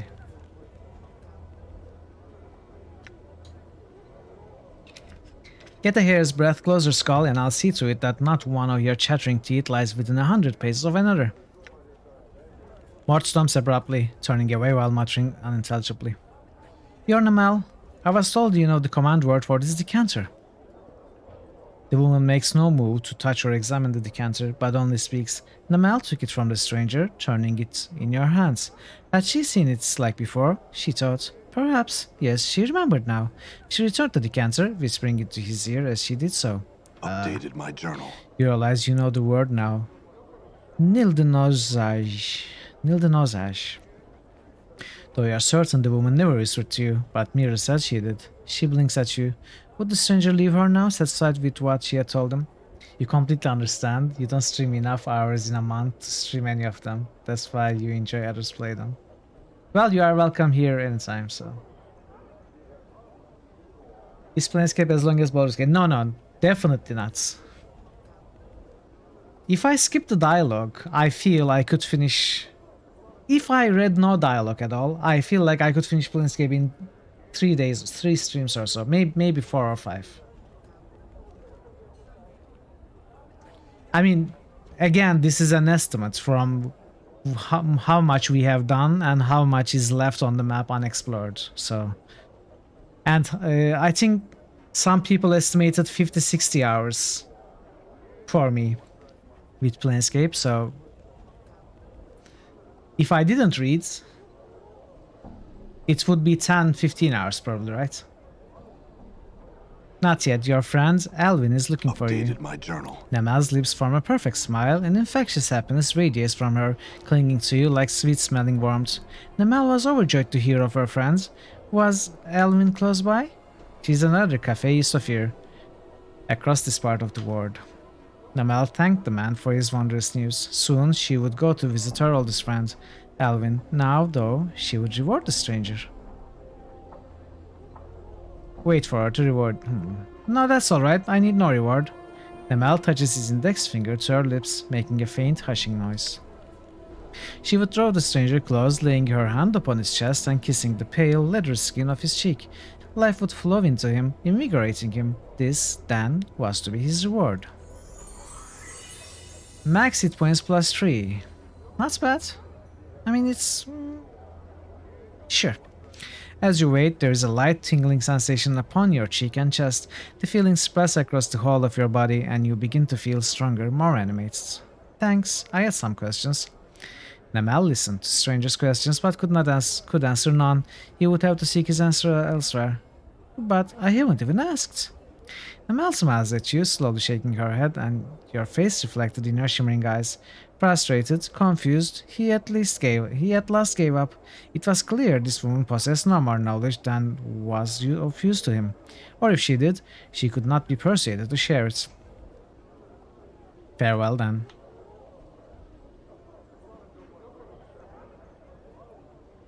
Okay, let's come back here. Let's talk to Alvin. So there is a big building in the middle that Parrot says to leave for tomorrow. Then there is Undersigil, which I was considering probably left for later, as it's probably the next map. I'm not so sure though. Then the Civic Festival is also a place of importance because lots of stuff sent us there. But I guess I will be going into the Civic Festival once I'm done outside. If I'm not going in here.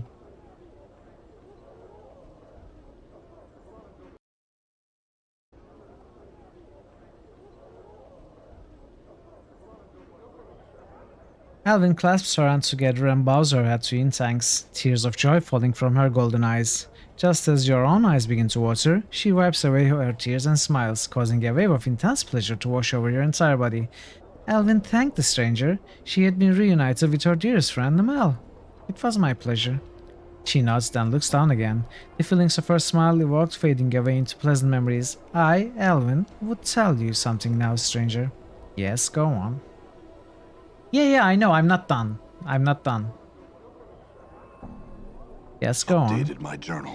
The name I, Alvin, chose for you, stranger, is not so fitting. You and I, Alvin, have met before. In the fest hall. In a place you could not have been were you not a sensate yourself. Whether you recall or no, unless you betrayed the Society of Sensation at some point, you're a sensate. I see, tell me more. She nods. You and I, Alvin, have met on 2 different occasions. The first was no less than 2 centuries past. The last more recently, perhaps no more than 50 years ago. That's quite a long time ago. She nods again. My, Alvin's people are extremely long-lived, forgetful one. Extremely long-lived, forgetful one. She sighs unhappily, causing a chill to descend over you. You seemed a different man then, less grim, less scarred, so eager to see all that the multiverse had to offer. You courted me, Alvin, then, and was nearly taken as a lover. But then you disappeared. Where did I go? I, Alvin, was told you had been slain, murdered. She looks up for a moment to peer curiously into your eyes. I met you only once before. Only once more after that. Did I remember you then? No. She shakes her head sadly, then touches her throat. No, you did not. You lashed out at me. Alvin made you to slay me. Made to slay me. Screamed how I, Alvin, could not fool you. You would not ensnare. Would not ensnare and murder. Okay, I cannot read properly anymore. I guess I'm getting tired. What happened? We had met in one of the northern towers of the festival on my 7th floor. On the 7th floor. Okay, I'm making words up basically. Before you could choke the life from me, I, Alvin, used my powers to bait you leap from a window to your death. When I, Alvin, finally went in search of your broken body, you had already gone. You did what? That is the whole of my Alvin's tale for you. We were not strangers once, but have now become so. Farewell, stranger, and may fortune walk with you in your travels. Thanks, Alvin. Farewell.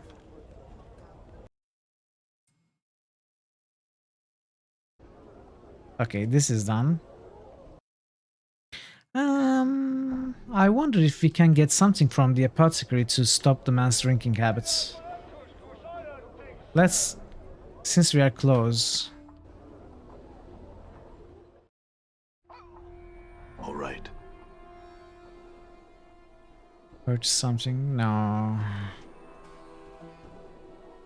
Some questions? Okay.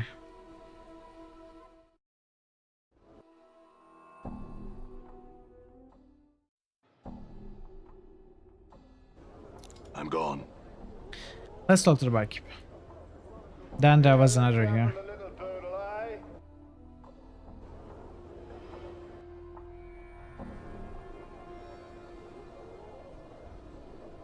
Let's talk to this one.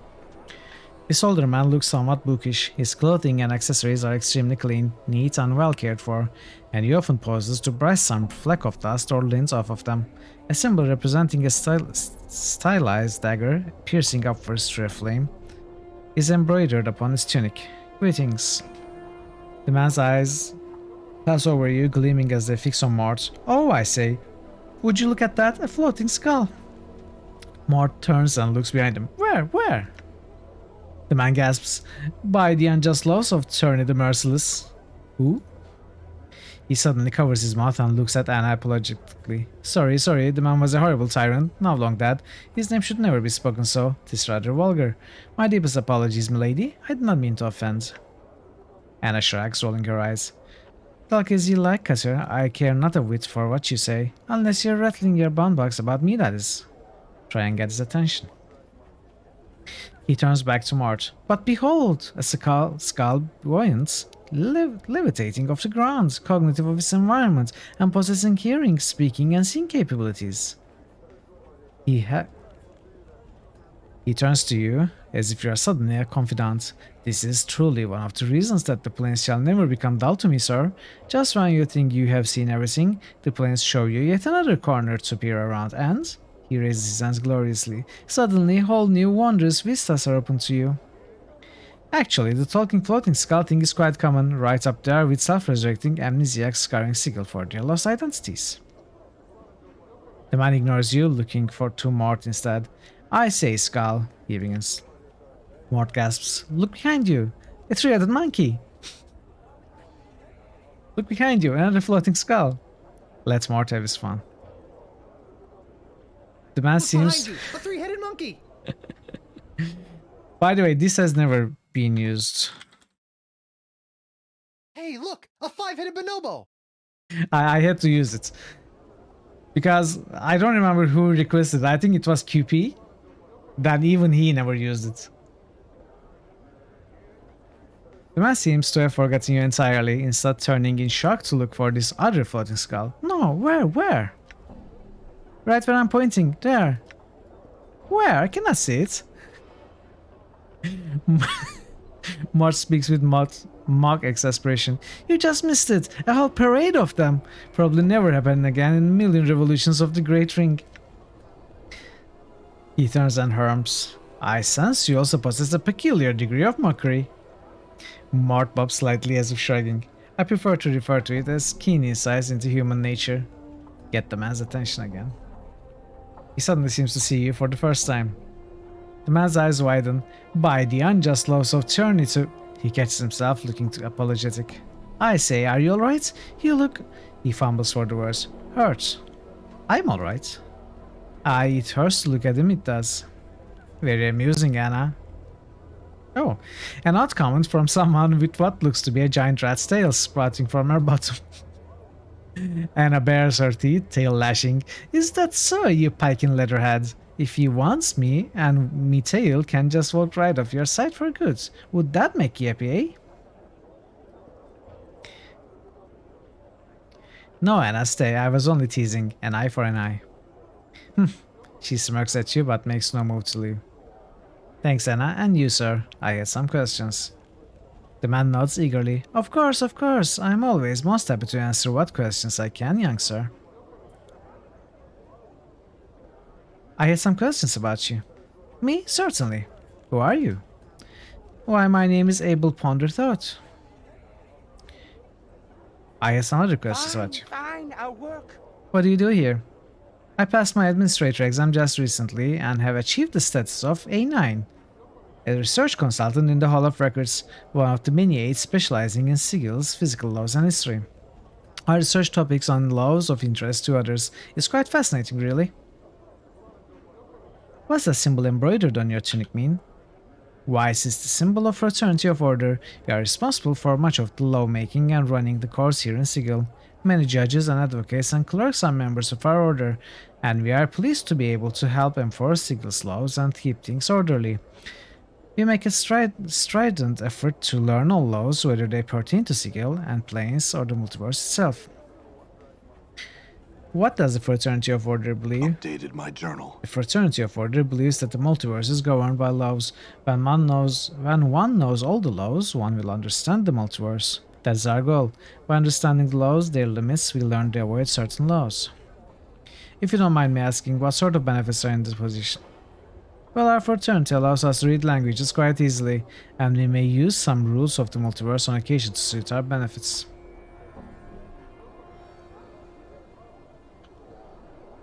What do you do here? I pass my... Okay. What's this symbol? I had questions about this place. I'll admit I know little of this part of the Clerk's Ward, sir, but please ask. Why is it called the Clerk's Ward? It's the seat of much of Sigil's record halls and administration. The staff at these places give the ward its name. Many clerks, scribes, priests, bureaucrats, and administration officials live in this ward. What's of interest around here? There is one of the finest advocates of Sigil located here. The Civic Fast Hall, home to the Society of Sensation, is also located nearby. He lowers his voice, and the brother, sir, of slating intellectual lusts. Tell me of the advocate. He is also one of the Fraternity of Order, though his time there has ebbed somewhat since the unfortunate troubles he has experienced. I am not one to speak of them. His residence is just across the way, south and east of here.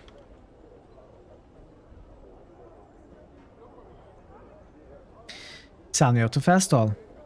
It is a beautiful structure that is both the headquarters of the Society of Sensation and acts as a hall for the arts here in Sigil and the Plains.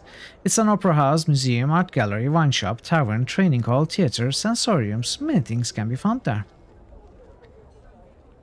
Tell me about the Society of Sensation. Updated my journal. Ah, the Society of Sensation. They are one of the most prominent of Sigil's 15 factions.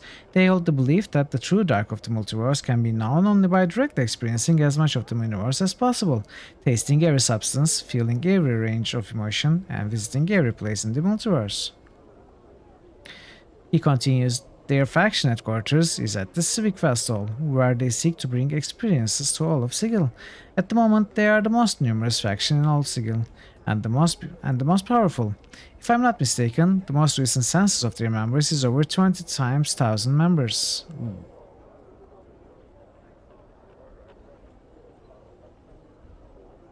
How did we... Okay. This place... Sensoriums? Yes, the senseis possess sensory stones, minerals that can store a person's experience within them. Once recorded, anyone may touch the stone and relive the experience stored in the sensory stone. Quite intriguing, really. Tell me about the brothel. He nods, looking somewhat embarrassed. Yes, well, I'm known to go there for the conversation. He glances at Anna, then flushes an even deeper red. It's a large round building in the center of this part of the ward.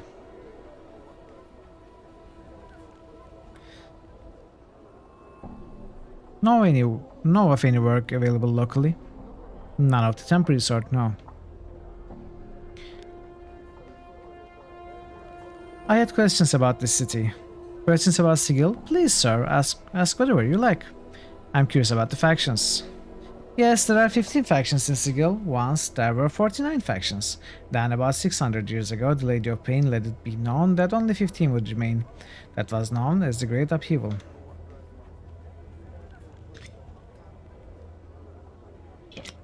He continues, and sure enough, in a fortnight 34 of them perished or faded. Many thousands died by sword or by other means. Many were simply found dead. I, myself, am a member of the Fraternity of Order. Others include the Believers of the Source, the Dustmen, the Harmonium, the Merciless, the Revolutionary League, the Society of Sensation, and the Chaos Sects.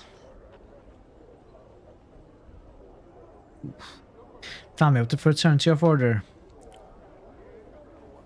The Fraternity of Order believes that the multiverse is governed by laws. When one knows all the laws, one will understand the multiverse. He read this. Tell me of the Believers of the Source. Updated my journal. The Believers of the Source, or Godsmen, believe that every living thing in the multiverse has the potential to become a power. The Godsmen have their headquarters in the Great Foundry, and they have helped to keep peace in Sigil in a number of matters. They have no desire to see any creature placed in the dead book before it has a chance to reach its potential. I myself uphold their beliefs. You sound as if you disagree with them. I find their philosophy respectable, good for Sigil and its people in every way, but it's far too simple. How do you expect to discover the secrets of the multiverse by merely living well? Will such knowledge appear spontaneously one fateful day, or at last enlightening one of your myriad incarnations, if such things even exist? But I see, sir, that you have little time for debate. I will drop the matter. Tell me of the Dustmen. The Dustmen believe we are already dead, and Sigil and the planes are where we all end up after we die. According to their beliefs, everything is dead, and this existence is a false one. To keep any ties or feelings from this existence only prevents the soul from truly dying. You see, the Dustmen believe that death in this existence is a matter of degree, and only those who are truly dead and have divested themselves of all ties to this existence can hope to be at peace. A philosophy that has some basis in fact, but much of it bears further examination. Harmonium. Updated my journal. The Harmonium is devoted to peace and harmony throughout the planes, thus their name. They believe that the end justifies the means, however, and so are willing to do just about anything to get a fellow to see things their way. Regardless of one's personal opinions of them, they do a fine job policing Sigil streets. Merciless. Updated my journal. The Merciless believe that justice is everything. Malin, their last factual, once said that when properly applied, punishment leads to perfection. He continues, those new to Sigil oftentimes commit the error of thinking their name implies that they kill out of mercy. Rather, though, it's that they seek to kill mercy itself. Oh, I was curious about their names. The faction members take it upon themselves to punish the guilty of Sigil, whatever the cost. Revolutionary League. Updated my journal. They are also called the Anarchists. Not many know this, but the Revolutionary League is actually quite widespread in Sigil, and a shame that is too. They hold the misguided belief that all institutions have been established to block their access to the truth of the multiverse. The only way they see to discover the truth is to tear down all organization. They claim that the truth can only be discovered when people are completely free. He shakes his head. I often wish that they would open their eyes to the truth around them. They do nothing but blind themselves and block everyone's access to the truth. So I guess if we had I forgot the NPC's names already, but the Godsman boy, the Anarchists, if he did not say that he was guilty, if he said the other guy was guilty and left the boy's name out of it, I guess he could introduce us to the Anarchists. That could be our way into Anarchists if we wanted to join that faction. Because I don't think... I mean, we haven't met them, we haven't found them. I don't think they have headquarters. I think it was mentioned that they don't have a headquarters. Or maybe it was the Chaos text that was mentioned like that. Anyway. He gives a long sigh, then wags his finger disapprovingly, as if talking to some imaginary bad child. It's interesting to note that they have no real plans for seeking the truth past tearing down everything that they can see. Very interesting indeed. It's also of interest that while the Revolutionary League has a large number of members, the very nature of their faction causes these members to work counter to each other's interests, often sells fights amongst each other, each one claiming to know the proper way to go about tearing everything down. Tell me of the Society of Sensation. Ah, Society of Sensation. They are one of the most okay. No, we didn't read this. They are one of the most prominent of Sigel's 15 factions. They hold the belief that the true dark of the multiverse can be known only by directly experiencing as much of the universe as possible, tasting every substance, feeling every range of emotion, and visiting every place in the multiverse. He continues, their faction headquarters is at the Civic Festival, where they seek to bring experiences to all of Sigil. At the moment, they are the most numerous faction in all Sigil, and the most powerful. If I'm not mistaken, the most recent census of their member. We read this. Tell me of the Chaos Texts. Updated my journal. He harms. Rebel rousers, not a proper faction at all. That raggedy bunch. Why, even the Revolutionary League is more organized. The Chaos Texts think that by embracing chaos, they'll somehow discover the secrets of the multiverse. Ridiculous notion.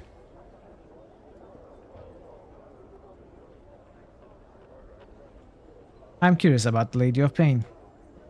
Lady of Pain, yes, she's the force behind Sigil, you know. Very impressive figure, but little is known about her. What is known about her? He begins ticking off the points on his fingers. 1. She is not the just symbol of Sigil, as some claim. She is very real and very dangerous. 2. She is believed to be the one that keeps the powers, deities, out of Sigil. As long as she is present, the powers cannot enter Sigil. 3. She also prevents unauthorized teleporting and gating into and out of Sigil. It prevents the Outer Planes creatures from bringing even more of their kind to Sigil outside of the conventional routes. 4. She has never spoken to anyone. 5. She usurped control of Sigil from Eoskar, a power now believed dead. 6. Anyone who threatens Sigil or her is punished, either by falling beneath her shadow, which results in a series of invisible stab wounds that can kill even greater Beatizu, or by being sent to the mazes, from whence a few ever escape. 7. She does not like to be worshipped. Those that do are often found with their skin missing. And lastly, the sight of her is believed to drive others mad. She stole control of Sigil from her power. How do you know this? 'Tis the belief of my order. You said the sight of her drives people mad? Yes, he ponders it for a moment, but I must add the caveat that I have never seen her, you understand? So how is it that you know she created Sigil? It's the belief of my order. What's outside of Sigil? No one knows, and it's not from want of trying. At the places where no true wall exists are solid walls of buildings, and with no windows that look beyond. Some claim that to have climbed roofs and seen the outside of Sigil, but they can only describe the outside as nothing. That is an unacceptable explanation, but it still remains a mystery. It is rumored without fact that to step beyond Sigil's walls takes a traveler to a random plane, but this has not been confirmed. The Fraternity of Order has mounted many expeditions, and we have yet to retrieve concrete information. Where is the daylight here from? Where is the daylight here come from? I don't see a sun. The haze can make it difficult to determine for certain, so I understand your difficulty. The light comes not from a sun, but from a gradual luminescence that fills the sky. He continues, it reaches a peak called Peak, then fades until the Sigil is completely dark, called Anti-Peak. The source of luminescence is unknown, but it's most likely the lady's will. What do you know of Revel Puzzlewell? Revel, if she truly existed, and there is little to prove that she did, was an Itag, one of the inhabitants of the Grey Waste, one of the lower planes, and believed by some of the worst of the lower planes. As legend goes, Revel was made several centuries ago. She was believed of being a mistress of many strange magics, and apparently her presence in Sigil constituted a threat to the lady. I'm afraid that I know little about her. Mazed? The mazes. These are creations by the lady. You see, she takes a small piece of sigil, copies it, then uses a portal to place the copied bit into the deep ethereal. Once there, the piece of sigil then becomes an plane, an endless maze that curls onto it about itself.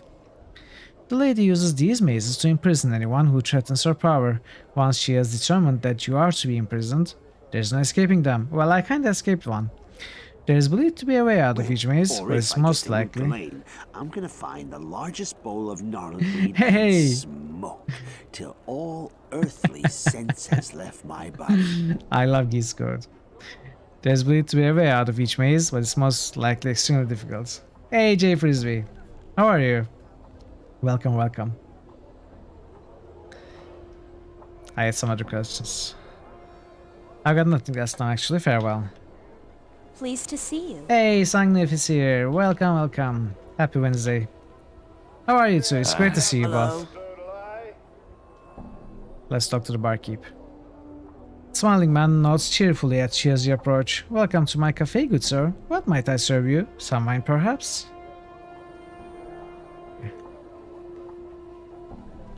Pretty good. That's pretty good to hear. All right.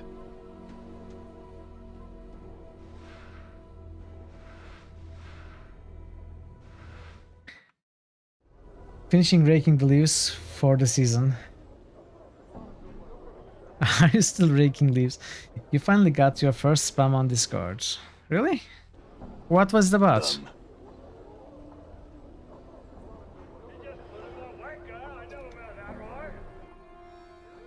The broad love slating intellectual lusts, okay. This slender young man approaches you wearing a somewhat weird expression. 1000 pardons, sir, but I'm looking for a certain man, and I think you might be able to help me. Oh, how so? I am a messenger, sir, who seeks a man it said cannot die, and scarred man for whom death is nothing but the most trivial of annoyances. You match the admittedly vague description I was given, sir, and I had wondered if you were he. Yes, that's me. Fake nitro gift thing. I don't remember if I got it or not. Actually, I think I did. Yeah, I think I did. I remember now. Yeah, I surely did. Yes, that's me. He nods, then bows deeply to you. A message for you then, sir. Mr. Jolmy of the House Surma, a lady of high standing, has sent me. Mistress Jolmy would meet you in the Civic Festival, where she would make a proposal of which I know nothing to you. Should you choose to seek her out, she wears green silks trimmed with gold and has hair the color of blue steel. That's the extent of my message, sir. Farewell. Wait, where's the Civic Festival? My journal. In the northeastern corner of this part of the Clerk's Ward, sir. It is a large structure and should be easy to spot. Farewell now, sir.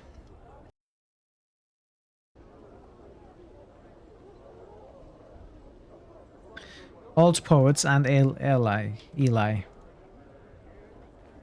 This narrow-eyed, sharp-faced man is scanning his surroundings with a look of vaguely disinterest, pausing occasionally to look down and pick at his fingernails. Despite being clothed in silk and velvet finery, he manages to look unsavory and more than a little dangerous. Greetings. The man looks your way. His eyes are dark slits, like narrow stab wounds beneath his brow. His voice is low and gruff despite his slender build. Pike off. Not yet, I have some questions. You think I wander the world looking for strangers to spill dark for? Now pike off. Why are you here then? To be surly with passers-by? He stands quietly for a moment, then breaks a crooked smile. That's good, that. He considers you for a moment. I'm a tutor at the Civic Festival. Name's Havelock. Eli Havelock. As a veteran scout, I teach the art of subterfuge. Could you train me? Eli frowns sourly. I don't know, I had enough of teaching petty pickpockets and curious senses for the time being. Almost to himself, he mumbles, not sure I agreed to do it in the first place. Perhaps because by teaching others you make them aware of your own skill. At the same time you defend the nobility of your skills by assuring them you are no common thief, but a scout and spy and master of subterfuge. Eli nods, mulling over what you said. Aye, there's no denying it. It's sort of sorry though, when you look at it that way. I don't think so. Those of your trade are often misunderstood. Thrust unfairly into the same category as footpads and brigands. There's nothing wrong with dispelling false notions. Right again you are. He gives you a friendly punch to your shoulder. Thanks, Blood. He suddenly looks off into the distance. Well, enough wasting time out here. I'm heading back to the fast stall. If you still want to train, that's where you'll find me. Hey, old-fashioned. This story is great, a lot like life, except the only puncher is yourself, not some lady up. Oh. Hi. Story is great indeed, that's true.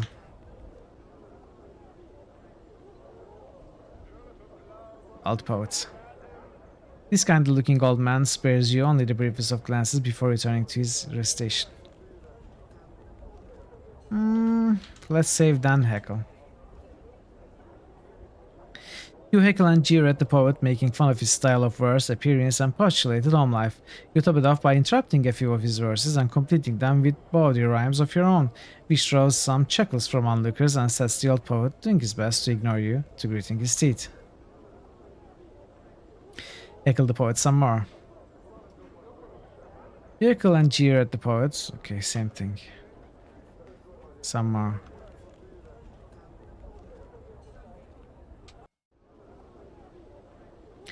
You can be punished by a lady of pain in real life too if you're into that sort of thing. I wouldn't know about it. Okay, so Parrot, you said I missed the building.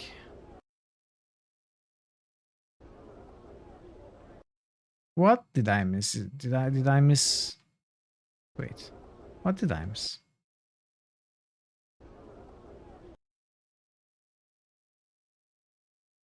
The shop, lower right corner.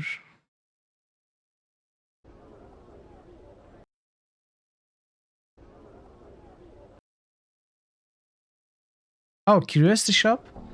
I'm gone. Right.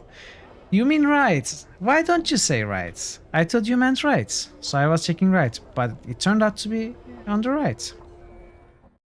Right.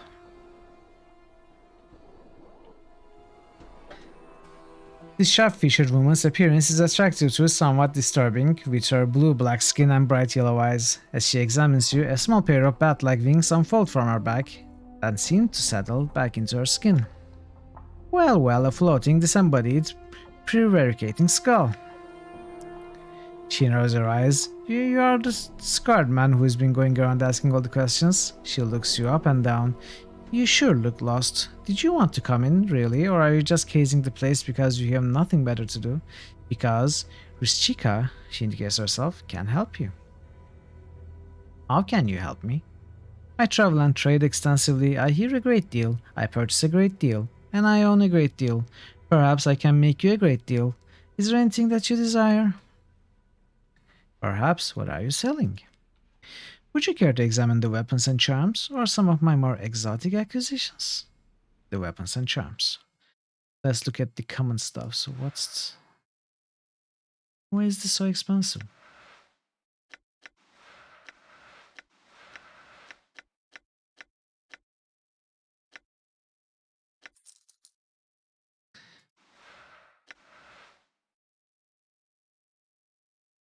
Magnifying lens.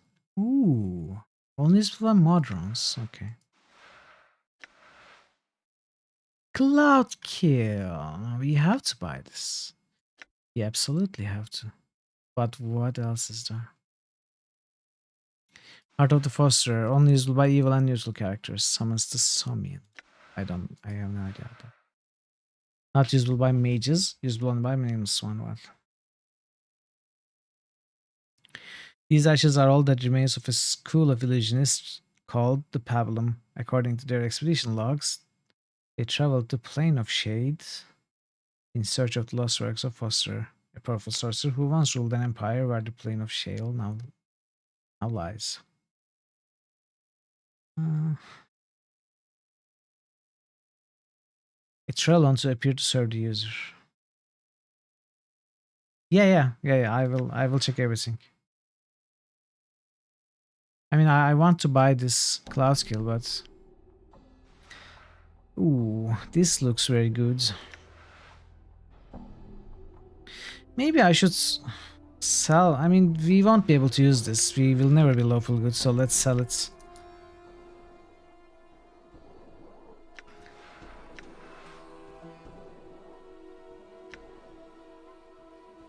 That's true, yeah. I think I can sell this too, right? Yeah, let's... Should I sell this? What if I get a fighter?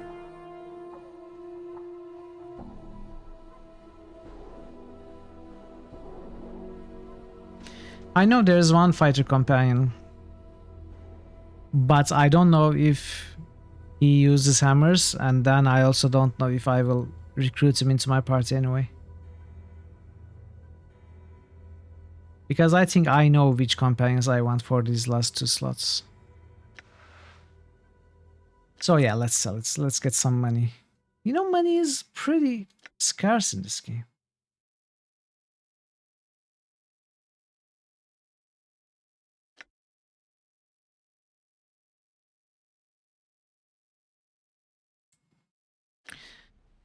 Let's check the other stuff. Yes, I am. Exotic items. Rustica smiles as you look at the various shelves in the middle of the shop. If you see nothing you like here, there are more items towards the front and the back of the store as well.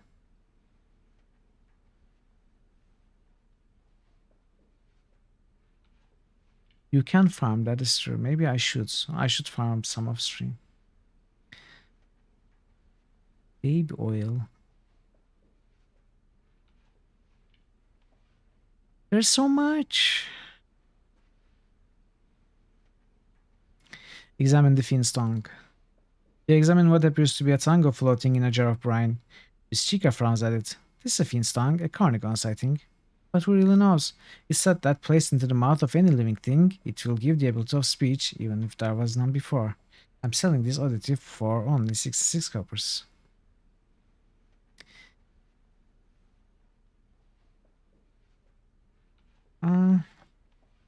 Do I remember someone who was unable to speak?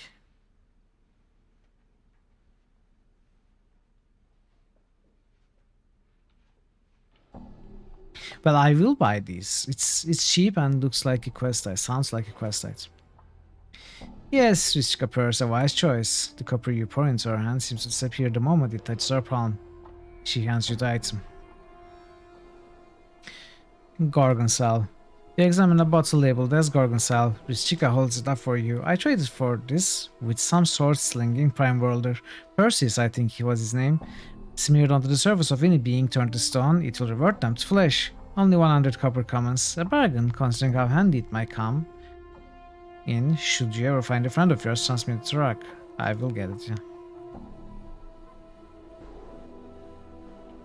Examine the metallic cube figurine. You examine a small metal replica of a cube-like creature with huge eyes on one of its faces. The toy has 2 legs, 2 arms, 2 folding wings, and at least 18 points of articulation. Chica smiles as you pick it up. A collector's item perhaps, or a piece of artwork, who knows, but I like it. If you do buy it, ask around, someone might know more about it than I. You can have it for only 1500 copper coins. Okay, let's think about this one. What's there to think about? Let's get it. Examine the monster jug. You examine a plain-looking jug. Despite its common appearance, you feel reluctant to touch the thing. As if it might bite you. Chica watches you, chuckling, then shrugs. It's a jug. It's got some sort of monster trapped in it. That's why your hair is prickling up like that. If you'd like it, it's only 123 copper. Sure. I just got the most important item in the game. It's probably useless, right?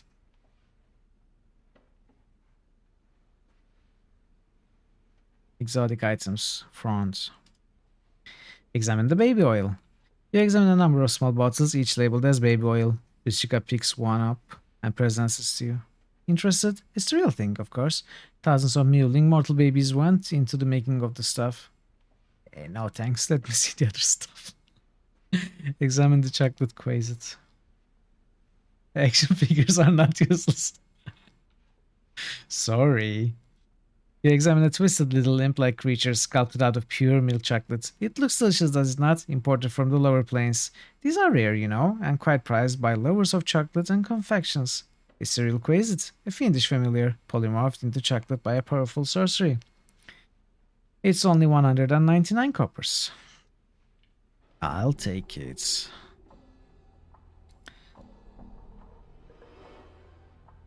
we cannot buy the baby oil, and it's still there. Examine the Codex of the Inconceivable. You examine a rather unassuming book held close by a tiny brass lock. That's Kuz Rishika is the Codex of the Inconceivable. I'll only say that it's just, well, I cannot explain it. Mere words simply won't suffice. You can own it yourself for a mere 1,000 copper commas. Oh, believe me, it's well worth it. Let's check other things. Examine the Diva's Tears. You examine a small glass vial labeled as Diva's Tears. These were collected from a diva who was captured during a blood war skirmish. The fiends tormented the imprisoned angel for eons before he at last escaped. This small bottle holds 12 tears he shed in at that time. Their price is but 100 copper commas. I'll take them. She's probably lying about half this stuff, but oh well. Elixir of Horrific Separation. You examine a bottle labeled as Elixir of Horrific Separation. Richika presents it to you. This stuff was compounded by a scholar who had found she possessed a darker half, a side of her which took control, at times, and bade her do awful things. This potion was to have split the darker half away from her, creating two separate beings. Mercy killers, however, found and executed her for a string of depraved murders before she could use it. I charge you only 200 copper commons for the elixir. This is what we are going to give to the apothecary, I'm sure.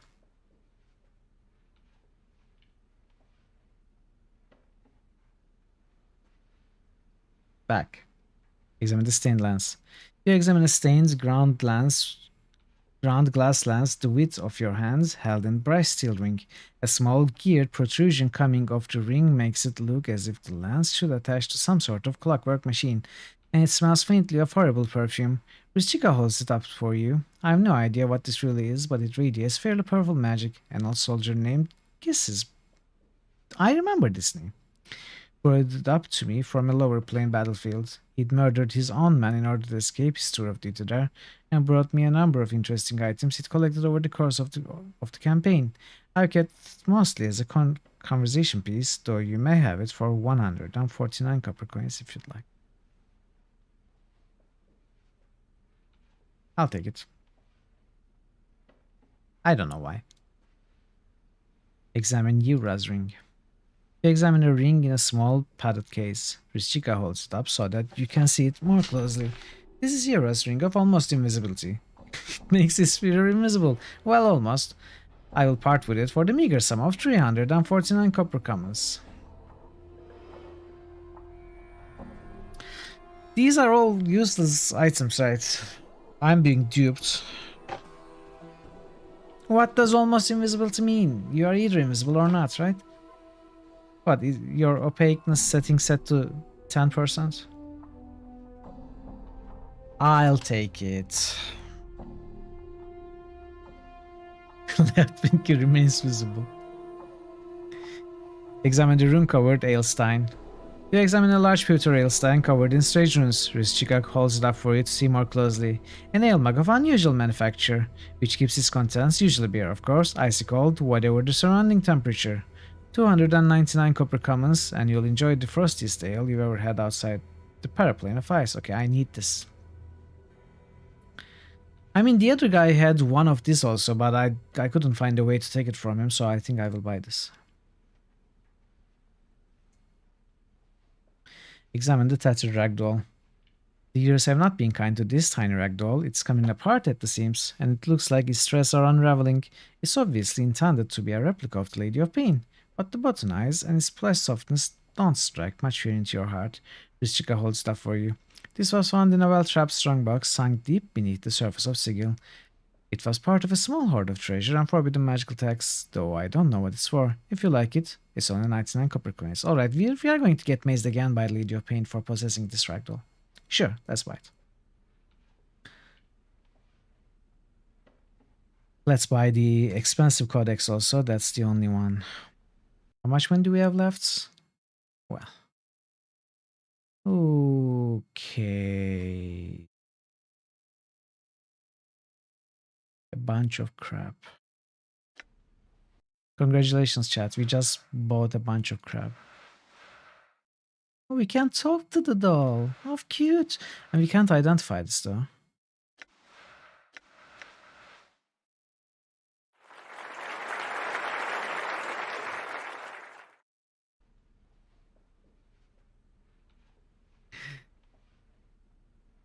Not just now, I had some questions. I'll entertain any questions about the merchandise, but I'm not going to be drawn into one of your famous 20 questions about anything at Spire. Understood? What are you, Rishika? Rishika sighs loudly. An Alufiend, a half-demon. My mother was Tanari, a fiend, and my father was a great king of mortals. Such a rude question, but then you're rather rude looking yourself, aren't you? What did you mean by calling Marte prevaricating? Prevaricating, misrepresenting, perjuring, dissimulating, lying. Oh, did I say that? I'd meant a floating, disembodied, pontificating skull. Isn't dogmatic, always stating an opinion in a self-imported manner. Rishika smiles innocently. Tell me about this place at least. What you see within the shop is the result of my trading and traveling across the plains. She makes a sweeping gesture of the shop. Weapons, charms, and other specialty items are for sale here as well. Everything that is rare and also exquisite fills this emporium. Your needs, I sate them. Okay. Oh, we can buy Cloud Skill. We have money, right?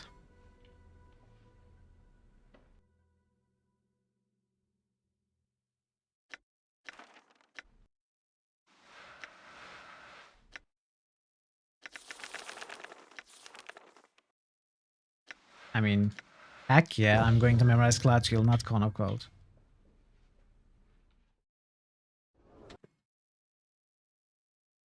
Okay, let's go to the pot screen.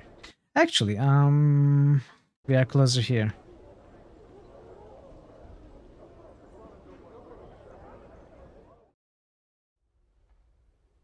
I'm gone. No need to read the spell description. Well, I mean, it's Cloud Skill. Catch one in your Frost Ale mug. You dip the mug into the icy wind rising from the pedestal, catching a small shard with a slight clank. Peering into the mug, you can see that the dark bird is razor-sharp sliver of black ice. Only the mug's magical properties prevent the shard from melting away to nothing.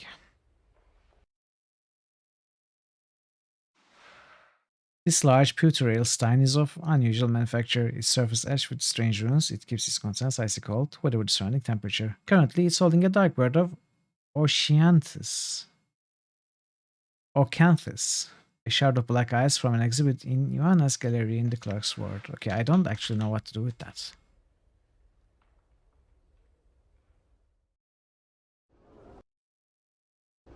I'm gone.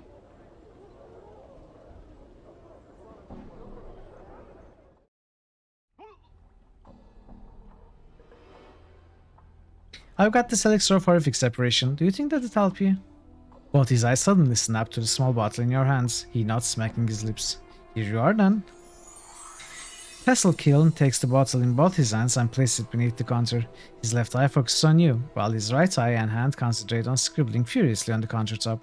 We can use this to make something that'll fix us. Right on up. Now if you'll give us a moment, when we got it all worked out, we'll make some healing stars for a reward. He turns to head to the back of the shop. Alright, farewell for now then.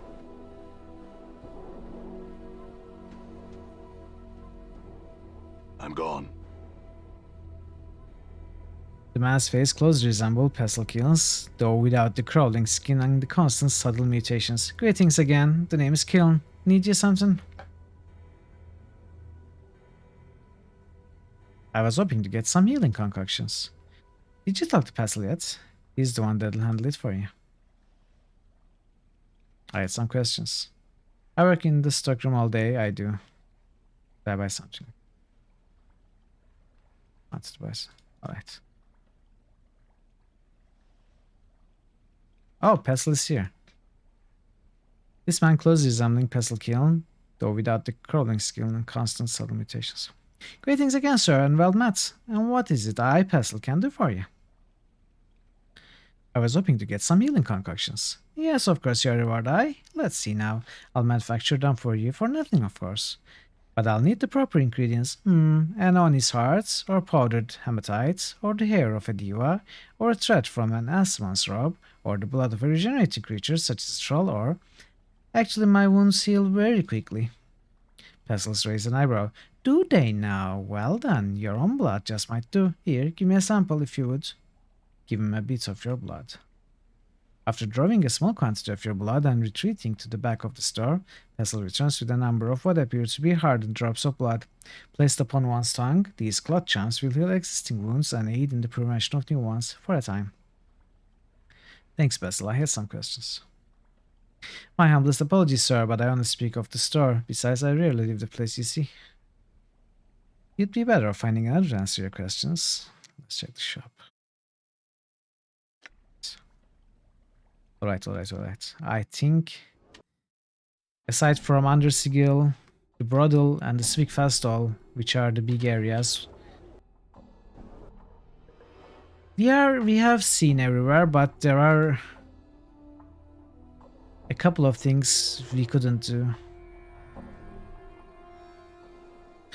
So, tomorrow we will go to the Dream Builder. We will go see Ignis.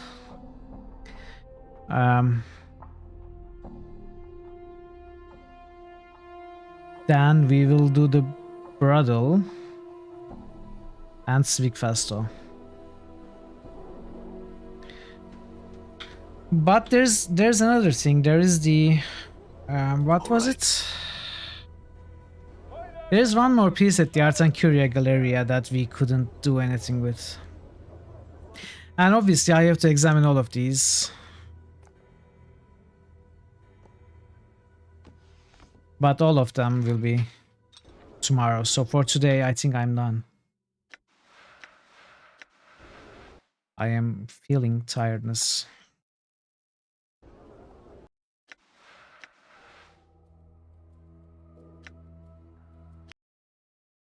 Okay, let us find someone to rate. Who do we rate?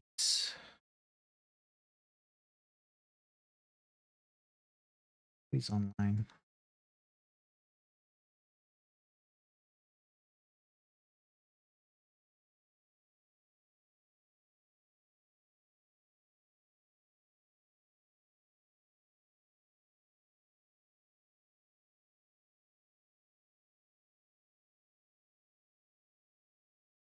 I'm not sure who to rate.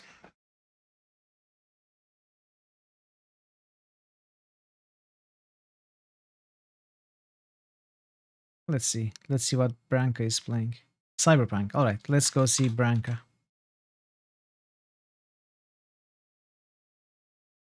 All right. Thank you so much for being here. For the lurks and the chats and the rolls and the boosts, everything.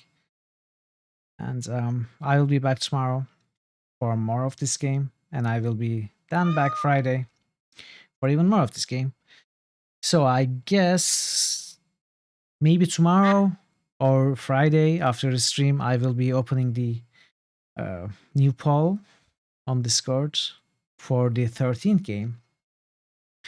So if you are not in Discord, and if you are interested in participating, if casting your votes on a game you'd like to see played after Planescape Torment, make sure you join the Discord. Another reason to join Discord might be taking part in our Worms Armageddon tournament. We are 10 people now. We would love to have more. So if you're interested, before Saturday, we start the qualifier matches. Make sure you jump into Discord and send me a message. Otherwise, that's all. That's the whole drill, you know Twitch, the basic stuff. Anyways, I will be back again, as I said, tomorrow. Until then, take care of yourselves and be well. And hopefully I'll see you very soon. Bye.